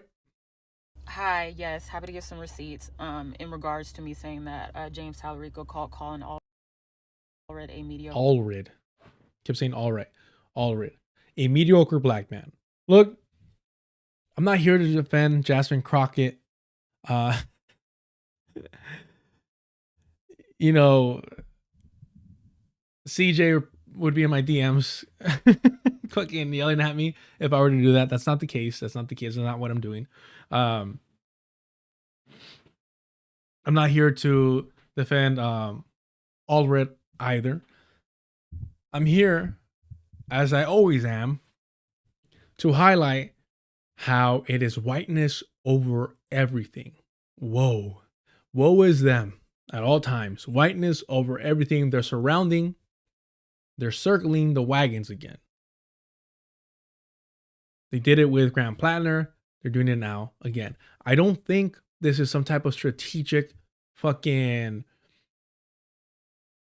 double agent move that this woman is pulling off on behalf of Jasmine Crockett. The evidence of her kind of closeness to the James Talarico campaign kind of demonstrates that. His affiliation with that fucking Skeletor ghoul, I think further adds legitimacy to this. And the way that rad libs and liberals are reacting to this, for me, confirms that this happened. And also the response by James highlights, he doesn't deny it. He says it's a mischaracterization. Not that he did not call him a mediocre black man. This is identity politics, this is this and that. For me, it just further confirms that somebody could say some racist shit, add race into it unnecessarily, and white liberals are going to downplay it and excuse it and move the goalposts, cause a distraction. Maybe I care too much about this, but again, it's not like I'm supporting Crockett or Talarico. What I'm saying is, look how these white allies protect other white people, prioritize them. Oh, they're both Jasmine and fucking James are trash fucking human beings. Black man in a one-on-one conversation that we had. So I'm going to walk you through kind of what this looked like and what led to this conversation so you all know what actually happened. So this is the photo I took with him at the town hall. It was on January 12th in Plano. And just to establish that we actually like know each other and like he knows who I am.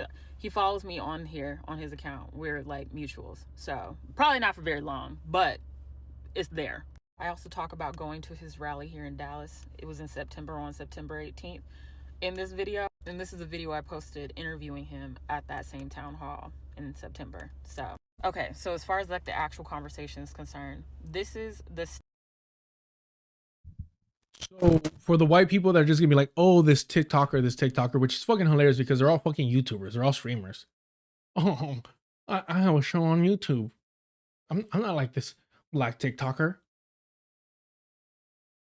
Who the fuck are you, bro? Like, what are you doing? You're bragging about being like in your 50s on YouTube.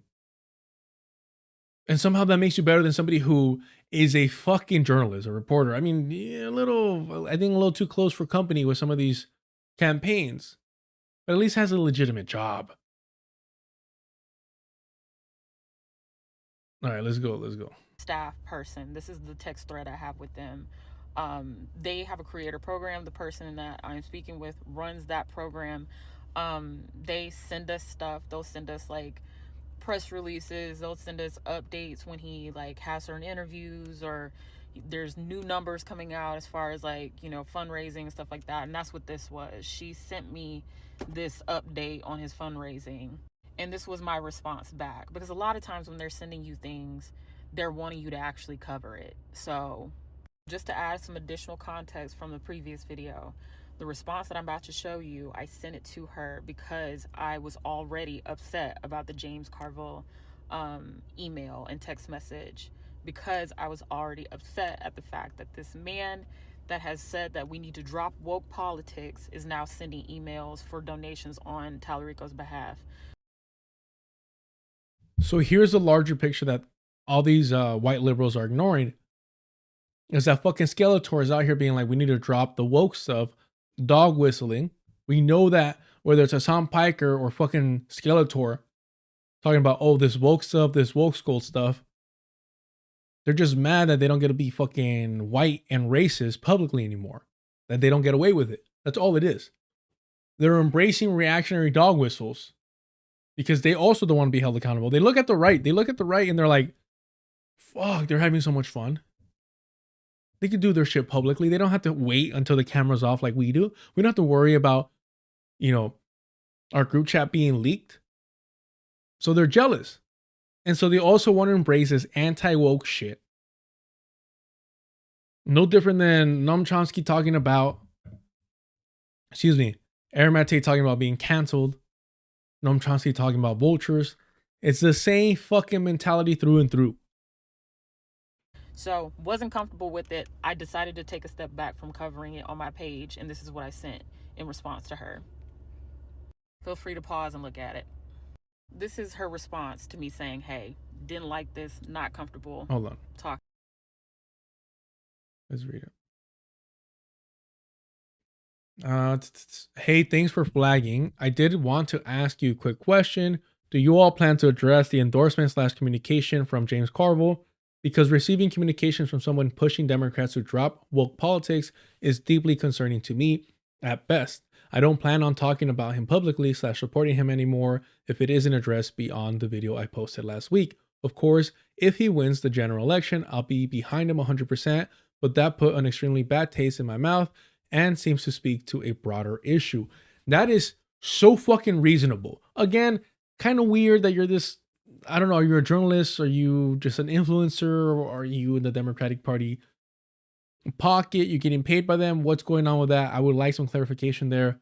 But again, if you read this and take this as face value, this is as reasonable and rational as it gets. Hey, James Carville is dog whistling. The woke politics stuff is very evidently, reactionary takes. I don't know where this is your communications director or the one communicating with us. I don't feel comfortable with that. Are you going to address it? If you choose not to, depending how you address it, I'm just not going to fuck with you anymore until and if you win the primary. And it's the blue no matter who. It is literally blue no matter who. The shit that all these fucking liberals and radlibs have been essentially crying for. Radlibs pretend to be against it, but they all fucking... Hasan Piker voted for Kamala Harris in California. Hasan Piker voted for Holocaust Harris in California. They are all blue no matter who. That's what she's saying right now. Of course, if he wins the general election, I'll be behind him 100%. Fuck my feelings. Fuck my ideology. Fuck his fucking racist Skeletor spokesperson. I'm with you. That is blue no matter who. And they're trying to smear this woman. I'd be smearing her for that second fucking text. I'd be like, what the fuck are you doing? And you're still going to be in their corner even if they tell you to fuck off or keeping racist Skeletor? But again, that's not what the liberals are there to do. They say, hey, let's hop on a call. I'm free for the rest of the day. And look at it. This is her response to me saying, hey, didn't like this, not comfortable talking about this anymore because of it. She said, hey, let's hop on a call. I'm free for the rest of the day. So we get on the call. She tells me or tries to explain away the article basically. And it was like, oh, people are getting caught up in the headline and that kind of thing. And I'm like, I've read the article. This is not a headline thing. I don't like what I read. So. Hold on. I didn't know there was an article. I thought this was an email that was sent. Is it James Carville also? Oh, they're both James. That's crazy.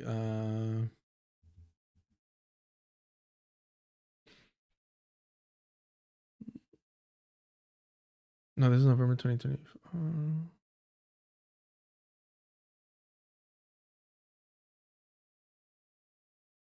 So wait, this goes back to November?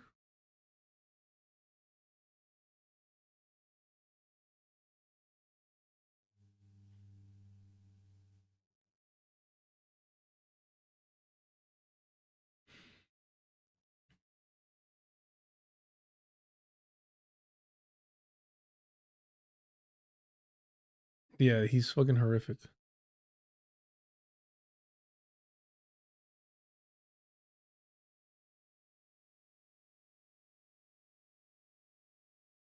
It was November, so that's not too long ago, I guess.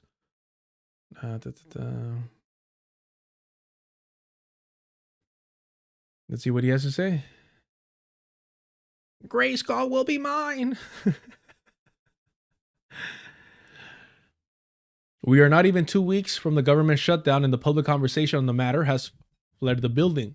This shows, no matter what you believe, there's a simple truth. The shutdown will have zero lasting consequence for next year's midterms. The only thing that will preserve is economic pain, and that's exactly why Democrats won on November 4th. Zohran Mamdani, Abigail Spanberg, Mike Sherrill, even down ballot Georgia Democrats all won with soaring margins because the people are pissed and the people always point their anger at the party in charge. Rent is out of control. Young people can't afford homes or pay student debt. We're living through the greatest economic inequality since the roaring 20s. President Trump has done nothing to curb the cost of what is required to take even a breath in America today. The centerpiece promise of his 2024 campaign. The people are revolting, and they have been for some time. I'm 81 years old. I'm a human walking corpse.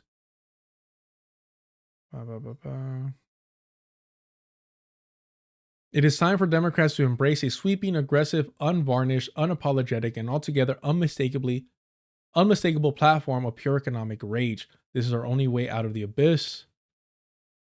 Midterms. Let's see here.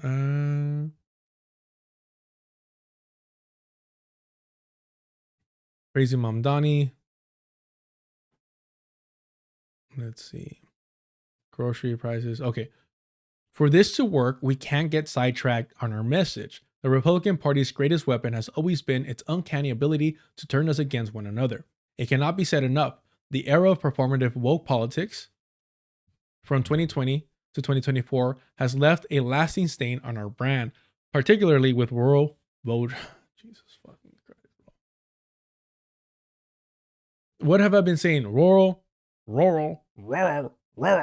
It's just forget dog whistle. It's a fucking dog barking. For we need to appease the white voter. Jesus fucking Christ. Particularly with rural voters and male voters. The term Latinx was despised even by many Latino people. Calling folks BIPOC should have never been a thing. Defund the police was a terrible idea. Again, the watered down abolish the police, but okay. Polling shows that nearly 70% of Americans think the Democratic Party is out of touch and that it is more interested in social issues than economic ones. The Latinx thing is funny because it sounds fucking cool. But also, I always thought that it's just Latin. But then in South America, it's Latin with an E. It's just, there is a lot of fucking disconnect. And since we're fucking socialized here in the fucking States and understand like America is more reactionary than Mexico and a lot of Central and South American schooling systems. So we're socialized in conditions to think like Europeans and be reactionaries. Let's see, where are we here? We can no longer be a party with a whiff of moral absolutism. We can correct this only by looking towards the future, always in every situation possible, and pivoting to a form of economic rage as a response. Let's see here. Brings up the French Revolution. Okay, so that was the article. Where's she at? And I'm like, I also don't like people co-opting woke the way they have from black people. It really bothers me. And she tried to explain what was happening with them working with Carville, whatever, however you say his name. And I was just kind of like, it doesn't. That is a microaggression. Please show Skeletor some respect. It's not really changing anything for me. So and I think she could kind of pick up on that. So she offered for me to have a one-on-one conversation with James directly, because she was like, I know I can say all this stuff, but it probably would mean more if it came from him. I was like, yeah, actually, yeah. So she was like, you can have the conversation on the record, you can have it off the record. And as far as just to explain my thought. Exactly. It's like rural dog, just say white. But then how does it look? How does it look when he's like, yeah, white voters and male voters? Then you're being a little too loud about it, a little too obvious about it. That's the fucking problem. Do me a favor, y'all. Hit the like button. I keep forgetting to say that. Hit the like button. Hit the notification bell if you want to know when I go live. That's Wednesdays, Thursdays, and Fridays. The Patreon is up and running. $2 gets you into the door to Discord. We talk shit. We laugh at fucking rat libs. We call out these reactionaries. I always forget to mention membership is on for the YouTube channel. That's easier for you as well. I appreciate all the support. Subscribe to Deculturation Live. We're at 800 subscribers. We're trying to hit 1,000 over there. That's where everything stays up. And I think that's it. Get busy in the chat. Don't be scared, homies. We have a good time. I appreciate Doc and Dune, Simon Bun over there keeping the Twitch chat alive. Claudia and Daira keeping the Deculturation Live chat alive as well as Dre. Appreciate y'all. All right, let's get to it. And the usual suspects on the main chat. Appreciate it. Process while I was having this conversation with her. I didn't want to have the conversation on the record because this wasn't something I was trying to put out on my page. This was me less so coming as a content creator, more so coming as a voter and a advocate for my people and a potential constituent, because I'm like, he still has the ability to win this primary race. And if that's the case, then Okay, so she's just a content creator. She's not a journalist. My bad. To be very clear, though, all political commentators on YouTube, on social media are this. Content creators. They can fucking spruce it up, add a fucking set, do all their thing, have a fucking producer, all that dumb shit to waste money and to ask for more money. It's still the same. Content creators. That's all it is. Most of these people are just fucking reactors to actual content, right? I may be guilty. Who knows? You tell me. So she's not a journalist. She's just, and here's the thing. So she was actually siding with and pushing out what they wanted. And the moment that she spoke out saying, hey, this was a racist, I'm not going to support you if you keep him around. They're like, oh, okay, have a one-on-one. She's like, all right, cool. This was somebody that was on your team, on your side, until you fucked up by hiring this open fucking racist. And we're going to see how Crystal Ball, Emma Vigeland, Sam Cedar, Matt Leck, and the fucking war criminal that they have back there at the Majority Report are all going to be mocking her, dismissing her. Why the fuck would she lie? That's what I don't get. I mean, I kind of want this to be like a hit job by Jasmine Crockett. I don't think she has the political savviness to pull that off. I hope she does, because that's fucking hilarious. She's going to fucking cause some chaos. Cool. Let's see. But I don't think she's got that in her. I could be wrong. This could be like I just don't understand. I read this text message. This is all fucking legitimate. Am I off? We're not on her position. We're not on her team. We don't agree with her politics. But am I wrong to say that her response to James fucking Carville, the racist ass, was coherent, was direct, was reasonable?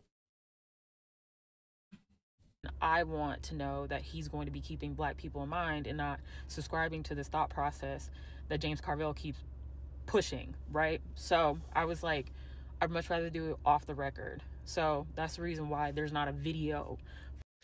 Even saying I'll do it off the record. That's why I got confused. I thought she was a journalist, but like off the record in terms of, hey, I'm not going to put it on my content. Even then, she's doing you a favor. In case you fuck up,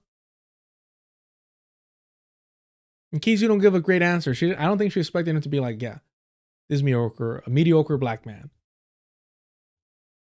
Because clearly, if she thought that he was also racist, she would not have been writing for him like this. From this conversation I had with James. And I wanted the conversation to be candid. So that's why I was like, I'm not really trying to like get talking points or anything like that. I want to hear straight up what he's going to tell me. So she offers this. I say, let me think about it. And, you know, I'll follow up. And she's like, okay, cool. So she offers times where maybe we could have this conversation. It was like Plano, Austin, whatever. I couldn't do Austin, so I was like, Plano, that would be preferred. And this is what the message I sent. I was like, would it still be possible to have an off-the-record conversation with him? She says, yes, of course. And this is where we set up the actual conversation before the town hall. Also, do you think that his team would be down to do this? Be willing to do this? If they didn't know that, like, oh yeah, she's a trustworthy person. She's been on our side this entire time. This clearly shows that they had a healthy relationship prior to this. Or else this would not have been happening. This is where she's like, I'm thinking before the town hall, we have 5 to 7 minutes during the creator, blah, blah, blah, blah. And this is where she confirms it. Okay, so you see that timing, January 9th. If you need more receipts, this is me running late to meet with him.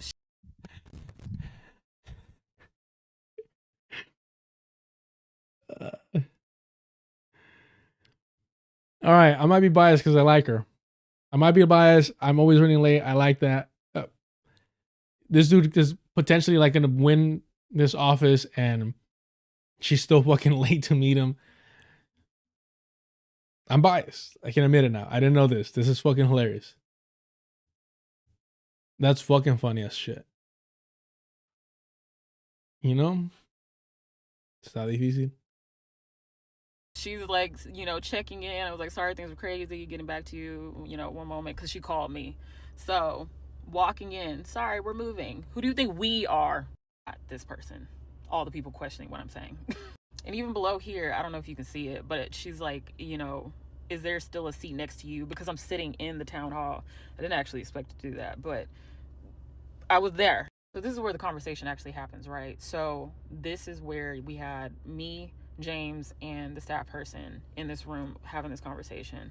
The conversation ended up being longer than that 5 to 7 minutes she ended up saying earlier. But the conversation started out as normal. Like, it's like pleasantries. We're giving the normal, like, you know, how things are going, the campaign. I hate that type of shit. I can't do it. Would have been like, why is James Carville immediately? They're like, hey, good afternoon. I'd be like, James Carville, where is he? Where is he buried? What time does he get out of his casket? Am I in danger? What spells or relics do I need to carry to not catch or not to be under his spell? Please.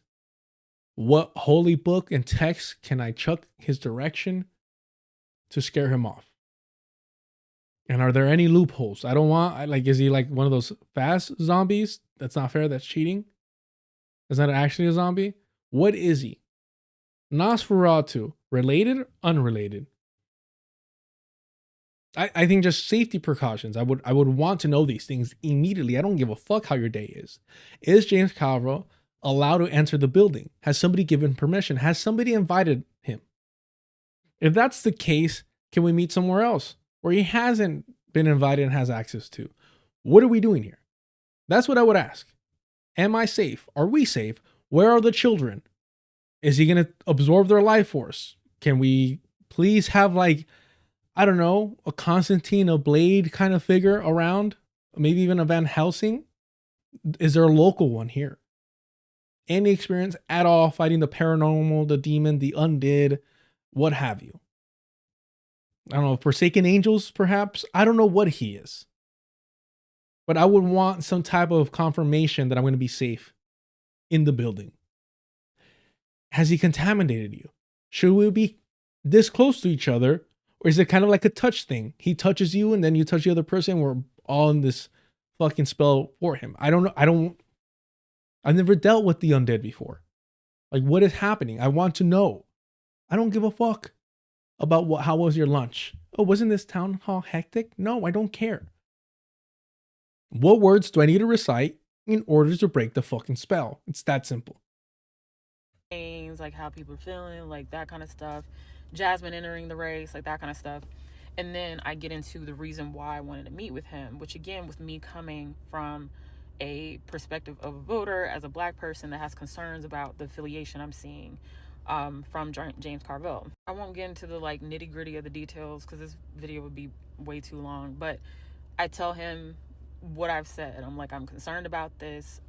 Woke politics cannot be separated from black people because it's something that directly impacts our access to resources and all this other kind of stuff. And I told him, I'm like, I'm concerned about you potentially trying to get black people's vote in order to get in office and then subscribing to this thought process that's going to put us to the side, even though you're advocating for things like affordability, healthcare, all that kind of stuff, right? And he was like, oh, you don't want me to be a sellout. And I was like, pretty much, yeah. So that's where he goes into the like conversation of like, you know, I care about black constituents. If I didn't care, I wouldn't be trying to like actively talk to them as voters right now, because the polls do not show that that's something like it would be easy to pivot from that because the polls are not great when it comes to Jasmine and James now that she's in the race. So the black vote is very much more heavy towards Jasmine. Is not a surprise to many people. So he was acknowledging like, you know, I could turn away from trying to speak to this audience, but I'm choosing not to do that because it matters. So I'm like, cool, I hear you. A lot of other campaigns would have done that. So I'm like, okay, you know, I hear what you're saying. I'm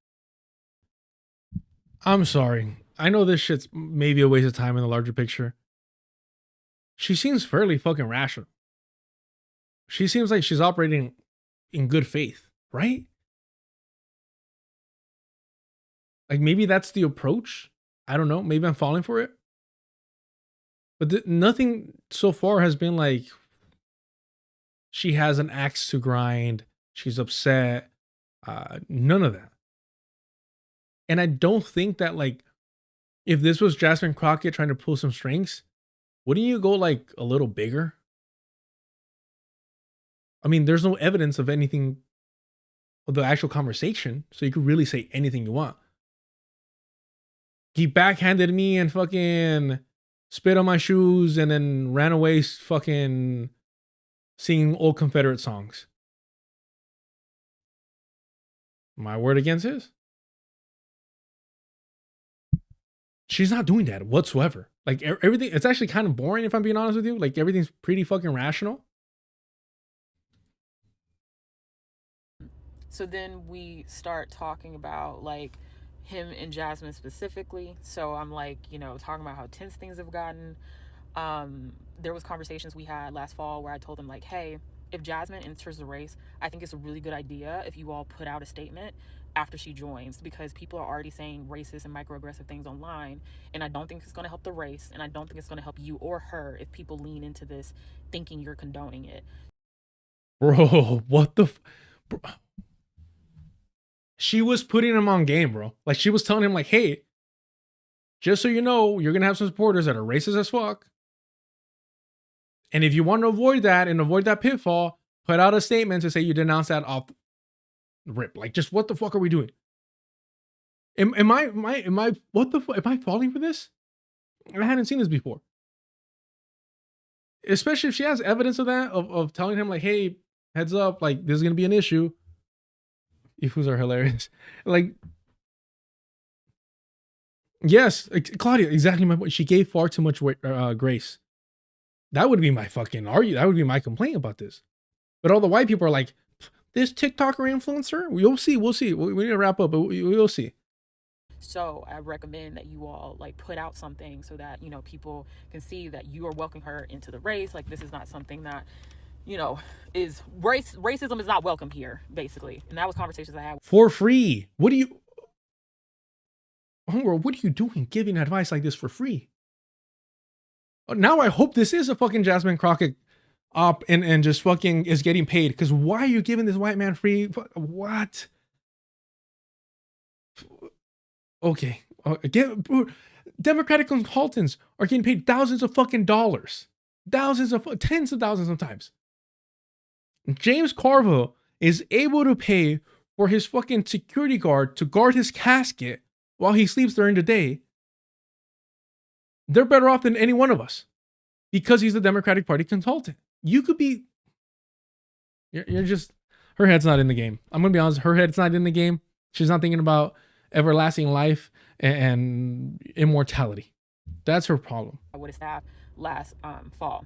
That is what he ended up doing. When she entered the race, he posted this video, welcome her into the race and trying to, you know, set the tone basically. So, you know, we talk about that a little bit. He's like, you know, asking what the conversation's looking like publicly. We're talking about it. And that's when we start talking about the conversations about what races that they should have been in. Because there's this conversation consistently of like, James should have ran for governor, Jasmine for Senate, or, you know, all that kind of stuff. And I tell him that. And he was like, that is when he made the comment. He said, look, I signed up to run against a mediocre black man, not a formidable, intelligent black woman. Now, I'm going to say this.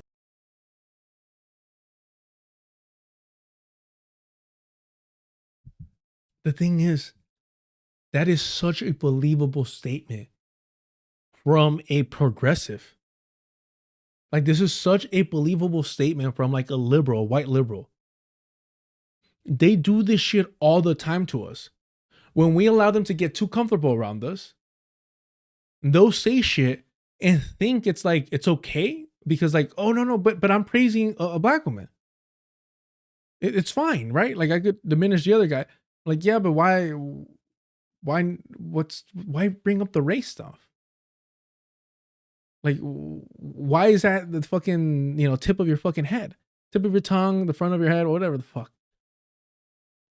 And so they get comfortable and they say more than they're supposed to because of their comfortability.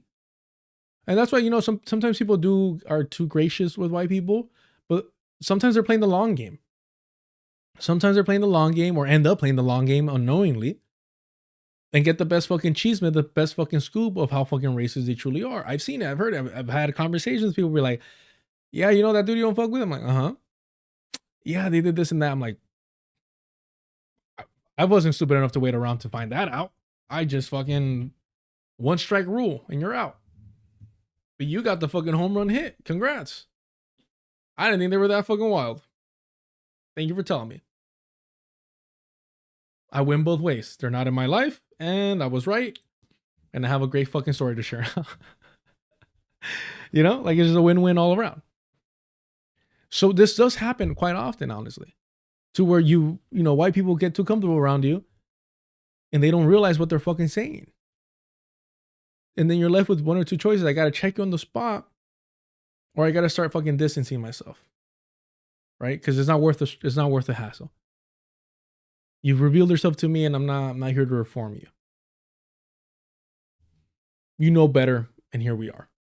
And this is something I actually factored into me not saying something at first, because when he said it, I kind of laughed it off, because I was like, it really threw me off. Like, considering the conversation we just had, I was like, oh, okay.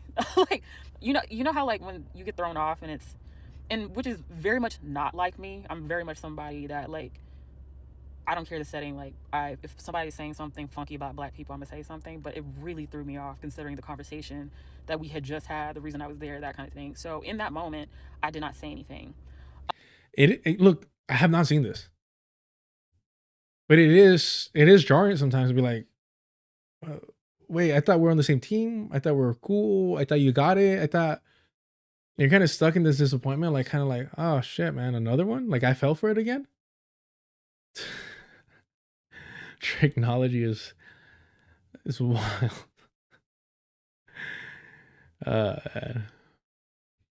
But coming out of that conversation is when I started to be like, okay. So that is especially and similar to the VJ Prashad Noam Chomsky thing, but not to that extent, obviously. From the text messages and the conversations they were having, I think she liked them, right? Like politically speaking, I'm not trying to be weird. Like I think she liked them. I think she was a supporter of his. She reached out, said, hey, I have this issue. Otherwise, we're good to go. Just know in general, I will support you. All this stuff. I think she actually did like support him politically, believe in him as a candidate. Again, we don't agree with her politics, but we're not here for that. We're here to say, is she lying? Is she lying or not? You know, like that's the show here today is that. Because the white rat libs immediately diminish her, dismiss her, ridicule her, and stand by their white fucking ally, their white hero, excuse me. Is kind of how that conversation went. I quite literally have everything but like an actual like recording of him saying this. I even have a video of me asking this question of him of like how he feels about race and how that factors into his policy at the town hall. So that is what happened. I did not come forward with this lightly. I knew people were going to question me because I don't have a literal recording of the conversation, but I really hope his team is not the reason why my IG account was deleted very shortly after posting this previous video. So now I understand why the majority report was making fun of this. So they made it seem as if getting somebody's, was it Instagram deleted was a huge deal, or like it's just impossible. Like you had to have like clearance by the CIA to do that. And that's not necessary. You just bought fucking mass report an account to get that shit done. It doesn't require much.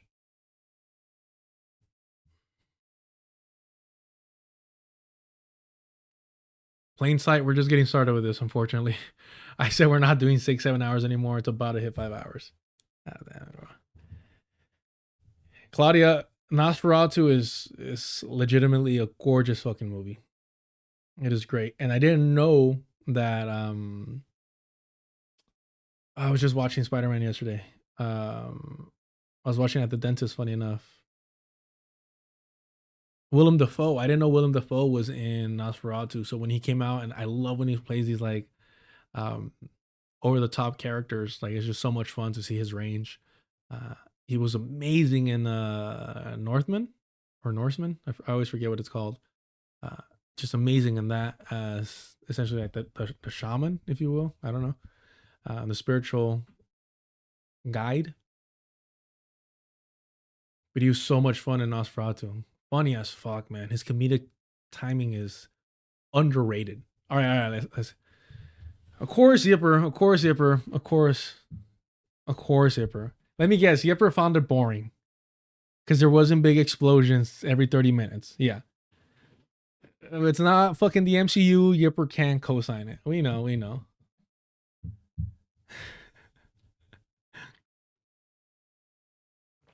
Oh, he has one of the funniest scenes in the Boondock Saints. The Boondock Saints, of course, Yipper. Oh, the Boondock Saints, yeah, of course, yeah. I'm on to you. But he has one of the funniest scenes that I can't repeat. Y'all know when they're in bed cuddling. Fucking hilarious.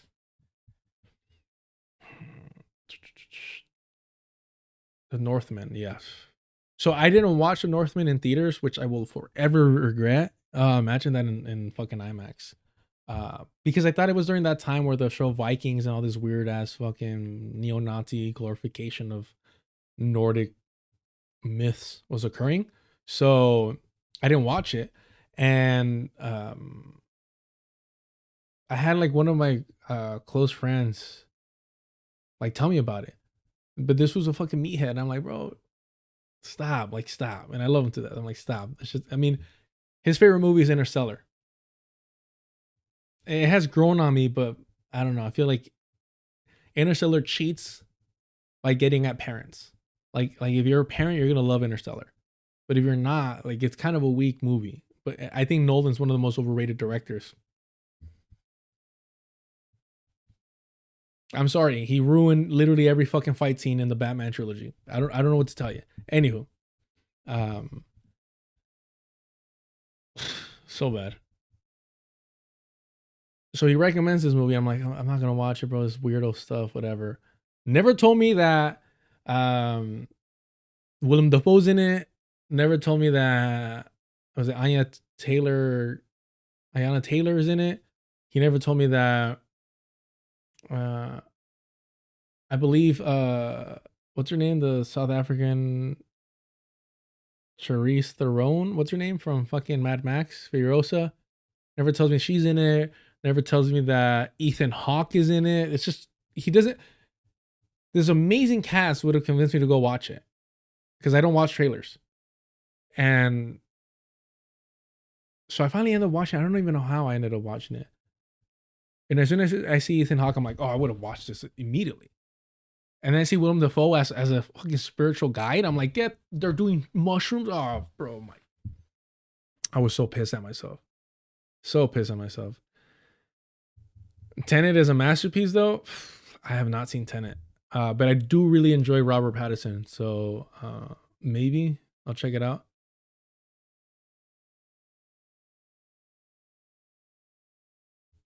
That's hilarious, Ace. The Northman and the climax in the Northman is the closest I've gotten to understanding why people like metal. Ace was like sitting there and be like, huh. It's like, and then slowly looks and you see like the whiteness. The white starts spreading. You're like, no.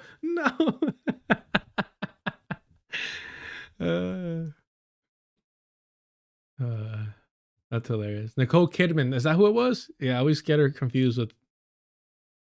Was it Nicole Kidman? I thought it was.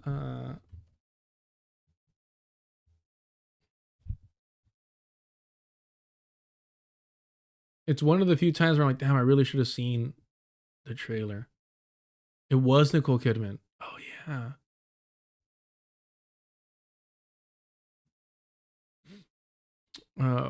Who was I thinking about?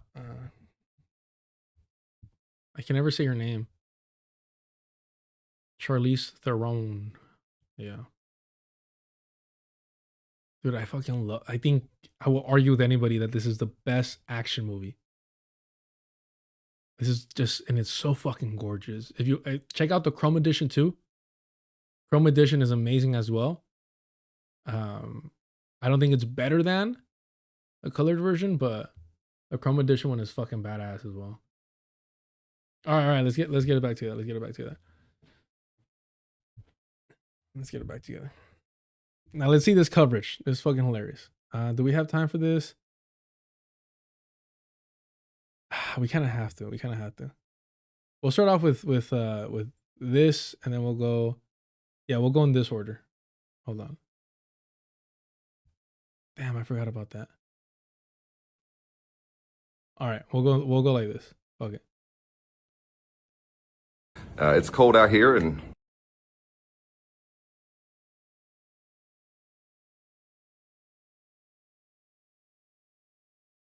it's cold out here, and I got some steam coming off my head because I'm, just finished my workout. Got some steam coming out of my ears too. I understand that James Talarico had the temerity and the audacity to say to a black woman that he had signed up to run against a mediocre black man, meaning me, not a formidable, intelligent black woman, meaning Jasmine Crockett. Let me just break this down into a few segments here. First of all, let me just give you some free advice, James. If you want to compliment black women, just do it. Just do it. Don't do it while also tearing down a black man, okay? We've seen that play before. We're sick and tired of it. We're tired of folks using praise for black women to mask criticism for black men. That's not good for our community. It's not good. It doesn't work, and we know what you're doing. Okay, so if next time you want to praise a black woman, just do that. Leave black men out of it. Just leave a lot of things out of it. Second of all, did you ever have This guy, I mean, I don't really know anything about him, to be honest with you, but he's working out with the American flag in the background. I'm just like, I already know what your whole deal is. I already know what your whole deal is. Yeah. And look, I'm not anti-bald. I know it comes off that way. I'm not. I've said it time and time again. I don't know what's going to happen. But I got my contingency plan. LA. Now imagine. Los Angeles. Nuestra Madre de Los Angeles or what? Anyways. But he's got a look. He's got a certain look. You know what I mean? Also, right now, I don't know why I feel like he's telling Cusco. Right now, I feel like saying Krag, puta lava, like whatever. But he's right in the sense that, hey, like, too often we've seen this to where, in order to feel comfortable praising black women, they're like, I gotta even out somewhere, like I'm racist, so I gotta do something to make me feel all right about this, a chaser, right? In terms of a shot. I don't know what you're all about in the chat right now, but I'll give you a compliment, I'll give a black woman a compliment, and I'll talk shit on a black man. And it's like, whew, all right, evens out. My father's not gonna be too upset at me about that. Kind of weirdo shit like that. I fundamentally think that James fucking Talarico, where's that last name from? That's interesting. Just let that shit slip. I don't think he thought anything of it. Which is more revealing, right? So in that sense, by him calling him a mediocre black man, there is this constant need to be exceptional. Countless mediocre white men and women. Men and women. I can't stand when liberal white women are like, oh yeah, these mediocre white men. And what do you think you are in regards to women? You think you're the fucking exception? You think you're exceptional? You think you're unique? No. Mediocre white men, mediocre white women are the fucking standard. What we all had to fucking deal with, right? They continue to try and separate themselves from each other. Don't allow that shit. Don't let that shit slide. So, because when it matters, they're always side by side. So I don't think he thought much of it. I really don't think. Because he's like, yeah, this guy is in comparison to what? To Obama, right? You have to be Obama level of fucking cunning, of doublespeak, of two-face, of all that shit. This is why all these white people, Shapiro's trying to copy his fucking speech pattern. We've seen countless of white people try and do it. You have to be that good, that much of a fucking slime, sleazy, fucking sellout comprador in order to make it. And that's what they expect. That is their standard. That if you're a black man to be that good. Anything less than that is trash, right? Meanwhile, they're all fucking garbage. Again, I don't want this coming off like I'm defending this fool, like I'm lifting them up or anything like that. I'm calling out fucking white people doing white people shit. These are all from Jasmine Crockett to him to Obama compradors. All right.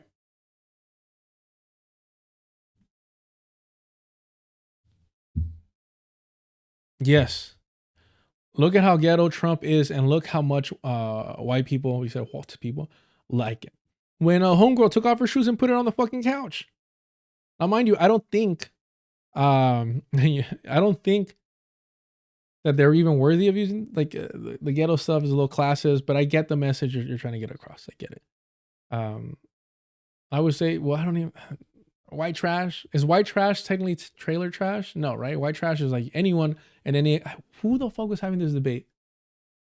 And I hate myself for having a debate that I think, forget who was having that debate. Funny enough, I think it was iDubbbz. I'll own up to it. I was watching somebody roast that fool. Oh, Turkey. I just got that reference. That's hilarious.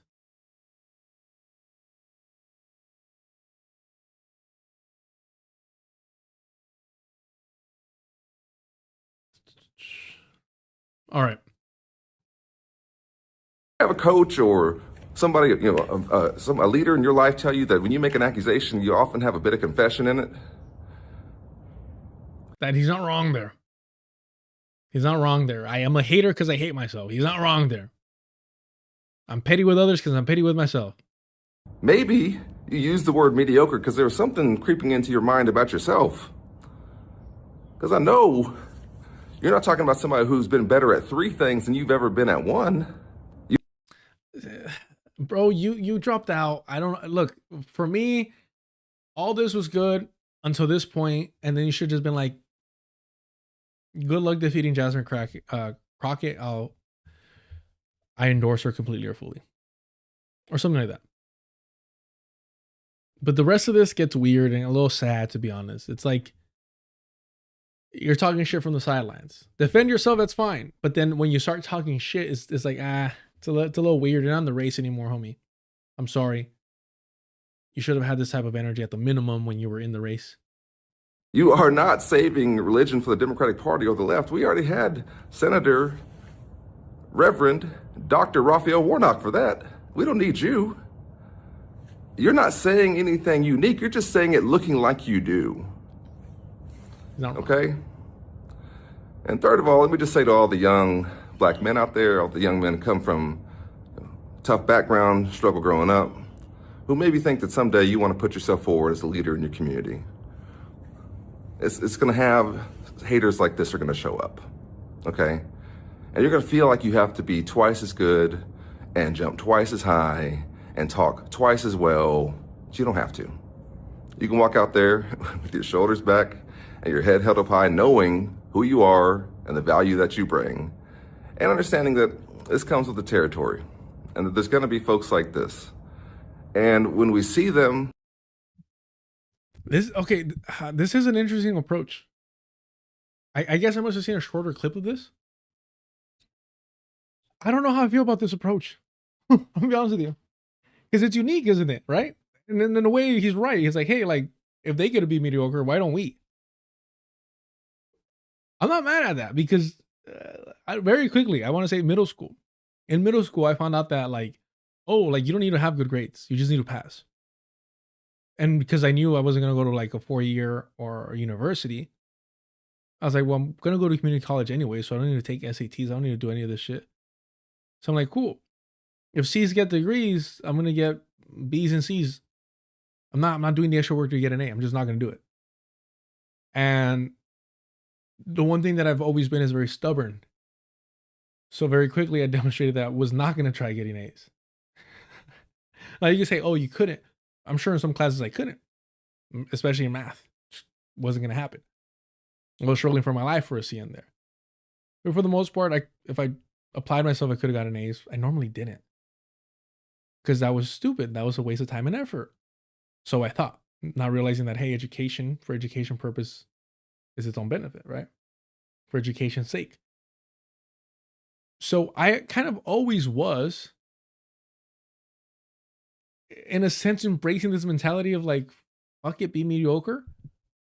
But in terms of politics, that's fucking hilarious. That's kind of fucking funny because that's, I mean, you don't want to be mediocre in any profession.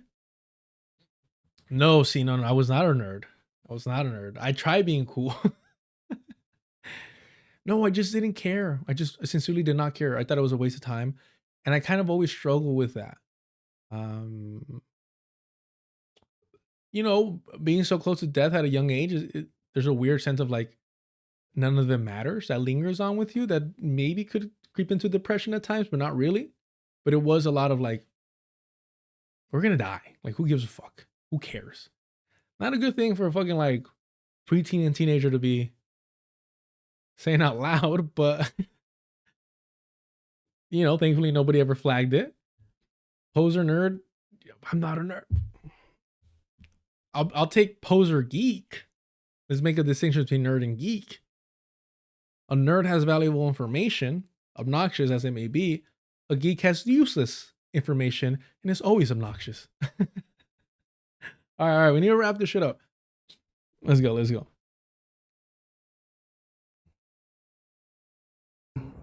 We should say thank you. Thank you for taking off the mask. Thank you for telling us who you really are and what you really think. And goodbye, okay? Because we're on our way, and we don't need you to come with us, and we don't need your help to get there. So with that being said, go vote for Jasmine Crockett. This man should not be our nominee for the United States Senate. I wasn't going to get involved in this race, but listen, don't come for me unless I send for you. Okay, James? It's fine. It's fine. I kind of, if he would have ran on like, let's be mediocre, I kind of would have bought some merch. I'm going to be honest with you. I kind of would have bought some merch. I'm not going to lie.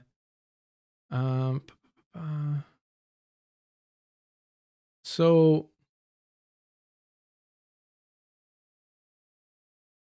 this is out of character for him.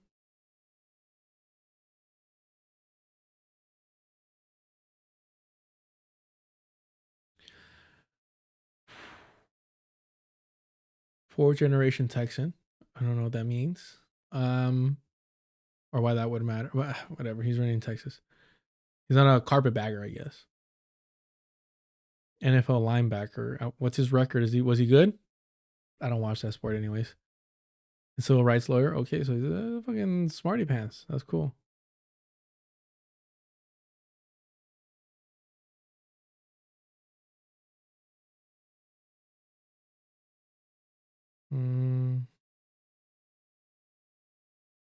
So, okay, this is the statement that we want to look over here. This is from Talarico on Monday. So, 2 days ago. Official statement, James Talarico on Alred video. This is a mischaracterization of a private conversation. Already.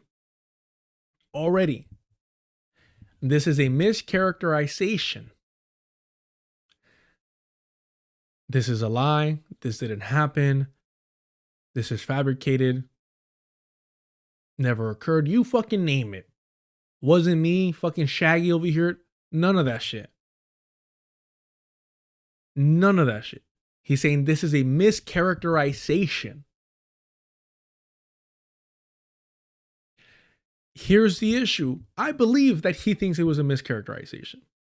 I believe that this white fucking liberal said some racist ass shit and was like, that's not how I meant it. But that's what you fucking said. But that is what you fucking said. I don't care what your intention was. I'm sure you didn't think you were being racist. That's part of the fucking problem, bro. That's part of the fucking problem, bro. Exactly, yes. I would never say such a thing. None of that. None of that. This is a mischaracterization of a private conversation. In my praise of Congresswoman Crockett, I describe Congressman Alred's method of campaigning as mediocre, but his life and service are not. I would never attack him on the basis of race. So I would never attack him on the basis of race. On the basis of race. He's not saying I did not say a mediocre black man. He's saying it was mischaracterized what the mediocre was referring to, but he still said black man. That's what I'm getting from this. Tell me if I'm reaching. Tell me if I'm reaching, chat. Let me know in the comments. Let me know if I'm reaching. It's fine. But the thing is, he's not outright denying certain shit. He's saying on the basis of race. Not that I didn't bring race into it. As a black man in America, Congressman Allred has had to work twice as hard to get where he is. I understand how my critique of the congressman's campaign could be interpreted given this country's painful legacy of racism, and I care deeply about the impact my words have on others. Even then, he's saying that he understands how his critique could have been interpreted wrong, according to him. I don't know how, like, does he need to spell out saying, like, yes, I said that, but that's not how I meant it? Is that what he needed to put in his fucking statement? Yes, I said that, but my bad. That's not what I meant. That's what this fucking sounds like. I don't get it. This is what it sounds like. He's even saying, like, yeah, I could see where I kind of fucked up and, you know, it came out the wrong way. In no way is he denying that he said this. He's saying it was mischaracterized and that it could be misinterpreted. What the fuck? Am I tripping out? The reason why I think he critiqued Allred to begin with is because he's like, bro, like, I thought I had an easy dub. I thought I was gonna fucking, you know, whoop this fool easy. I'm a better politician than him. I'm sure he thought all this stuff. And then Jasmine Crockett, we talked about her before. Shout out to CJ, kind of broke it down better than I could. But we talked about, you know, how strange it was that this is such a, I think, kind of a bit of a powerhouse if applied appropriately or pointed in the right direction. That I was kind of amazed that the Democratic Party hadn't really invested more in her. And then we had a good conversation back and forth, and you all educated me on why, you know, I might have been blind to certain things, and I guess I wasn't racist enough in my mentality of the Democratic Party. My apologies there. Won't happen again. But I do think that Jasmine Crockett is, I think she has star potential. That's weird to say, right? Again, not glorifying her record, not praising her in any way. I'm saying she's got it. Whatever it is, she brought it. She has it. And just, whether it was a politician, whether it was an actress, whether it was a musician, whether it was, I don't know, like even like a lawyer, like this, all these things, like she would have been somebody that could not be ignored and would have been prominent in her field. She just has that type of energy, that type of personality, that aura, vibe, whatever the fuck you want to call it, to where she attracts attention. It's just certain people have that. It seems a little bit, from what I've seen of her, less effort than like AOC. Or maybe AOC just works more at it. I don't know. But like AOC kind of adjusts to the room she's in, whereas Crockett seems like to bend the room around her, if that makes sense. But yeah.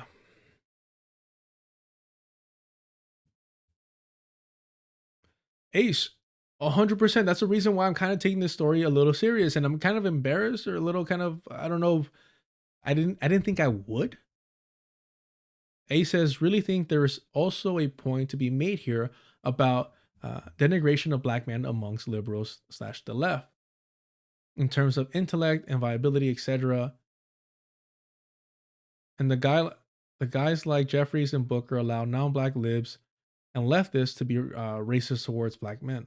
Oh, Obama was literally, during the Harris campaign, admonishing black men. For no fucking reason, too. Other than, like, anti-black misandry.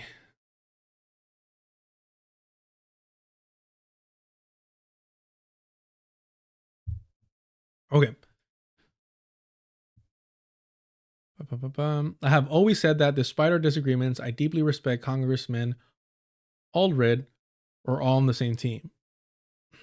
All right. So let's hear this shit. It's 18 minutes. We're not doing 18 minutes of this. Is it 7 something? Let me find the timestamp for this. My apologies, y'all.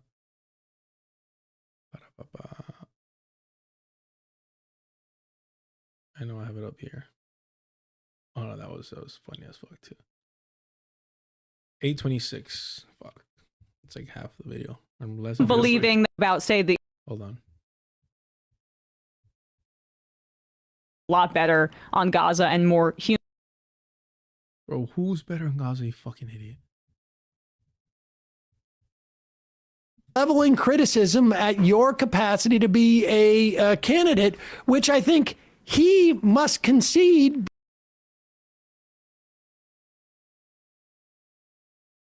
No, I hate myself. We gotta watch a lot of this.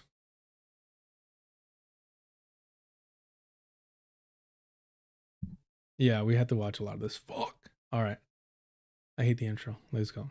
About it, but it's so dumb. Well, Colin Allred, I interviewed back in my days at TYT when he was running as a Justice Democrat, and he won that race, and he wasn't taking corporate PAC money, and he was a lot more progressive than he ended up being. He ended up leaving Congress and running for Senate and losing really, really badly. And I'm doing David Griscom's, I'm really excited about this, his The Myth of Red Texas. And I've been reading his book because I'm going to be doing his talk. And his opening introduction is literally about all of the failures of Allred's campaign. And it's on display in this story. He's a former football player. Yeah, Right. he'll remind And- you of that all the time. Well, in fact, he's actually recording. Which is kind of hilarious because The Myth of Red Texas, god damn it, bro. These fucking settlers is fucking hilarious. And Emma Vigeland, it's funny as fuck. She's so like smug about shit. He'll remind you all the time that he was a football player. Bro, you literally have a sports show because you don't give a fuck about politics. You don't fucking actually care. It's a sporting event for you. It's a show for you. Emma Vigeland literally has a sports show. Literally has a sports show. And is over here being smug about somebody mentioning their sport, like, resume, their sporting resume. Why, as you as a political commentator, have a sports show when you barely show up 4 days out of the week to your political commentary job? That's like only barely 3 hours. We're about to hit 6, homie, which I'm ashamed of. This story. He's a former football player. Right. He'll remind And- you of that all the time. Well, in fact, he's actually recorded something from his home gym. It appears like. Player. Right. He'll remind And- you of that all the time. Well, in fact, he's actually recorded something from his home gym. It appears like. He can lift what appears to be a lot of weight, but this is a little bit too heavy Oh my. for him, and that is Well done, Sam. attempting to take offense.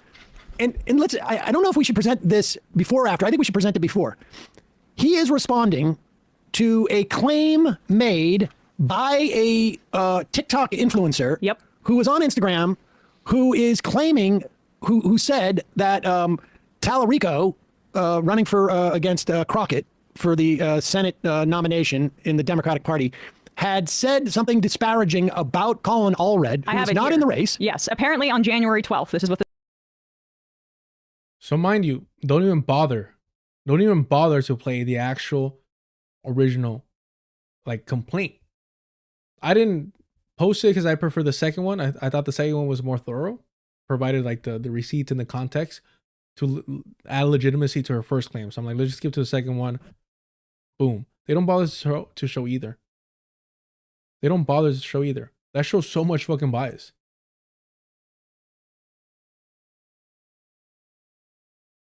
Who said that Talarico, running for against Crockett for the Senate nomination in the Democratic Party, had said something disparaging about Colin Allred, I who have is it not here. in the race. Yes, apparently on January 12th. This is what this TikTok creator said.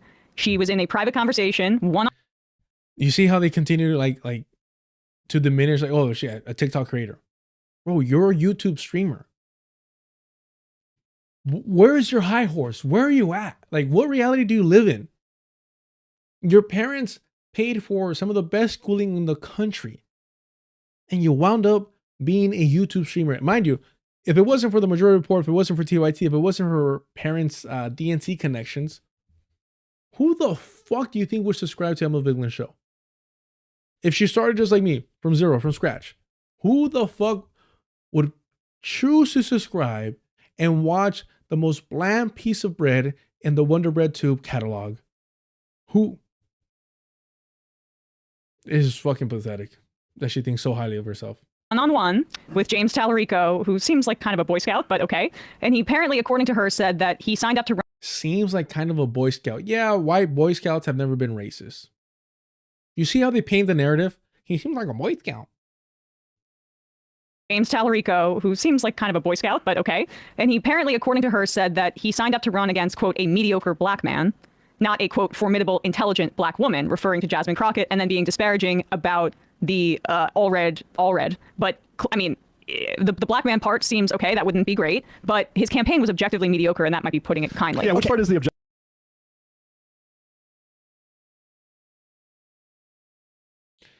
The way these fuckers normalize racism is hilarious. Because they have to. The same thing with Ryan Grimm and normalizing Ezra Klein. The same fucking thing with Ryan Grimm normalizing Ezra Klein as a white supremacist. These people have to normalize these types of slips. They have to. Because they do this shit all the time. Sam Cedar literally said that Brianna Joy Gray was yelling at him. Yelling at him. When they had a debate. Has never said this about any other fucking debate opponent before. Gets called out for being a fucking racist. What does he do? Oh, I should have said admonish. AKA my whistle was a little too loud. Go fuck yourself is what he said. Because nobody's going to hold these fucking rad libs accountable for their white supremacist, anti-black ways. They're just not. Well, let's just take it at face value that she claims he said this in that way. And then she also claims, according to this exchange, here, put this up, that Talarico's team deleted her Instagram as retribution. Now, reliable narrator here. I will say, if this dude as one of reliable narrator, and look at her little, what, bro? She's such a fucking racist, bro. She's such a smug little racist. Reliable narrator. Retribution. Now, reliable narrator here. I will say, you've accomplished nothing in your life. You are a fucking failure with all the opportunities you were given.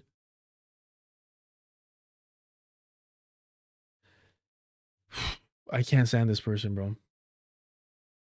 So, reliable narrator. Well, you're not playing her video. You're not playing neither of her videos. So, who the fuck is manipulating the narrative here?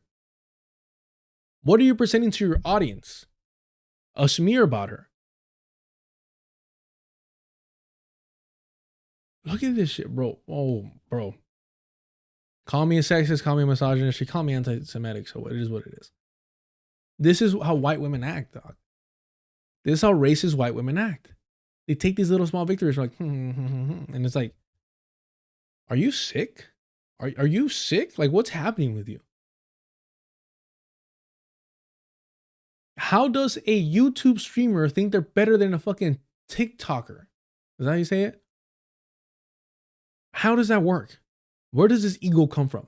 Her Instagram as retribution. Now, reliable narrator here. I will say, if this dude as one of the contenders for the Democratic nomination in Texas has the ability to get individual Instagram accounts deleted, this guy's got a very high power level. What's he going to be able to do when he gets into Senate? But again, all that would require is mass fucking reporting an account. I think it's stupid of a content creator to delete their own account. Again, I'm hoping that this is all a work. That Jasmine Crockett set her up for this. I said, hey, delete your account. Don't worry. Well, you'll get more popular over this. Anyways, TikTok's your main thing. Don't worry about it. I'm hoping that she's that fucking conniving. I mean, like, fuck, I underrated you. Go for the fucking juggler. Let's see some chaos. Fuck it. I'm not buying it. All you have to do is mass report a fucking account, and I've seen it happen. I know people it's happened to that were never even that big to begin with. Why are they making it seem like you need a warrant to get a fucking Instagram account removed? What fuck, bro? I mean, he's old as fuck, so who knows? Who knows what he thinks? Regardless of all that. So you have to believe that Talarico said that Allred was a mediocre black man as opposed to a really talented, Formidable, intelligent black woman.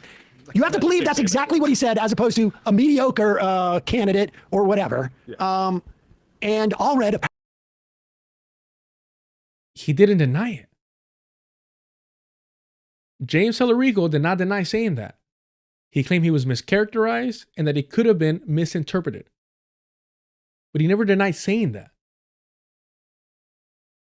apparently has taken offense to it, and he's trying to make it like it's not just he feels personally insulted. This is civil rights too. This is a civil rights issue. Morning, everybody. I don't know if they're going to play a different video than what we just saw. They're not. How the fuck do they go, this is a civil rights issue? Is it because he's a civil rights lawyer? He's literally talking shit. He's literally talking shit. He never once brings up civil rights. He brings up, you know, hey, for any young black people coming up, you're going to have to deal with this. Young black men, you're going to have to deal with this. He doesn't bring up a civil rights issue. Did we miss that part? We watched the whole fucking thing. Dude, why? Why do they have to fucking lie like this?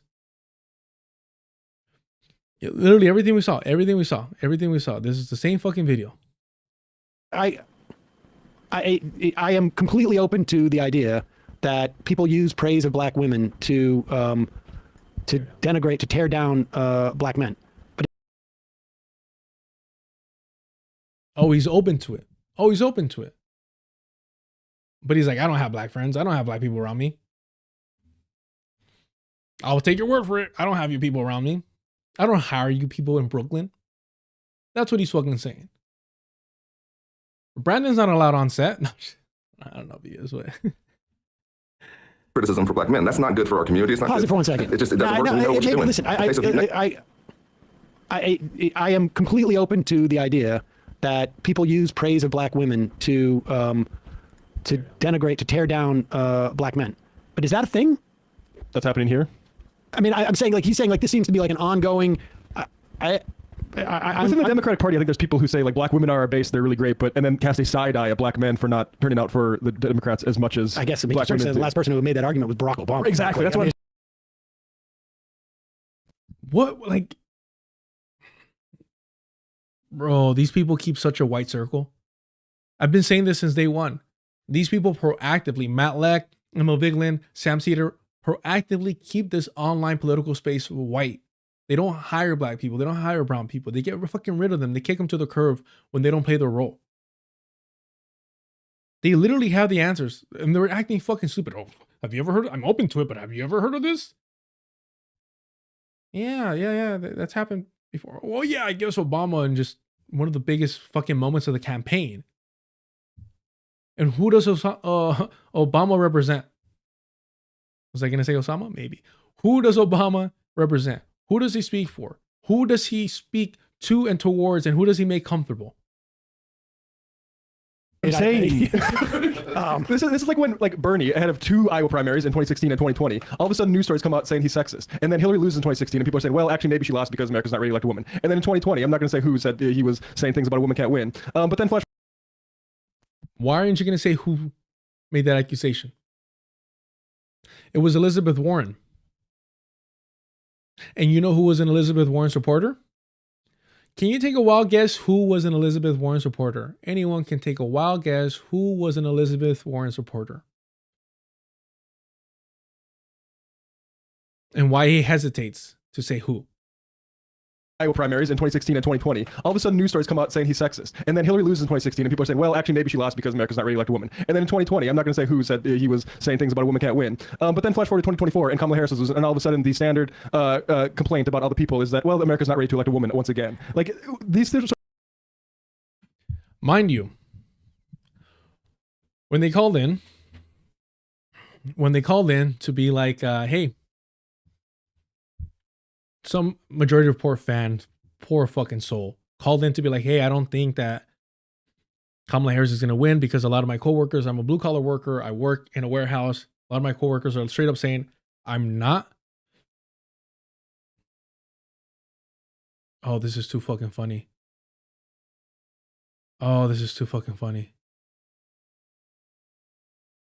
5 hours ago, Aaron Mate apologized. I want to acknowledge I made a mistake. Oh, go fuck yourself, you pedo normalizer.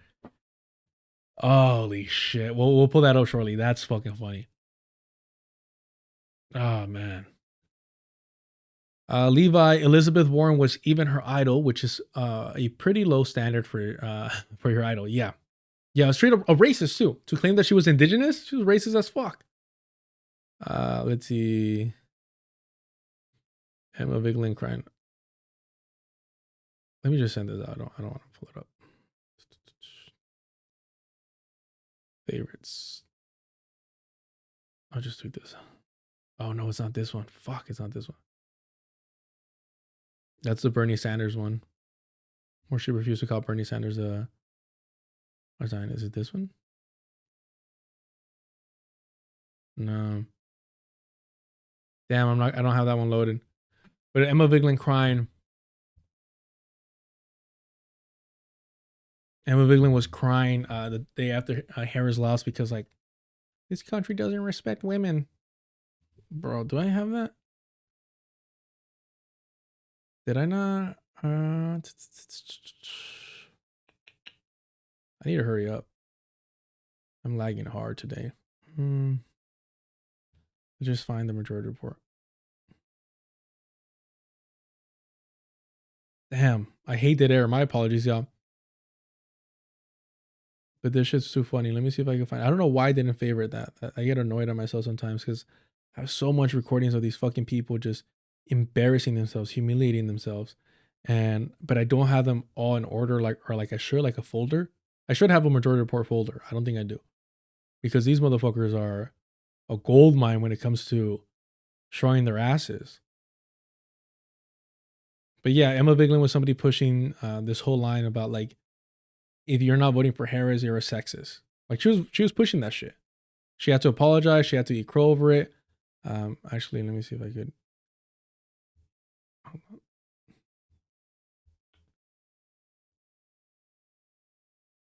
Let me see if I could favorite this. Bro, what the fuck, man? I never update my phone, and then recently got updated, and it just ruins everything, man. Oh well, I don't think I'm gonna find it in time, but it's quite fucking hilarious. Why? Because you like seeing women cry? No, because she's a fucking fraud.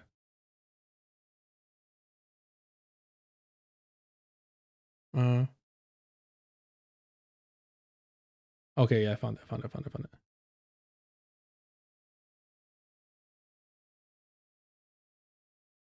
Okay, let me see if I could pull up my Twitter and show y'all real quick.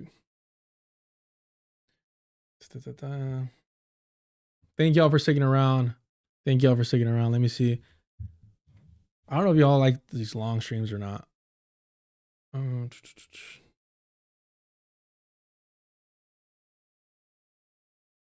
was a post, it wasn't a reply. Oh, what the fuck? Okay.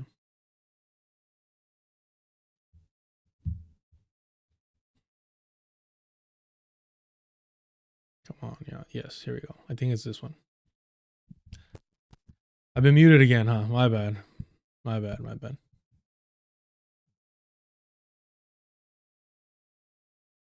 I'm sort of an idiot. It's alright. I was literally just looking for this. I appreciate y'all for being patient. Or was I not muted? Oh.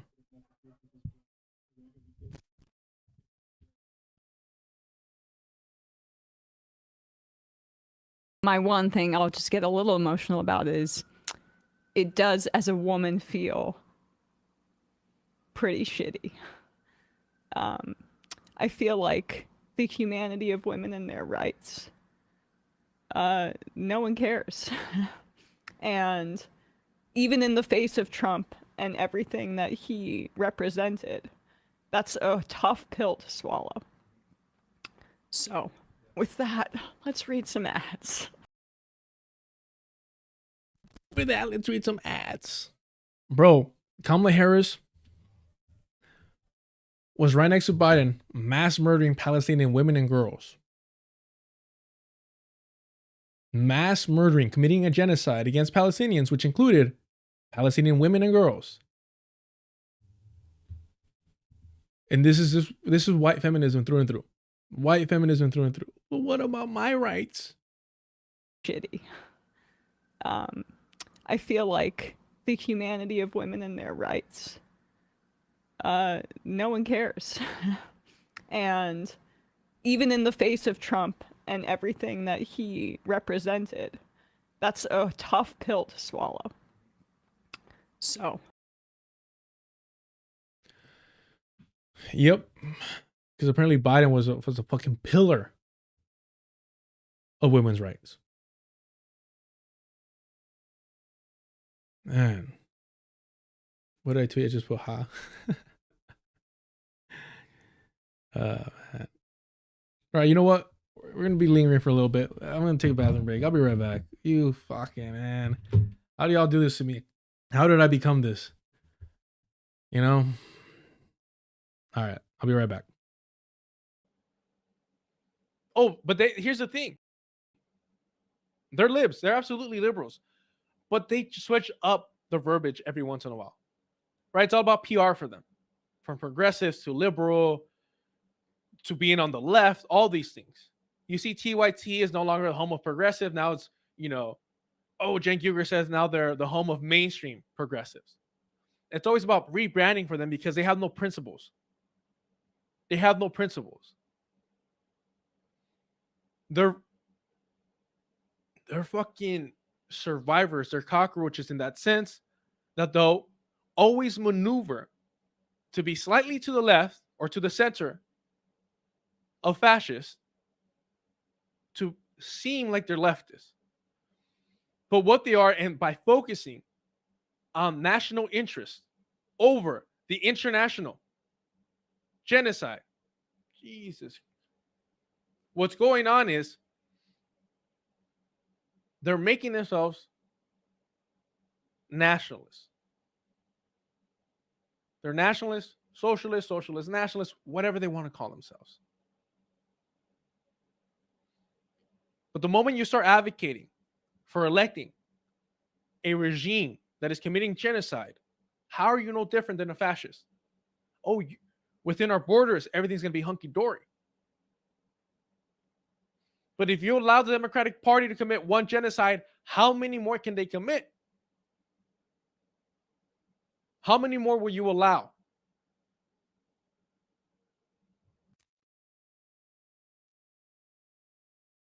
Because I think this is, and I've over the years, and certainly within the context of this, let's separate a few things, okay? And we'll address each one of them. One, the question of Jill Stein. Two, the question of AOC as to whether you should listen to AOC. And three, the question of what is the relationship between one's vote and changing policy, if that's what they want, if that's what you do want to, or what does one use one vote for? As far as Jill Stein, okay, distinct from who says it, I don't know if I would use the word predatory. I understand why one would use that, more from the perspective of like she went and fundraised. First of all, if we're talking about predators, about predatory behavior, what is more predatory than to say, I am a leftist, I am a progressive, I don't care if I'm only elected for one term, but I'm going to bring the ruckus and I'm going to fight for you. All right, y'all. All right. Appreciate y'all sticking around. Let's keep this going. We still got to cover that, man. Come on. I'm not going to say who said he was saying things about a woman can't win. But then flash forward to 2024 and Kamala Harris was, and all of a sudden the standard complaint about other people is that, well, America's not ready to elect a woman once again. Like, these sorts of things, even if we take at face value that Talarico said exactly that, which I don't, but let's just, for the sake of argument, say it. Like, the idea. Why are they doubting it? Why are they all doubting it? They're all downplaying it. Why are they all doubting it? I don't understand that. Why What evidence do they have to show that?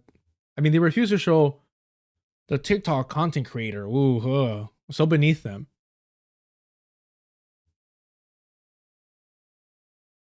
They refuse to show her work. Coincidentally, a black woman. Interesting. I'm sure it has nothing to do with why they won't show her work. Okay. Seems like fair, unbiased. Fine, perfect. Wonderful. Remember, Sam Cedar's afraid of them, so maybe it's that. So they all don't believe it. Bad enough, right? Bad enough to say, nah, this didn't happen. Bad enough they don't show the evidence provided for why this woman is a legitimate or a reliable individual. Bad enough they didn't do that. Don't worry. White feminism to the rescue, y'all. It'll get worse. The idea that we're going to get scandalized by this sort of talk about politics like this, I think is just a little bit childish. And it's as if like he wanted to sort of say like, I'm also going to help Talarico out by doing my mediocre best on this on this video, because it really is just like it feels like his heart really is not in it. Maybe he should have done it before he worked out. I don't know. But let's keep. Mind you, they're focused on the mediocre part. Nobody would have had an issue. Nobody would have a complaint of people like been, oh, he's mediocre. That's it. He chose to bring race into it. And we know that he did because he said, I would not have attacked him about his race. I could understand how it was misinterpreted or if it was mischaracterized. He never said he didn't say it. He never said I didn't bring race into it. Are they going to read his statement? Of course they're not. Go on here. While also tearing down a black man. Okay, we've seen that. It's not good. And he was good. It doesn't work, and we know what you're doing. It hurts your feelings, Colin. Well, That's the problem. first off, he said it to supposedly to one individual. He has already come out and apologized, and he was really just. Oh, it's even worse. It's even worse. They know he came out and apologized, and they're refusing to read the apology because they fucking know that he never denied saying it. He literally just says, I didn't mean it that way. It was misinterpreted and it was mischaracterized. He never says I never brought race into it. That is fucking pathetic. It's like leveling criticism at your capacity to be a candidate, which I think he must concede. That's why he dropped out. But he didn't even really apologize. I mean, he apologized, but he admits that he described Congressman Allred's method of campaigning as mediocre, but his life and service are not. I would never attack him on the basis of race. I have no problem believing that he would say that his campaign was mediocre because that's. He never said he didn't call him black. He never said he never brought up race. He said he did not attack him based on race. From his perspective. But he could understand how it was misinterpreted. Why is that so fucking hard to understand? Of course, they're not going to read out this entire thing.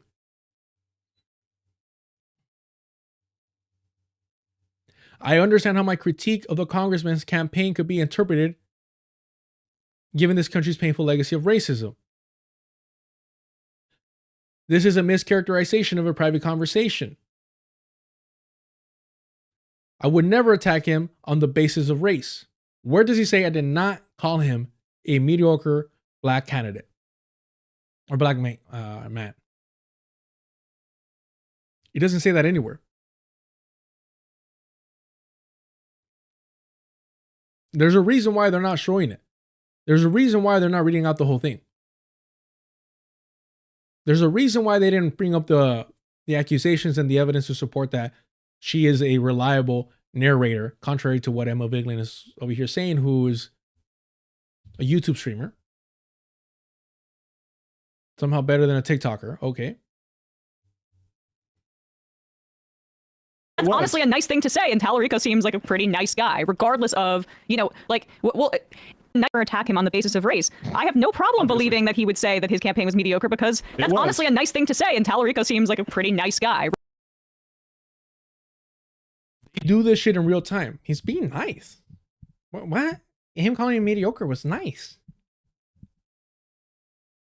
Again, the issue is not being called mediocre. The issue is bringing race into it. The issue is this godly expectation of black men to be somehow better than everyone else by multitudes. by multitudes. Regardless of, like, well, all things equal, so we don't necessarily, I think you can make a case about, say, the issue of Israel, like Jasmine Crockett versus Talarico. Talarico has taken some Adelson money for gambling. Crockett had support from Israel-aligned groups in the past, but she's shifted and been better on this front. Say, I still think Talarico's statements are a lot better on Gaza and more human. I think they're both meh. You see how they play this lesser to evil game? You see, I've refused to engage with that. But let's humor them. So they're saying that Jasmine Crockett materially has been better on the issue, but Talarico has talked about it better. Okay. They're both not that great, but okay, we're deciding between these two. My point is just like, all things equal, Talarico has a better shot in the general election, because if this is the kind of politics that she's pursuing and the kind of strategy she's pursuing, enlisting all red to do this thing for her, it is not a winning strategy in what could be the more winnable, one of the more winnable races in Texas in a long time. And you go.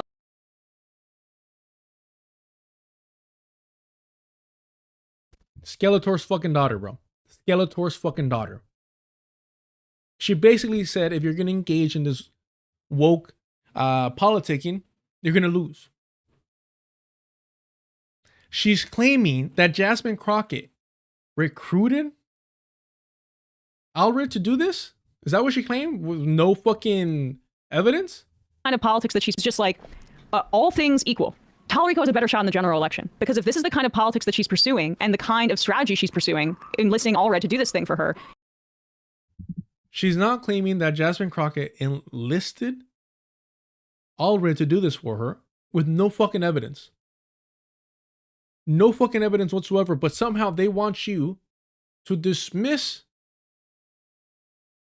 the black TikToker that they refuse to even show their side of the story and all their evidence that obtains some legitimacy to her statements. But now they're making baseless false accusations with no evidence that Jasmine Crockett recruited, enlisted Allred to do this shit. I hope she fucking did. That'd be fucking hilarious. That'd be fucking funny. It's wild, bro. It's the hypocrisy, right? No, the racism is the worst part. But they're in real time hypocrites. In real fucking time hypocrites. Yes, Sissy. Yes, Jasmine Crockett is a Zionist. But so is Talarico. That's the problem. But even Emma was forced to acknowledge and address that Crockett has materially moved in a better direction than Talarico. But Talarico speaks better, so he lies to me the way I like it, she said. Daria, he told Jewish Texans he'd support Israel. Unsurprising. But I don't expect anything different from Crockett either.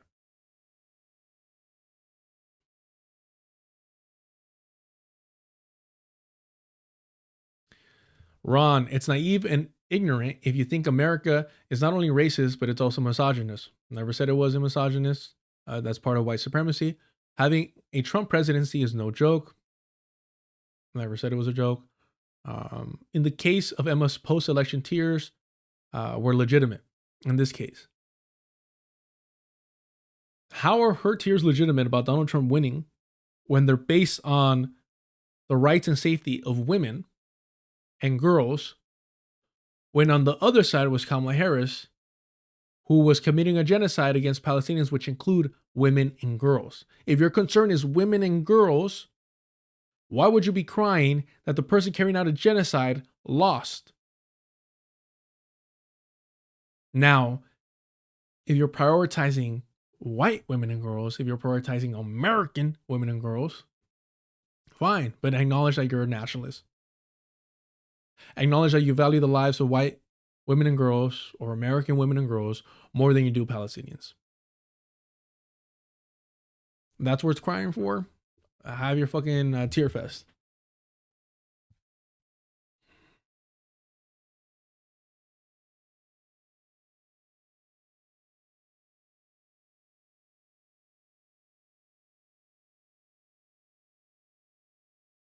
it is not a winning strategy in what could be the more winnable, one of the more winnable races in Texas in a long time. And you go to Jasmine Crockett's website, does she still not have an issues page? She's asking, by the way. She's asking. This is someone who refused to criticize Kamala Harris for not having a platform because she entered the race so late. Jasmine Crockett entered this race pretty late as well. Who gives a fuck about the numbers? It's bullshit. You should have a platform from the moment you say, I'm in. But she was excusing Kamala Harris time and time again for not having a platform when Kamala Harris was basically the Biden campaign. There was no reason for her not to have one. The 100 whatever amount of days for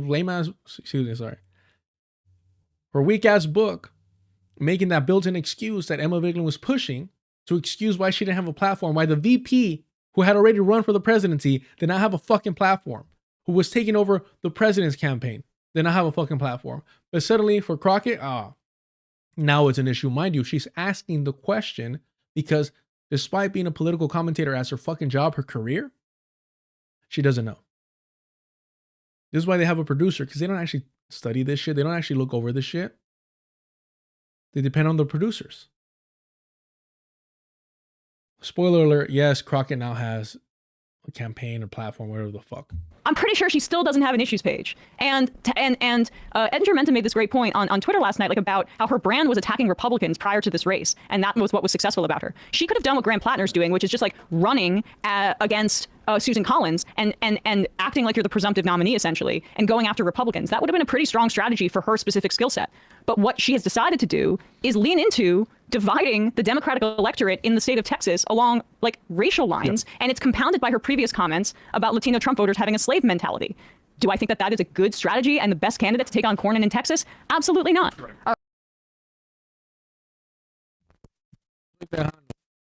No soy tejano. I ain't a Texan. But is she wrong? Is she wrong?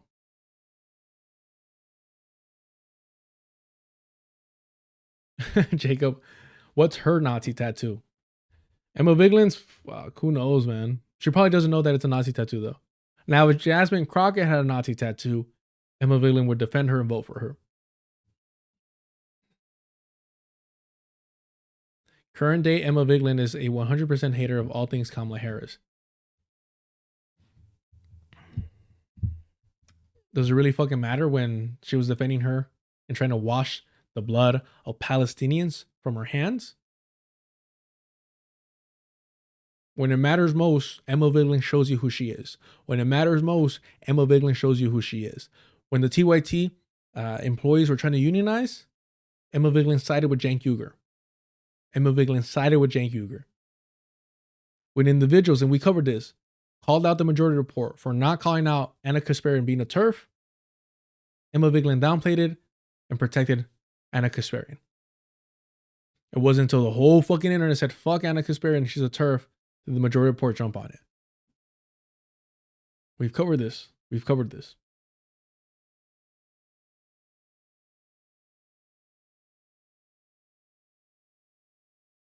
Also, Claudia makes a great point.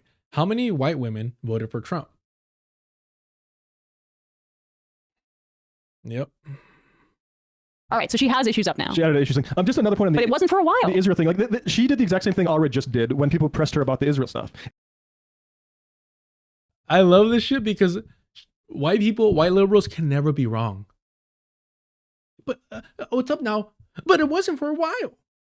Bro, you made this excuse for Kamala Harris for the fucking presidency when she was VP, had just run for the presidency and was taking over Joe Biden's campaign. And you still excuse her lack of platform. Not to mention her complicity in the genocide of Palestinians. And it's compounded by her previous comments about Latino Trump voters having a slave mentality. Do I think that that is a good strategy and the best candidate to take on Cornyn in Texas? Absolutely not.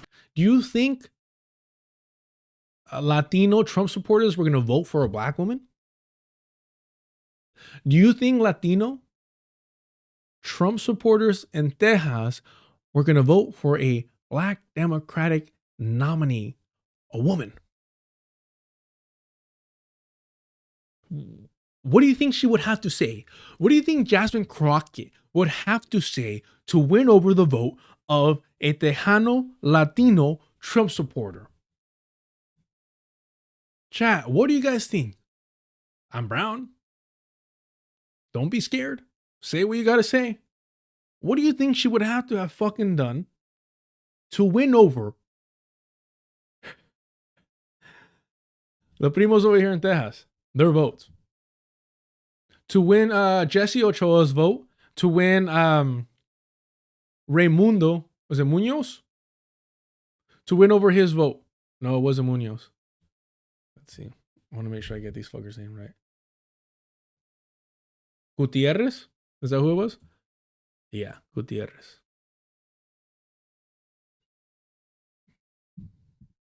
It's wild, bro. Thank you.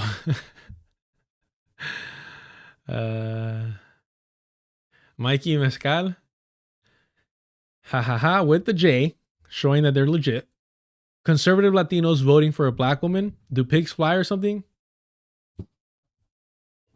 It's just, bro, like, I don't know what fucking world she lives in. I mean, I do know. It's a very affluent white world that she lives in. You know, Crockett was criticized because she said, if we're going to lose, what does it matter that I'm running or something like that? Which isn't a great soundbite, but it's essentially saying, hey, if we have no chance of winning, if you believe we don't have a chance of winning the state, why are you criticizing me jumping into this race? I think that's what they meant.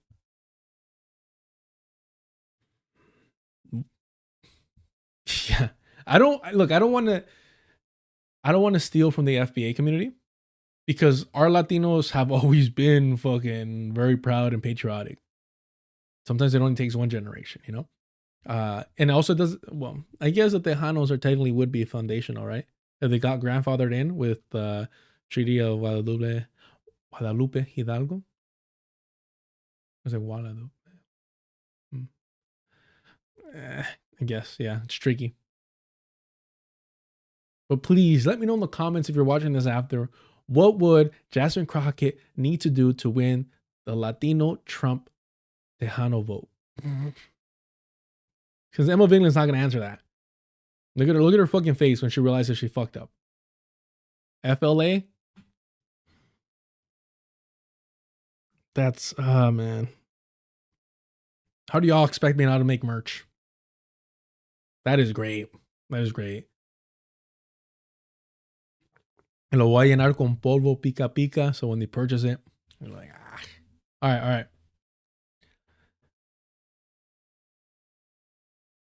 Foundational Tejano American. Yeah. All right. Look at her reaction. All right, so she has issues up now. She added issues. Just another point on the. But it wasn't for a while. The Israel thing, like she did the exact same thing. Not. All right, so she has issues up now. She added issues. Just another point on the. But it wasn't for a while. The Israel.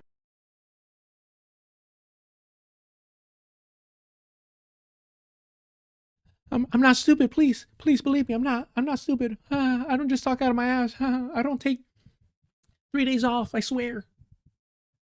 I studied this. Please. Fucking pathetic, bro. Please understand, she's the loser of her fucking family. Her sister's a fucking lawyer, like working alongside her parents who are fucking lawyers. She was too stupid to get into the family business. I don't want to offend any Italians over here. Because I've done this before. But she is the Fredo of her family. She is the Fredo Viglin. It's that simple. She's the Fredo of her family. That's why she's got that fucking face on right now. Oh, fuck, I was wrong. Jesus.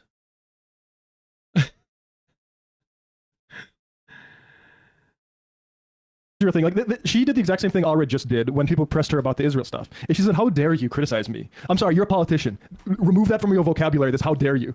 Because the truth is, Jasmine Crockett, she says this, "I didn't take any money from AIPAC."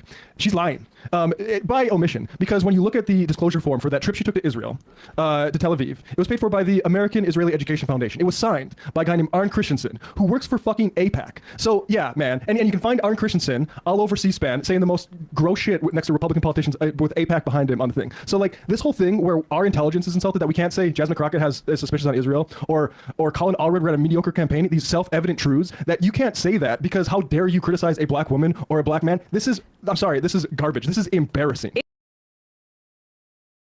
They're so fucking racist. I don't even know if they're stupid or this is malicious. No one is upset that they're criticizing a black man and a black woman for running a mediocre campaign. That's not the fucking issue at all. Mind you, if they would have actually presented the criticism by the original TikTok content creator, these fucking streamers are suddenly so much better than them. I'm sure it has nothing to do with her race. And how that might sway the audience. No, of course not. The criticism wasn't that they ran a mediocre campaign. The criticism was that they connected race to it. Because think about it. The joke was what? Mediocre white men. Mediocre white men. The race was intrinsic in that criticism of mediocrity. Right? You were mediocre. And you still won and you still got rewarded because you were white. Or normally, being mediocre would only leave you at a certain level. You continue to rise because your whiteness carried you there. So by saying mediocre black man, that's also intrinsically connecting race to it. Because for black men to succeed, they have to be exceptional. Whereas white men can continue to be mediocre. And that's why he was saying, I wasn't ready for an exceptional black woman. I can handle a mediocre black man. Because he knows that it would be more competitive than dealing with a mediocre white man. Because they're held to different standards. He could be a mediocre white man because he is a mediocre white man. But because he was a mediocre black man, that was unacceptable. I don't like these fucking people. Whoa. Democrats. Let me finish. I don't like Democrats. So it's not like I'm rooting for somebody or I'm going to vote for them. No, I'm not trying to defend anyone here. But going out of your way to criticize Jasmine Crockett's Zionism and her lies and not depicting James fucking that he promised. Let's find out. Let's find out. Let's see a video on it. 1 week ago.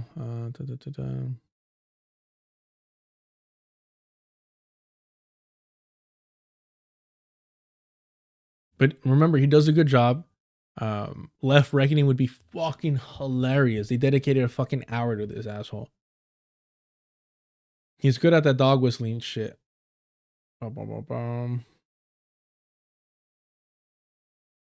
Who's got the clip, y'all?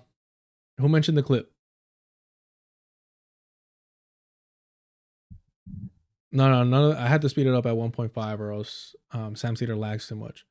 Who's got the clip of James Talarico? Because I know he does a lot of fucking lip service. This is too fucking funny. Mind you, this is the co-host. This fucker got me blocked. It's fucking hilarious. Compa. Andas con güeros, cabrón. Oh, yeah, you're surrounded by them. Now I'm questioning whether you are one or not. Trying to peek on his library over here. October. That's the only thing I can make out. Gaza. All right, well, he's not a Chicano fucking. I wanted a speech of him.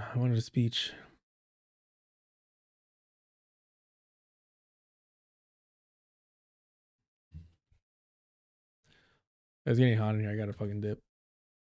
What's that fucking 6 hours, bro?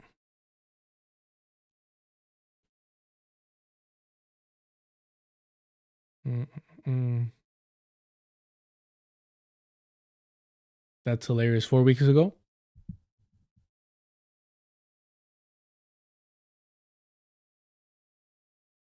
That's hilarious.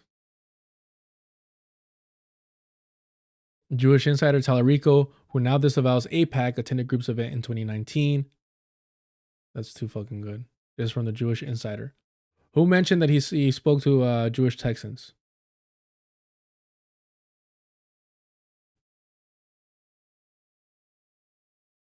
I keep forgetting I'm missing a tooth and it's freaking me out.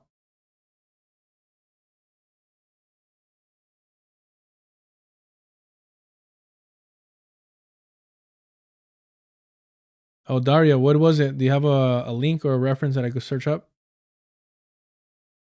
Because all this is going to be pro Talarico slob. Oh, bro, come on.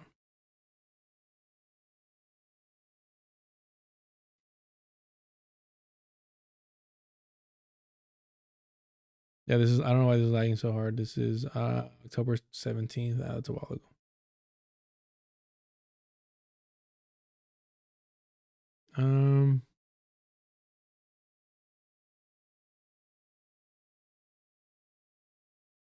Ask AI.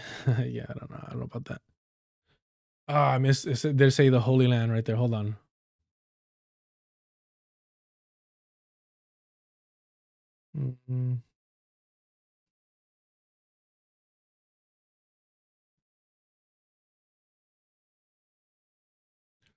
The Texas Ethics Commission campaign finance records from February and December 2024 show Talarico was a recipient of 3 contributions totaling $95,000 from a political action committee funded by Marianne Adelson, a resort casino owner, majority owner of the Dallas Mavericks, and a leading advocate for Israel's annexation of the West Bank.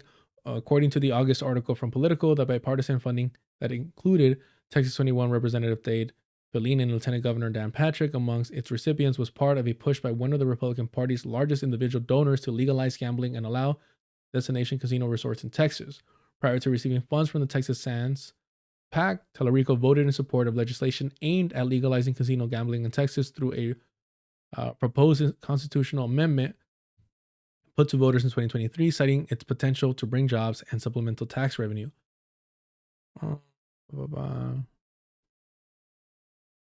Did I completely make up the promise? Oh, the Holy Land right here.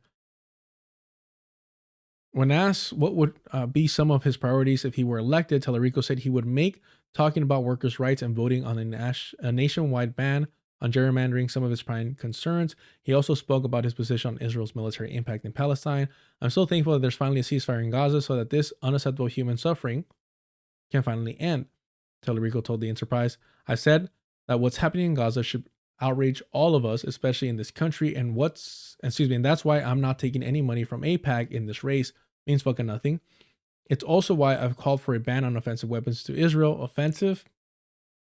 We, as the United States, have to use all of our financial, diplomatic leverage to end the atrocities that are happening in Gaza as we speak. As you call it a genocide yet? I'll check the date on this. The ceasefire is welcome good news. The release of hostages is welcome good news, but the work is not done. We have to search humanitarian aid to Gaza and pray for Palestinian families and Israeli families. The equating of Zionists and indigenous Palestinians. No, the link isn't going to go through, Daria. If you could just send me the title of the piece to look up and the outlet, that would be amazing. But yeah, YouTube's not going to let you drop links. Where are we at? Okay. As they try to heal from this moral disaster in the Holy Land. Wow. Moral disaster. I've not heard that one. Huh. No, it didn't go through.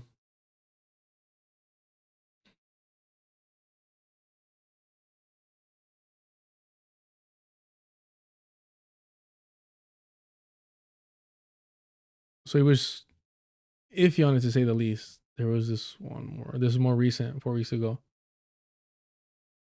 Senate hopeful Talarico says he'll call for a ban on sale of offensive military weapons to Israel. Again, you can be a friend to Israel, but being a friend means holding your friend accountable. Jesus fucking Christ.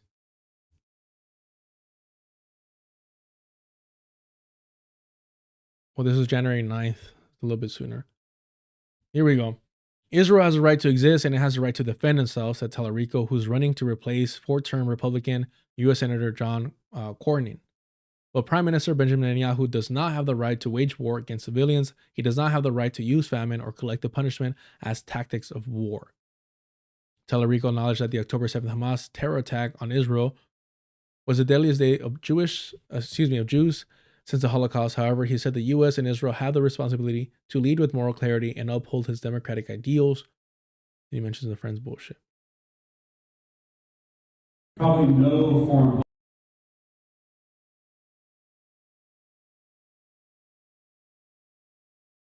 policy issue that weighs more on my heart, on my soul, than what's happening in Gaza. October 7th was the deadliest day for the Jewish people since the Holocaust. I believe every single human life in this conflict, but across the world, is sacred.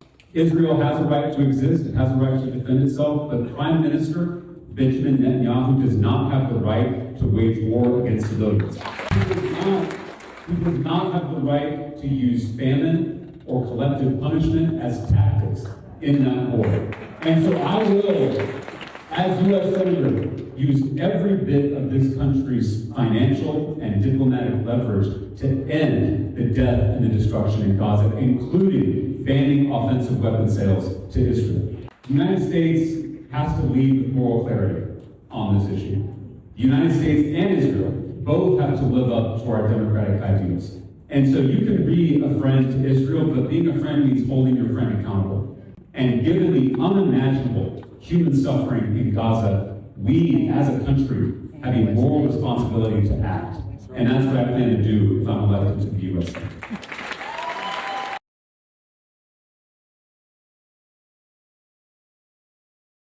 Yeah, the Bernie playbook through and through. The Bernie playbook through and through. I'm sure they'll bring that up. It's toxic. And in the same way, you know, the stuff about Plattner's Reddit post or whatever, I mean, I think people are really sick of these personalized attacks. I mean,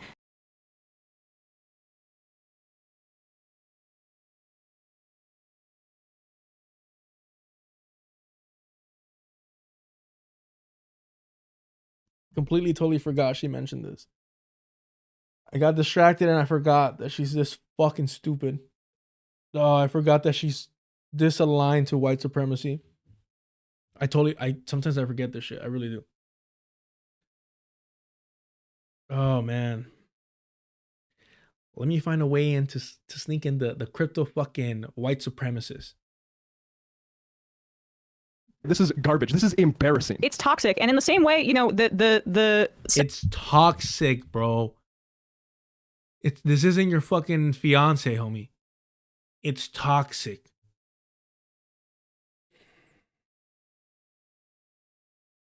How is she any different from fucking James Carville? How is she any fucking different from James Carville? They fucking look alike. I don't even know why I'm still fucking playing nice. They fucking look, I mean, she called me anti-Semitic. Her boss had to check her.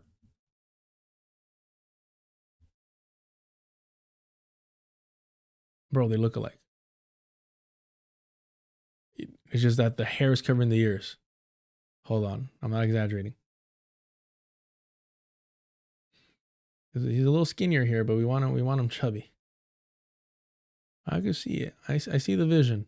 I see the vision. Almost virtually identical. Yeah, this, you know, when he was a little chubbier, it works out. I think he had cancer or something like that, unfortunately. That's at least her dad. That's her uncle for sure right there. That's her fucking Theo. If Bernie Sanders AOC's fucking Theo, then I think this one evens out too. Jesus fucking Christ, bro.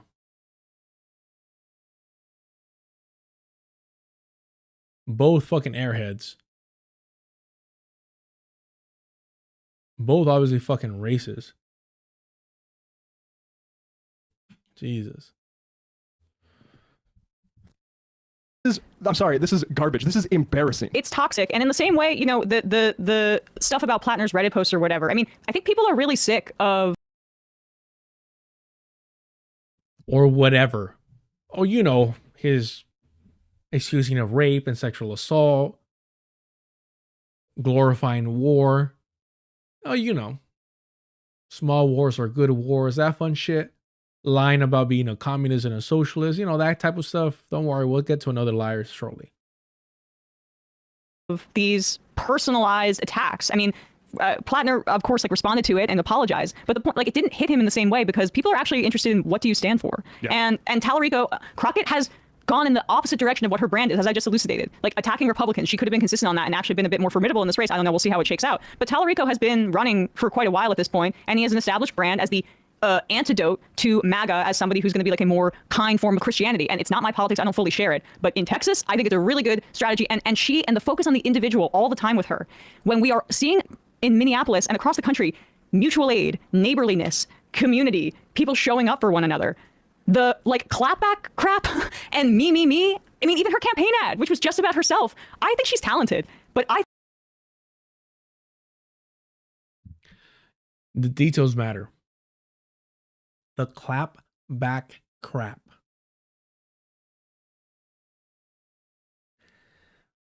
The clap back crap. Does she not sound like a suburban Karen saying that? Doesn't she sound like she's driving a minivan and yelling at her daughter, I don't want you doing that clap back crap? And you're not wrong, David Barnes. You're not wrong.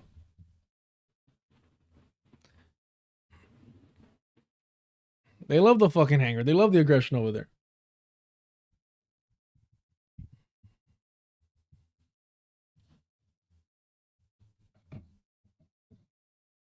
Is that not a dog whistle? Am I tripping out? Am I being too hypersensitive?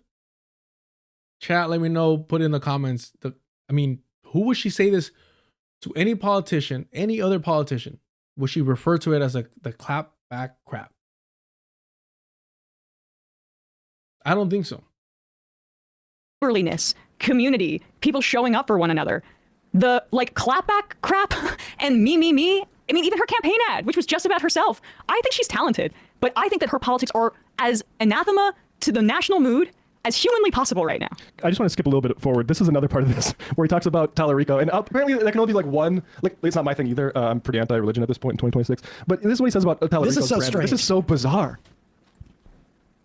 Because I know you're not talking about somebody who's been better at three things than you've ever been at one. You are not saving religion for the Democratic Party or the left. We already had Senator Reverend Dr. Raphael Warnock for that. I said that was a weird thing, but I did like this additive to it. We don't need you. What? You're not saying anything unique. You're just saying it looking like you do. Yeah, this is nasty. That's really... Can we play this? I just find this fascinating. but Talarico... It's just like, this is like such... Yeah. I mean, he is bad at this. Yep. He's just bad at this. Mediocre's actually kind. My gosh. Honestly, like... Again, they're trying to portray it as, oh, him calling him mediocre is actually a compliment. Nobody's arguing about whether or not he's mediocre or not.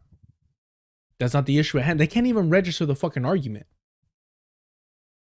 That's how fucking white they are. They cannot register the fucking argument. I don't really feel terribly strongly about Talarico or Crockett, whichever one's going to win. And I don't know, maybe that's it's up to Texas to figure out in my mind on some level. I don't think it's not obvious to me anyways. Let's put it that way. But this guy's bad. And if this is part of, and there's no way he's freelancing this, right? They're saying like, here's what we want you to say. This is the closing like month, right? Like, we need to go after this thing about religion. And so can you like make it like, I mean, obviously this is an attempt to appeal to the black voter in the Democratic nomination fight for Senate in Texas. I have no sense of how that's going to play, but if Talarico, this just feels so like it's inauthentic. And like when you push these things, you need to have like a narrative that you can hang this stuff on. And the idea that Talarico is religious because he wants to take over from Raphael Warnock to be the vision of Democrats who are religious is just one of the most, and again, I'm a little bit allergic to the religious stuff, but I can appreciate that it may. I'm sorry. Am I tripping out, or did Emma Villian not just say, hey, he's pushing this Christian stuff, the antidote to Donald Trump's Christian nationalism. He's preaching community. You don't think his whiteness has anything to do with that, Emma? You don't think his whiteness makes it more comfortable for people to be like, oh yeah, that's the Christianity I want? All I'm saying is well, I mentioned it was a weird line of attack, but I understood it to be like, hey, we have Christian leaders in the Democratic Party, but because they happen to be black and not white, you're getting this extra fucking credit for it, this extra fucking glorification because you're white. You're the type of Christianity that most Americans want to see. Why is that so fucking hard to understand? I don't even necessarily agree. I mean, like I said, they're all fucking Democrats. They're all charlatans using religion and pretending to be part of the working class and advocating for the working class to gain power. We all understand that here. What we're focusing on is just fucking these racist assholes. That's what it is. How do they not understand the argument being made? How do I understand it? How do we understand it? And they don't. What is the fucking difference here? Man. But this is why they don't hire black people at the majority report. This is why they don't hire black people. Understandably so. It's Brooklyn. It's Brooklyn. Where would you find one?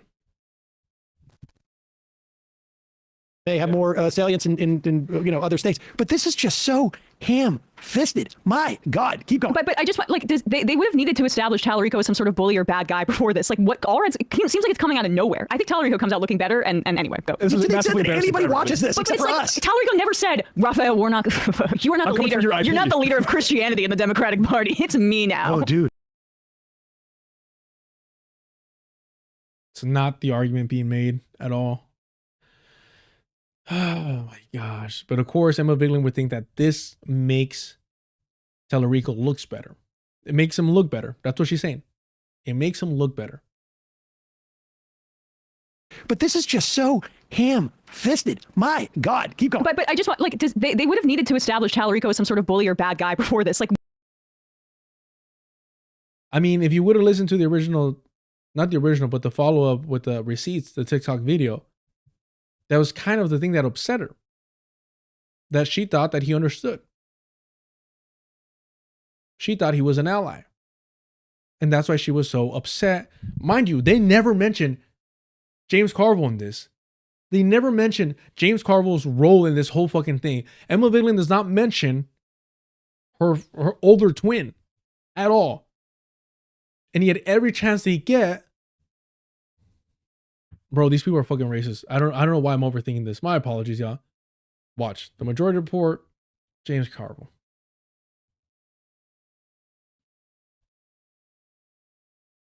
Look at this shit.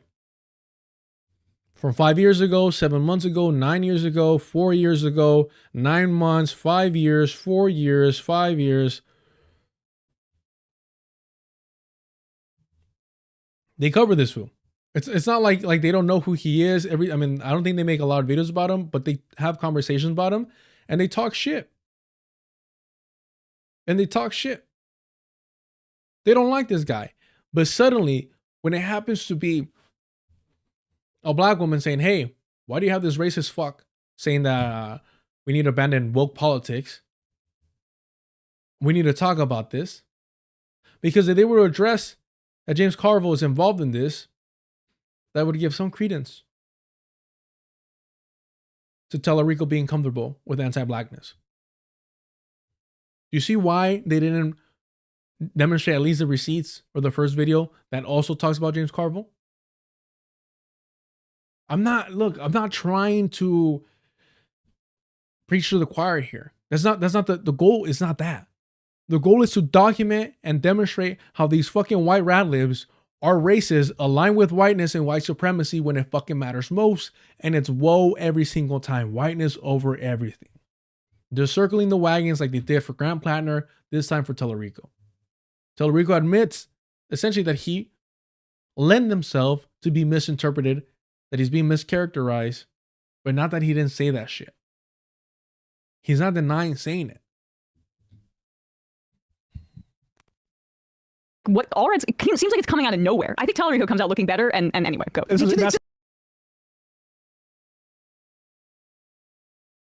Let's move on from this. If you want to see some fucking watch, I'm not gonna play most of it, but check this out. My words have on others. I have always said that despite our disagreements, I deeply respect Congressman Allred. We're all on the same team. And sorry, you know what this reminds me of so much is the whole Elizabeth Warren Bernie thing, where she accused him, she like planted this in the press that he had said she couldn't win because she's a woman and framed him as like a secret sexist. And the only people who were in that conversation were Elizabeth Warren and Bernie Sanders. So it becomes a he said, she said. Bernie's put in an impossible position of like, again, if he says, I didn't say that, then you're, calling a woman a liar. The media totally backed up her side of the story and just went with it must be that. And I sort of feel like this is the same, like Colin Allred got completely played. The woman who posted this TikTok, she is in, she supports Jasmine Crockett. So this all worked out very well for Jasmine Crockett in the end. Again, fucking lying. Lying. She had been in a good rapport with Talarico's campaign and was upset at Carville. Mind you, are they going to mention Carville at all either? Let's look at the transcript. I can't put James because it's going to be Talarico. Okay. They mentioned at 144. That's a whole lot fucking better. We'll get there. We'll get there. We'll jump over there, but give me a second. Oh, okay, is this because they play the... Okay, they play the video here. So they don't necessarily bring up Carville. Unless it happens later.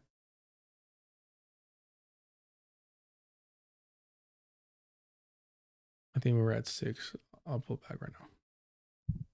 This is the original video here. Carville on Talarico's behalf for donations. James Carville, especially as he told me, I think Colin is going against a mediocre black man, not a formidable and intelligent black woman. And I want to explain why this is problematic, especially as he shifted his current approach in the Texas Senate race. So getting into the conversation that led to the comment from James, I was angry and concerned after receiving an email and a text message from James Carville on Talarico's behalf for donations. James Carville is a Democratic strategist that has made comments recently about the need for Democrats to drop woke politics and even wrote an article in November for the New York Times saying exactly that. And I'm always going to advocate for black people because I don't care about how much you talk about affordability, housing, healthcare, or whatever. If woke politics is not included in that, which directly impacts black people, then we're left out of that conversation and policy. So I made that known to the campaign as someone that has a possibility of sitting in that seat. Now, up until this comment, the conversation was going well. That's why it threw me off so much to have a white man say this to a black woman who was coming to him with concerns in relation to him for black people. Okay, so this is... I had only seen the receipts one. Because that's all I care about. I love my receipts. You always got to double check them. I keep them, Take a photo of them sometimes because I don't want to carry them around, but I keep them. Now I completely understand, and there is no fucking denying that the Majority Report refused to play either one of her videos because it was very clear cut that she had a legitimate concern. And they were going to be exposed as being anti-black per usual. This is her allegation that Talarico says, I signed up to run against a mediocre black man, not this, I can't remember the words, like exciting black woman or impressive black woman, whatever. Okay, so this thing blows up, takes off. I think she posted. And of course, Crystal Ball, who's married to Kyle KKK Kalinske, is laughing this off. Says, I don't even remember what she said. I don't even remember the words. The fuck, bro? You just heard the video. You have the paper in front of you. You have the fucking laptop in front of you. What do you mean you don't remember? They maliciously do this shit. This in the press that he had said she couldn't win because she's a woman and framed him as like a secret sexist. And the only people who were in that conversation were Elizabeth Warren and Bernie Sanders. So it becomes a he said, she said. Bernie's put in an impossible position of like, again, if he says, I didn't say that, then you're, calling a woman a liar. The media totally backed up her side of the story and just went with it must be that. And I sort of feel like this is the same, like Colin Allred got completely played. The woman who posted this TikTok, she is in, she supports Jasmine Crockett. So this all worked out very well for Jasmine Crockett in the end. And it's just a kind of a wild situation. The last thing I'll say is that it is also a good reminder because none of these people are really like on the left, right? None of them are. It's a good reminder that the most egregious wielders of identity politics and the originators of this direction of politics was always the centrists. It was always the liberals, not the leftists. They're Look, Sagar is going to be racist as fuck as always, unabashedly. But Crystal Ball immediately. They're class reductionists at best, white supremacists, generally speaking.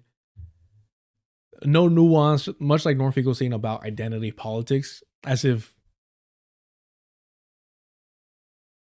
What does Dr. Horn say? Oh, when it's white people, suddenly it's not identity politics, huh?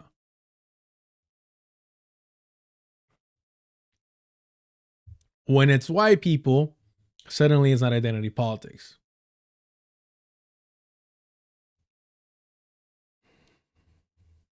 Yes, I've seen Zeitgeist. I actually went to they had like a little convention. It was like a decade ago when I was still a stoner, when I was still cool. All right, I guess this is in the fucking thumbnail. I'm over this, but whatever. Actually, hold on. There's something interesting that I found funny.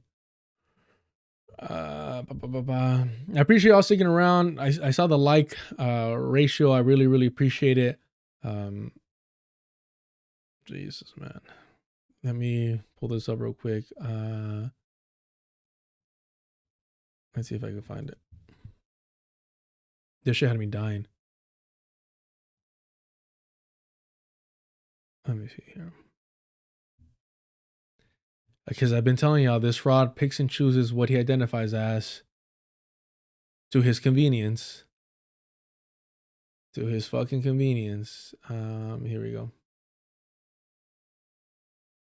But before we do that, let me pull up one more. And I've had my criticism. I've spoken about the techno fucking feudalism bullshit. It's just a marketing scheme. It's fucking gross. Let me find this here. And then we'll move forward. What was it that... Oh, yeah. When he spoke to those liberals. And they asked him whether or not he was... And I'm speaking about Hasan Piker here. Whether or not he was a communist. And he denied being one. So we'll see the switch up per usual from Hasan Piker. I don't think I have this one queued up, unfortunately, or readily available in comparison to the other fucking hate I'd be spreading. I'm petty and I just like, wow, what the fuck? Let's see here.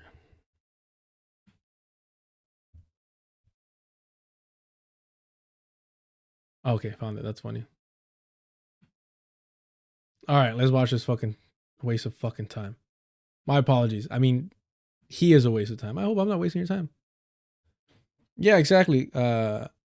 Sissy, techno-feudalism is just capitalism. No point in trying to make a distinction. It's just weird ass fucking marketing, bro. I can't take you fucking serious the moment you do that. Look, I'm over here coining settler realism, a play on capitalist realism from Mark Fisher, a lame ass, weak ass book. Sorry. Weak book. But I think there's something there with settler realism and the way that they see the world. But if somebody would tell me, hey, this is X thing already, it's already called this, I'd be like, oh shit, my bad. Yeah, okay, cool. Let me build on it. Let me learn from it and see if I have anything to contribute. If not, let me do my thing. But techno-feudalism is just capitalism. It just sounds fucking cool. I'm not here to deny that it sounds fucking cool. Wholesome, I already answered that. If you start spamming, you're gonna get blocked. These guys are super well organized. I hope that they go beyond organizing defensively. Yeah. And they become a movement for progressive change. Yeah. No, that's exactly what I'm thinking as well, which is that, like, have you thought of running in elections? No. Well, why not? Because look, it's a horrible thing to do. I've done it. I can confirm that it sucks. Yeah. Big time. But it's a dirty job. Someone's going to do it. I know, but these people have to vote for someone. What are you going to say to them when the midterms come? Well, don't vote. No, of course not. Well, but I have. Who are they going to vote for? The Democrat who wants to? Well, I have my people. That's why. I have my people. Yeah, the fucking Democrats, bro. And don't give me that DSA shit. DSA is an organization, a political organization, not a political party. DSA is meant to give the Democratic Party friendly faces, fresh, friendly faces. We've seen it with Alejandra Ocasio-Cortez. We've seen it with Mom Donnie. They pull up the ladder behind them when it's convenient. I have my people. What party are they running? What party does your people run in? Look at this pathetic excuse. This is how you know he's never been through a hard day in his fucking life. What are you going to say to them when the midterms come? Well, don't vote.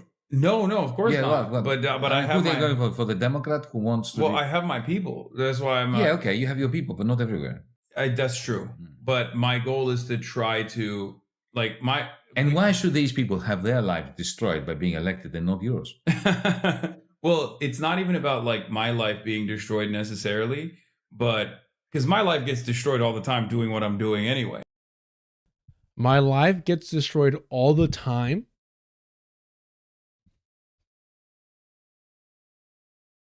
This multimillionaire gets not even banned. I hate they call it banned. Suspended from Twitch.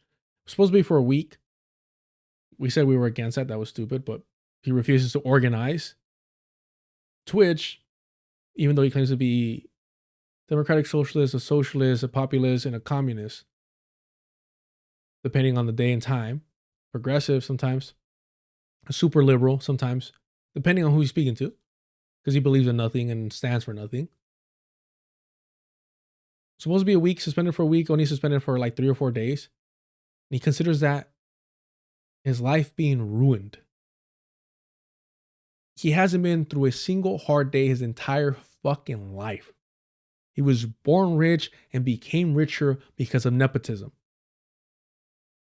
Jane Gilger and the Creep Destiny both handed him his success. And even then, he had to fucking stream fucking Hell's Kitchen reruns. Jesus fucking Christ, bro. Refuses to organize at any capacity. You think this motherfucker is going to run for political office if the Democratic Party doesn't hand it to him? Everything's been handed to him. He's not going to do anything that requires work if it's not guaranteed that he's going to get it, that he's going to win. I mean, come on. No, I'm able to. You're having fun here. No, I know, but I'm able to Exactly. overcome it regardless because I have like built this this resilient base of support, and I have ways of working around it. You know, I get banned on Twitch, I go to YouTube, but His life being ruined is considered. He literally says it. I get banned on Twitch, I go to YouTube, they ruined my life. Oh, I have this support system. Yeah, you have this weird ass cult that you don't fucking like disavow. There's a whole ass like Hasan Twitter shit. If ever there's a deculturation Twitter shit, I'm blocking all you motherfuckers. I'm calling you all creeps, and I'm getting restraining orders on every single one of you. If I start getting fucking like weird ass sexualized shit, unsolicited, like he called for on Snapchat, I'm reporting you all to the fucking authorities. What the fuck? You don't send unsolicited shit to people that you don't know. But that's what he was asking for. That's what he asked for. He wants that shit. This motherfucker contributes to Orientalism and exoticization of non-fucking Western men like nobody's business. He's a fucking degenerate pervert, bro. my point is there's a finite amount of time and energy and effort that I can spend on this. And I feel like this is how I can maximize my output. Sure. There's a finite amount of time. I don't know if you understand time. But there's a finite amount of it. And sitting on my ass, and I'm over here, I'd hit 7 hours and I hate myself. Sitting on my ass collecting millions of dollars, refusing to organize at any capacity, ever, that seems like my thing. All reward, no loss. All reward, no sacrifice. All reward, no hard work. Jesus. Doing agitated propaganda, I think, and also Agitated propaganda.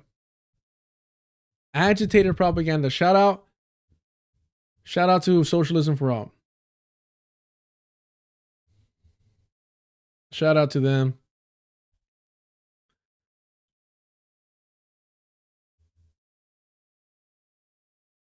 And, going over how Hasan Piker is talking about. Is this the one where he goes over, or am I forgetting the Lenin one? Let's see here.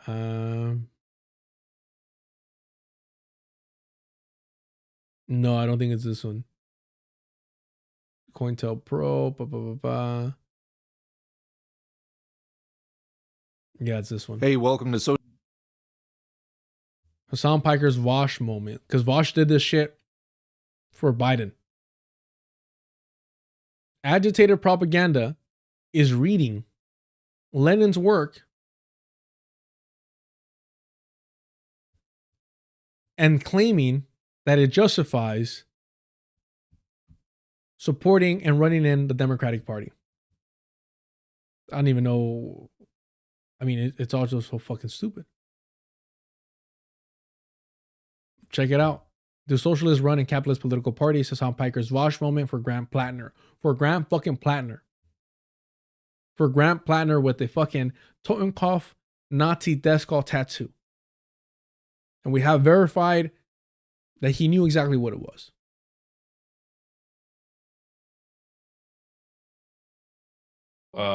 Creating a community that is then going out and participating in their own local elections as Creating a community that does the shit I refuse to do. Right, bro. They're too busy on Twitter fucking defending you for calling the cops on your ex-girlfriend.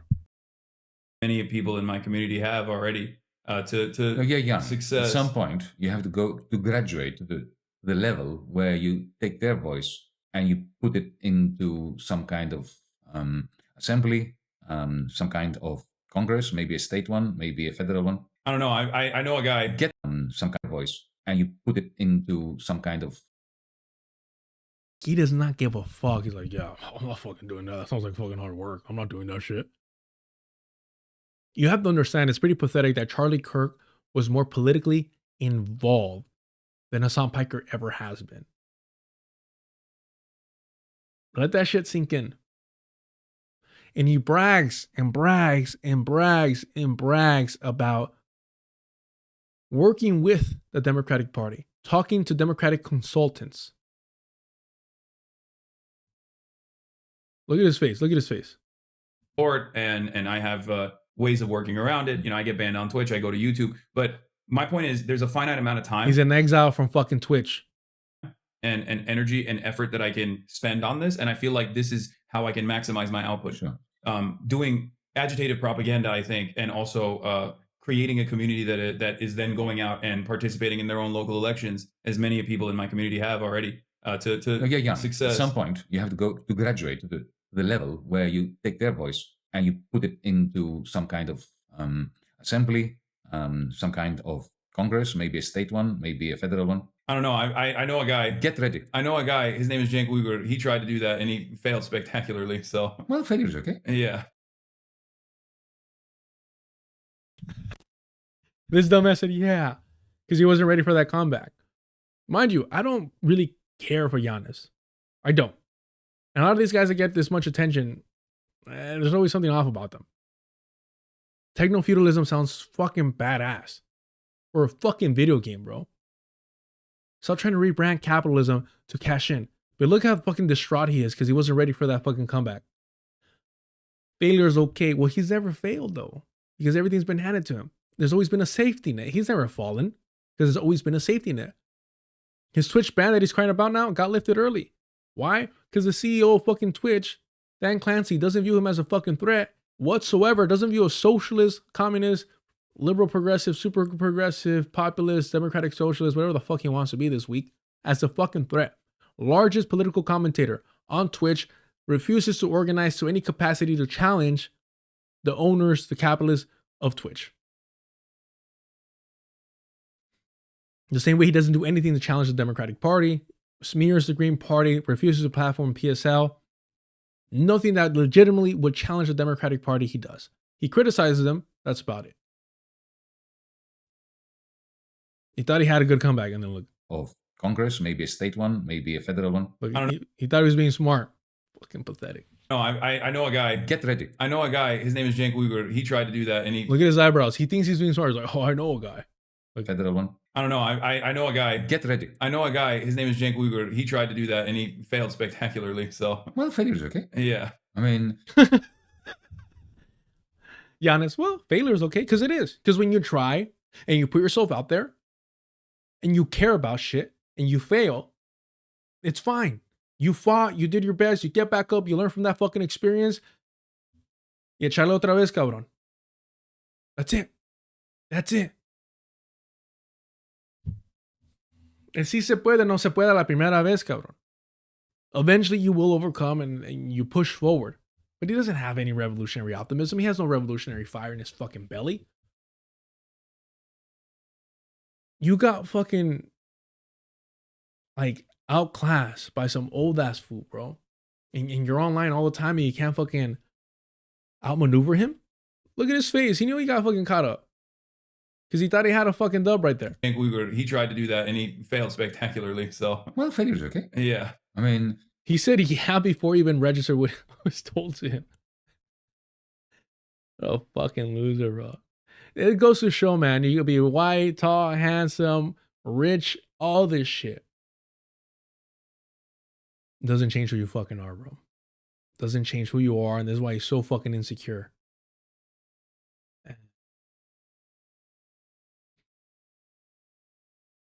Exactly. Oh, major. Cenk didn't even build a local community. He tried running for a U.S. Congress and president, started the state or local city government first. Well, the point is that they don't build anything.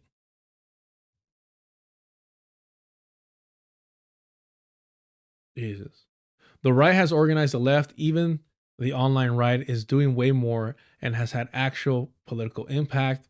Well, also, I'm not to defend these fucking opportunists. One, they're all aligned to the Democratic Party, so they're not doing anything impactful to begin with. But two, the system is reactionary. A reactionary content is more appealing. Would I be mad if some people here liked Hasan? No. I'd be worried about you. I'd be worried about you for sure. I hope you never run into a fucking scammer in real life. You know what I mean? Linstack's just messing around. But no, I'd be worried about you for real. Because it's like, and I'm not even, I know it comes off condescending. I'm not trying to do that. I'd be worried about you being taken advantage of by people in your real life if you think that this guy is somebody that you should trust or is legitimate in any way. Carlos Llanes is an actual Marxist. That's why Hasan is intimidated as he is, even though Llanes is a reformist now. So he's not a fucking Sorry, I'm not. Gio, my bad. I would reword it and say he is, he has studied and was a student of Marxism. And for sure more than I've been and might ever be. But he's a reformist for sure. And this marketing shit I don't like, bro. Like, do you have child support? If Giannis came out and said, hey, bro, like, I got child support. I got alimony. I'm like, all right, you know what? Techno-feudalism is a badass fucking name. Sell it so you could fucking... So there could be a dope-ass fucking video game. I don't know. Cyberpunk techno-feudalism would be fucking amazing. I would play that game. Cyberpunk techno-feudalism.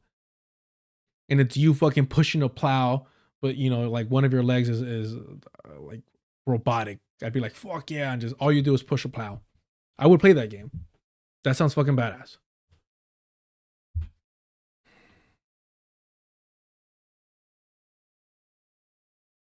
He tried to do that and he failed spectacularly. So, well, failure's okay. Yeah.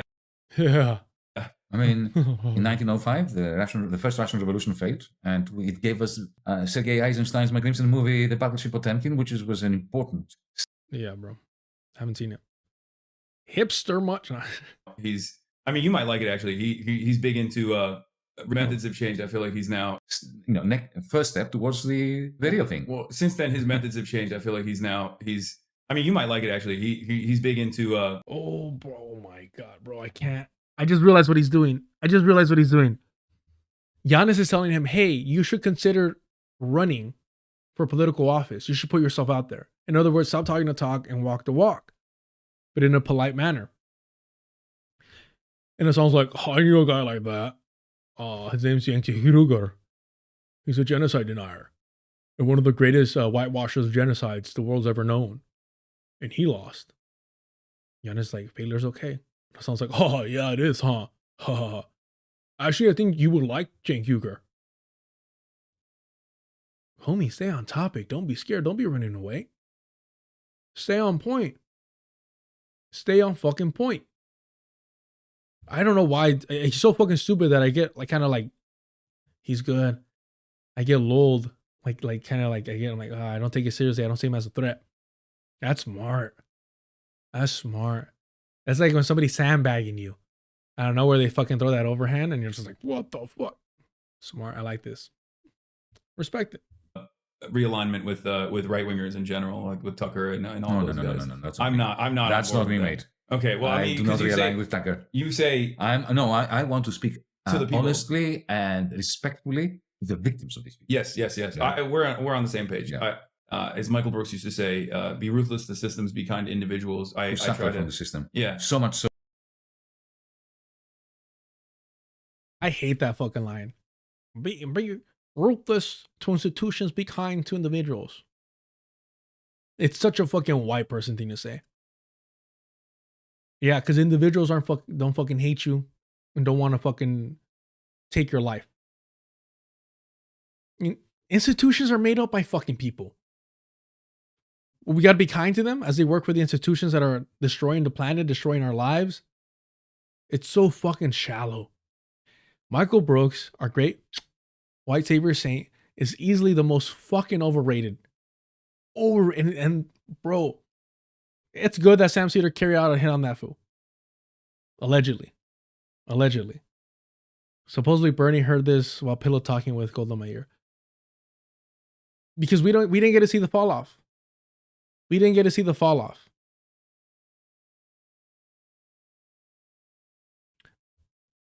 Justin Hunt, I don't agree with his politics, but his conversation on J. Cole's mixtape or LP was fucking amazing. Anywho, we didn't get to see the fall off.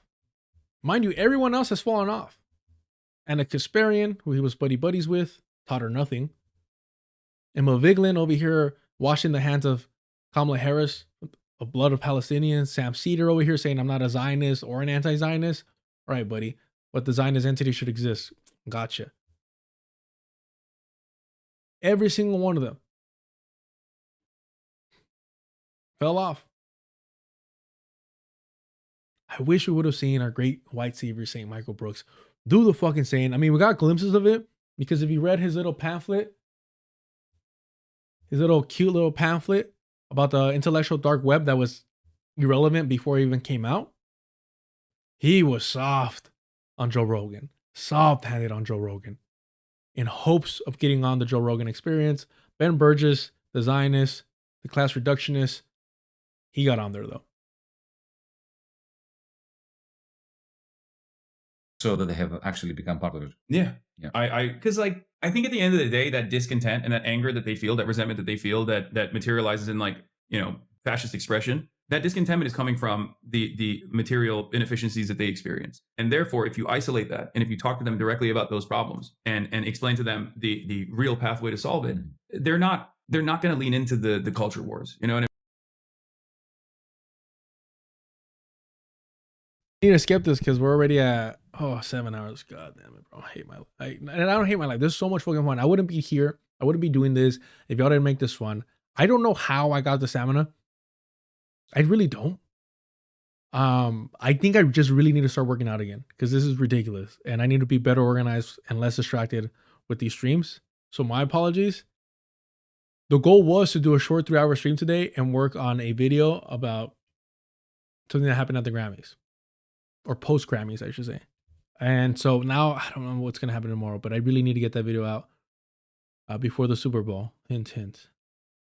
That's funny as fuck. Let's jump to 34:47, then we'll be here. It's funny that it's like when you give them real solutions, like voting for a Democratic Party.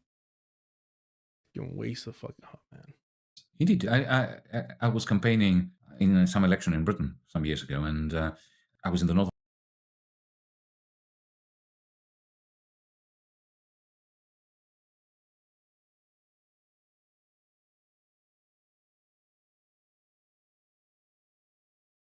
Entryism versus third party. Last night.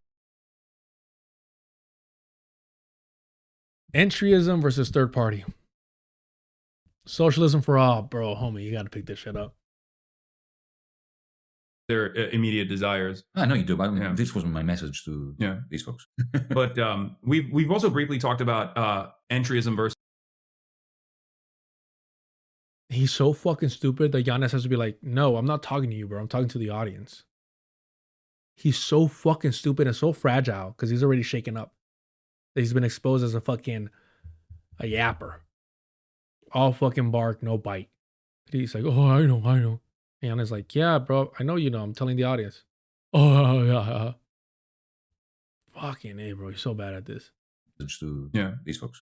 But we've also briefly talked about entryism versus third party last night privately, not on camera. And this is something that I've been thinking about quite a bit as well. This is also often an issue. And the way I see it, Americans do not have any class consciousness whatsoever. They have problems. They experience those problems, but they have no productive output. They have no productive outlet to address those problems at all. So they focus on anyone that leans into their anger and resentment. And the right is very good at leaning into that anger and resentment and then redirecting it to other, marginalized populations or people that have the same class interests as they do, right? In the case of the Romanian versus the elderly woman, like you described. So the way I see it, there's only two major parties in the country right now. And my solution is not to overtake the Democratic Party and turn it into a communist party or something. I don't think that's ever going to happen. It's a bourgeois capitalist liberal party, and it has played a very important role in identifying and neutralizing any sort of more radical left positions. Bro, you smeared the Green Party, which is objectively to the left of the Democratic Party, and you refused to platform Claudia de la Cruz when she was running for president of the PSL. Not that she was going to win, but you could have garnered more support on her. Fuck, even you, homie, voted for Kamala Harris over voting for her in California. In LA County. Out there. Having said that, it does still have an election mechanism, and it still has a massive platform in general. It has a massive podium in general. And I do think that a podium that they refuse to share with Palestinians. Palestinians that want a representation, nothing radical. I voted for Kamala Harris. You got a problem? Ace, thank you for super chat. Been waiting for someone to push back against Hasan. Funny, it's from the type of person he grifted his way to get access to. He wasn't ready to answer several questions, ambush himself, fun to watch. And Giannis is Giannis isn't even that guy anymore, if he ever was. Look, I'm a hater on Petty. I'm just saying he's not. I don't like the whole techno-feudalism grift. I think it's dope, don't get me wrong, but it's a fucking grift. It's a branding exercise. Thank you so much for the super chat, Ace. Appreciate it. Liberals, self-identifying liberals. Self-identifying liberals actually have more of a socialist tendency than they think they do. And the way to open that conversation up to them is by running socialist alternative candidates within the Democratic Party infrastructure. What the DSA does. Yes, exactly. So I do agree with that system. This doesn't mean that you shouldn't attempt to design a third party on the sidelines as well. Having said that, on the sidelines as well, so you could fucking trash them, so you could ignore them. Of course, unless you're getting clout from them, then you'll go to the rallies. You'll refuse to actually write a speech, but that's because you're full of shit. I don't know if the opportunity for a third party viability is there right now, considering how many people still self-ID as liberals. Look, so instead of trying to build that organization, that party, you're like, I'm just going to stick with the Democrats because you give me access to the DNC and politicians, and it's safe, and I could cozy up with Mamdani. I won't get invited to the VIP section, even though I tell them, do you know who I am? Do you know how many viewers I have? Still won't get the invite, homie. They don't respect you. You're a fucking tool to them. They keep on smearing and ignoring third parties that are trying to build something. We have our criticism of them, but they're objectively better than the Democratic Party. While committing a genocide, you were still cozying up to them, still hanging out with their fucking strategists, and still supporting their party through and through to the point of voting for Holocaust Harris in LA County. Despicable, disgusting, inexcusable. What do you expect from a fucking fraud? On the same page, starting a third party now would be suicide. Yeah. You can see it with the Greens, Stein and so on, that it really doesn't have the dynamic to change the scenery. But I think the answer lies in between. So you and I were discussing yesterday the unique opportunity Bernie Sanders had in 2016 to start a party then, because he had run within the Democratic Party, because he had hundreds of thousands of volunteers, because he created the infrastructure, he created a political revolution, right? To use his terms. And at that point, he could have started a third party that would be viable. But that, by not doing it, that opportunity was killed. So you have to start again. Again, I don't understand. Was it Marxist Cinema or some shit like that? Was talking about how Bernie and AOC should create their own party. Like, why the fuck would you want a Zionist to lead a new party? Mind you, okay, back then we weren't aware. We were all a little bit more ignorant on Palestine. Or more correctly, we were ignorant of Bernie's Zionism. That's what it was. He refused. He capitulated to Joe Biden, his good friend Joe. He was never going to do that. He was never going to split. I don't think anyone that starts off in the Democratic Party that has been aligned with the Democratic Party, even though they call themselves independent, would ever split. For the same reason that Bernie says, I do not want to end up like Ralph Nader. And even Ralph Nader turned around and said, oh yeah, vote for the Democrats. And they still don't fuck with him. Chris said just crying somewhere. So this is all fantasy world. This is make-believe. I mean, I don't blame myself for thinking that and other people when it was happening. Come on, Bernie, run third party. And we're all excited for it. And he showed us who he was.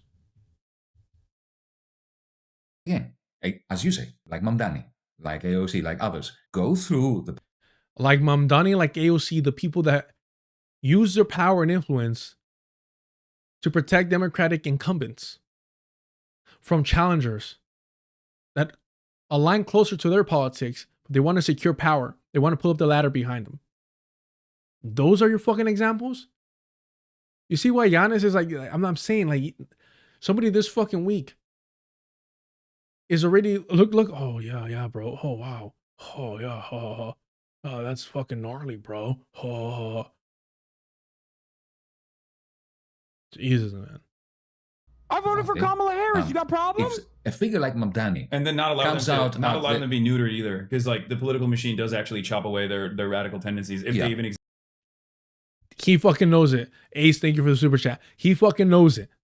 Not allow them to be neutered either, because like the political machine does actually chop away their radical tendencies if they even existed to begin with, or if it was. That's why you need the socialists within the Democratic Party to be better organized amongst themselves, to have more party discipline. factional, like the Trumpists did. The Trumpists did take over the Republicans. Of course, they had huge capitalist help. They're directionally aligned. It's just more capitalism. That's right. But so your work is much. What you need to do is much harder. But you can do it. You can emulate what Bernie did. But with why the fuck would the Democratic Party allow socialists when it's a capitalist party? I mean, they say this shit. They answer their own questions. Oh, we can't allow them to get neutered. If they were really about it to begin with, clearly they weren't. They pull up the ladder immediately. Mamdani said he was going to keep Tish immediately. Mamdani said he was going to uphold international law by arresting Benjamin Netanyahu, and then he turned back on that. But you know when he didn't uphold international law? When he allowed Donald Trump to parade Nicolás Maduro, the democratically elected president of Venezuela, through the New York streets. Then he doesn't care about international law. So they know these fuckers don't believe in the shit that they're spewing. Alejandro Ocasio-Cortez was signaling early on, switching from a no vote to fund the Iron Dome to a present. Letting know the Zionists that, hey, I'll fall in line when necessary. Refused to call it a genocide until she got approved by the Joe Biden administration. We've seen the MSNBC interview time and time again. So we know that these people are frauds. We know these people are fucking frauds. So why are we playing this game? Bernie Sanders was an independent and a national socialist. The DNC rigged his first run against him and just came out and said, hey, we're a private organization. We don't need to follow any of the rules that we present. We're a private organization. How the fuck are you going to change a private organization from the inside? You need to have the memory of a fucking goldfish to forget the Democratic Party said, we don't give a fuck what you want. We're going to do what we want to do.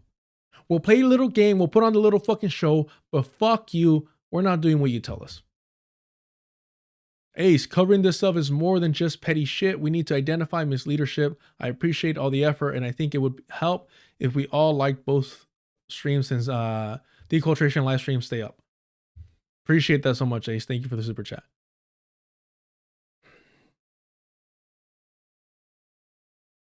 Major Lasers, who apparently was a big Emma stan before. Major, I gotta ask.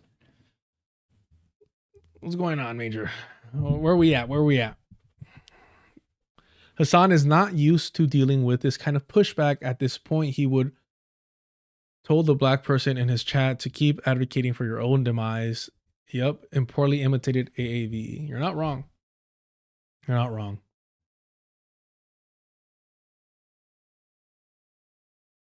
Yeah, Gio, Hasan is accustomed to dealing with people that read Wikipedia as a way of researching stuff. Literally that. The intention of stepping out and taking the new structures that you have created within the Democratic Party with you if you hit a brick wall. And again, the National Committee. If you hit a brick wall, god damn, bro. This is what I'm saying. This guy overhyped as fuck. Chooses Trump over you. Yeah, I mean, or somebody like Trump. I know, but at that point, there's a much more robust pressure mechanism that can engage in labor militancy. Yeah, like that's a very different. That's another thing I fucking hate hearing: labor militancy from people that only interact with unions when they're dropping merch, when something big's going on.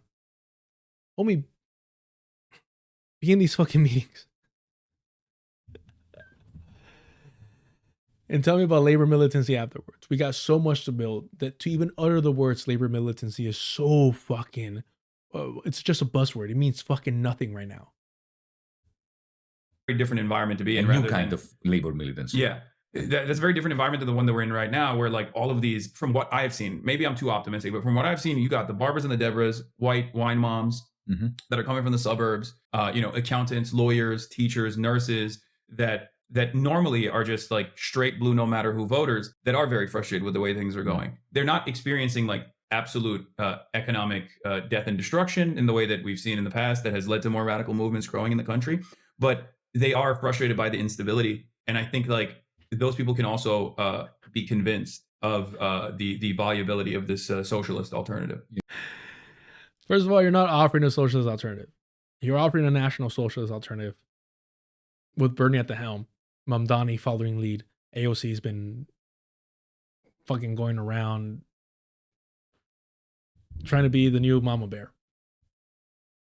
But this was so frustrating. They say the words, yes, all the people you mentioned are concerned about the status quo being upended, which meaning they will support anything that brings back the status quo or promises to bring back the status quo. Why is that so difficult to understand? They're going to prioritize that over socialism if we don't organize and educate from the ground. And you don't do that through fucking entryism with the Democratic Party. Which is what Giannis was essentially saying. Oh, yeah. When you hit a roadblock, then you create your own party off the Democratic Party. I don't know what to say, man. I don't know what to say to people more educated than myself. Not Hasan, Giannis. Brain rot, opportunism, old age. I don't know what it is. It's sad as fuck. Sad as fuck. Let's laugh a little bit before we tune out here. Look at this. In terms of the personality and your image and so on, one thing that jars a little bit is, you've said you're a Marxist, you've been a Bernie Sanders supporter in past elections. At the same time, you've been... So even the host here is saying you've called yourself a Marxist and you voted for Bernie Sanders. You've been a Bernie Sanders supporter. So distinguishing those two. And he doesn't sound American. So he's probably a little bit more educated on politics and the range, not falling for Marxism is this. Not falling for the Democratic Party or a bunch of communists. That's all I'm trying to get at. Become a wealthy guy who bought a $2.7 million house. More expensive now. Sorry? More expensive now. Well, good. Can't fucking help himself. He's a rich kid through and through. It's more expensive now. Can't help himself, bro. He glorifies money. Glorifies money and status. And don't say, oh, he's just joking or poking fun at it. Nah, he's proud of that shit. He's bragging. He's flexing.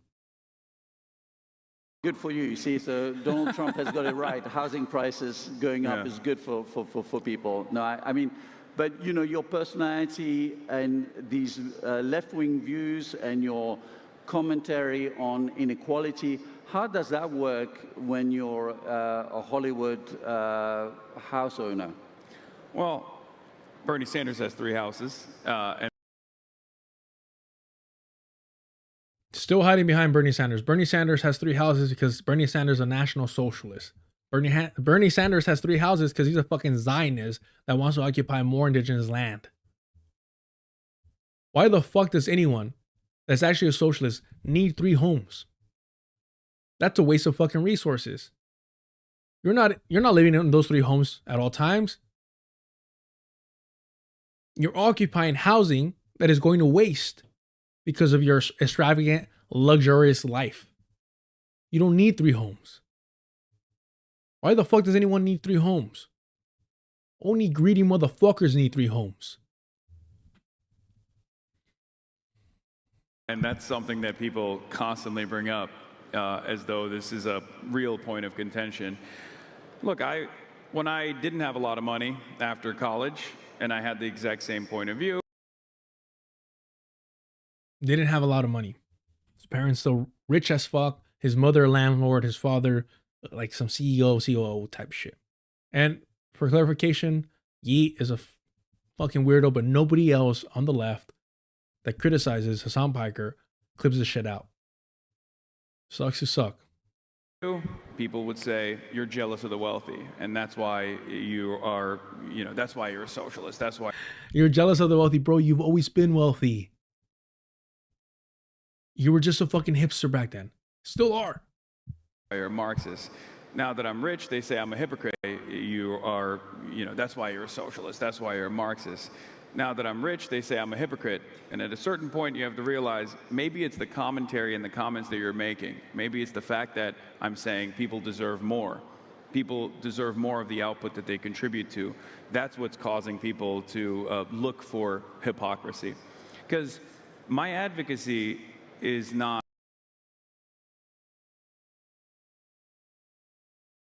I get confused when they ask this to Hasan. Marxism says personal property is fine, not the means of production like factories, land. Can someone explain to me? Each according to their need. Why do you need 3 homes? Why do you need a mansion? Do you think that there's enough resources on the planet to where we all have mansions? Of course not. They break shit down and make it so simple to excuse and manipulate, text and theory to excuse their fucking actions and their extravagant lifestyles because they fucking hate us. They hate us. They don't want to be poor. They don't want to be working class. They fucking hate you and they hate us. Not around making sure that no one has a home. And I have no control over the housing market in general. It's like, if at the time when I purchased my home in West Hollywood, if I had purchased the exact same home in Ohio, same home in general, it's like if at the time when I purchased my home in West Hollywood, if I had purchased the exact same home in Ohio, purchased my home in West Hollywood, if I had purchased the exact same home in Ohio, it would be much more affordable. Yeah, except you did affect the housing market by being a fucking gentrifier and making West Hollywood even worse. But he's like, oh, I didn't. Yeah, nobody forced you to buy a home in West Hollywood. Nobody forced you to buy a multi-million home in West Hollywood and contribute to the disgusting housing in Los Angeles. You chose to do that. You contributed. You were saying yourself, I could have gone somewhere else and got the same thing for cheaper. But then you wouldn't have the clout of being in West Hollywood. And that's all you fucking care about. I just chose to live in West Hollywood. I was living in West Hollywood already. I was renting there, and I had enough money. So I bought a house for myself and my family. He has a whole family shit like his family isn't filthy rich to begin with. It's always a pathetic excuse where, oh yeah, no, my family lives here. And I'm sure they have houses international, abroad, all over the place. Like his mom, there's documents of his mom saying like, oh yeah, I have vacation homes around the world. Must be nice. I want everyone to be able to have the same. I want everyone to be able to have. Did you see? Did you see? Did you see? That's an answer to you, non-settled? I know I'm mispronouncing that. He's about to say, I want everyone to have the same homes. And he stops, access, just like these grimy ass politicians about Medicare for all, access to Medicare for all. So I bought a house for myself and my family. I want everyone to be able to have the same, I want everyone to be able to have that same liberty. Oh, liberty. Not same access to it, but the liberty to it. You catch that? House for myself and my family. I want everyone to be able to have the same, I want everyone to be able to have that same liberty, to have more autonomy in their workplace, to have more freedom in their lives. And that's what my advocacy revolves around. Your revenues come literally from subscriptions? Yes. Yeah. Literally just like a pastor or preacher misleading people and taking advantage of them. Fuck ye. But look, they didn't push back on being called a Marxist, right? They didn't push back on being called a Marxist. Podcast, we had an interview. Okay, please understand something. This is from many years ago. Okay, this is me. Podcast, we had an interview. Okay, please understand something. This is from many years ago. Okay, this is me. This is I guess a piece from his. I guess this is a piece from his video. Okay, my is a USSR Ushanka behind. We've seen this. My head. Disingenuous position is on everyone's. Oh, here we go. More left you are, the more liberalism is. Business doing. What do you mean? You didn't in the American political lexicon? I guess like I'm super liberal. That's. And the political American lexicon, because it's before the second puberty, or before he adjusted his mic, or before he decided to talk like a douchebag. What they that's what Americans think liberalism is. Like the more left you are, the more liberal you are, even though there is a genuine distinction between a leftist and a liberal. But yeah, I'm a progressive, I guess. That's the catch-all. I'm a super liberal and I'm a progressive. I voted for Kamala Harris. You got a problem? Doesn't sound like a fucking socialist or a communist to me. Major Lasers, thank you for the super chat. Another great stream, Carlos. If I was as rich as Hasan, I'd be donating to real advocacy groups and buying people homes, not doing panels. He believes that all that wealth was always, it belonged to him. It was promised to him 3,000 years ago. Because that's how rich people operate. He grew up riding fucking horses. There's a reason why he doesn't have a Turkish accent. It's because he grew up going to private schools, bro. That's why he was affiliated, associated with, and in business with Zionists. On socialist debate you, but like, even if we hit full automation, like, would it even be desirable for us to get rid of that? Like, because we still want a state to like limit people from committing crimes, right? Oh yeah, no, for sure. I'm not a communist.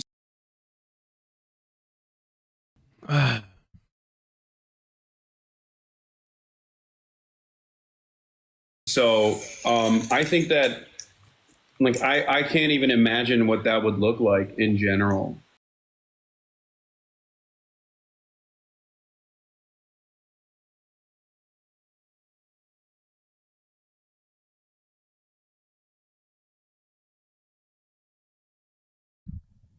Do not put up with these people. They'll mislead you. They're opportunists through and through. I try to be a little bit better. If I ever fall into that, call me the fuck out.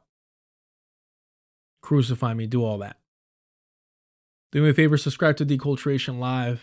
We're trying to hit 1,000 subscribers over there. Appreciate all the super chats, all the support. Again, the Patreon after this car crash helped me out so much. I'm gonna be using that as well for this fucking root canal. Appreciate it so much. It's been a weird start to the year. I'm not sure if I'll stream tomorrow because I really do want to get out that that video before the Super Bowl. It'll be fun. Then I'll have one post Super Bowl, hopefully. That'll be a little bit more concrete. But I appreciate y'all. Sorry for being muted. Thank y'all so much. Hit the like button on the way out. Almost forgot. I voted for Kamala Harris. You got a problem? I don't know how we managed to make it to 7 hours. Saturn, thank you so much for the super sticker. Appreciate you. Oh man, I can hear my stomach growling. I don't know if it's picking it up, but it is gnarly. All right, I gotta eat. But as always, John Trudell, and remember what Glenn Ford said: organize with eyes wide open. The beast. In the wisp of smoke down on the corner, There was this cat named Fortunately, talking at me from voices in his head, yelling about what storyteller said. You gotta be careful here, child. There's a beast in the promised land. There's madness you don't understand. The beast is crazed and running wild. Little boy man, little girl woman, no big deal. Nothing personal. Your mind's another meal. Savoring the rush of you like heady wine, feeding is what the beast is meant to do. Strange are those walls built to hide, strange to look and learn not to see. He's in the mask you put on your face. Thoughts, his favorite breeding place. In the race to midnight, it's after 11. The nature of the beast is all he knows. Behind doors of hell are gates of heaven. Doors are open, but the gates are closed. Ya estuvo.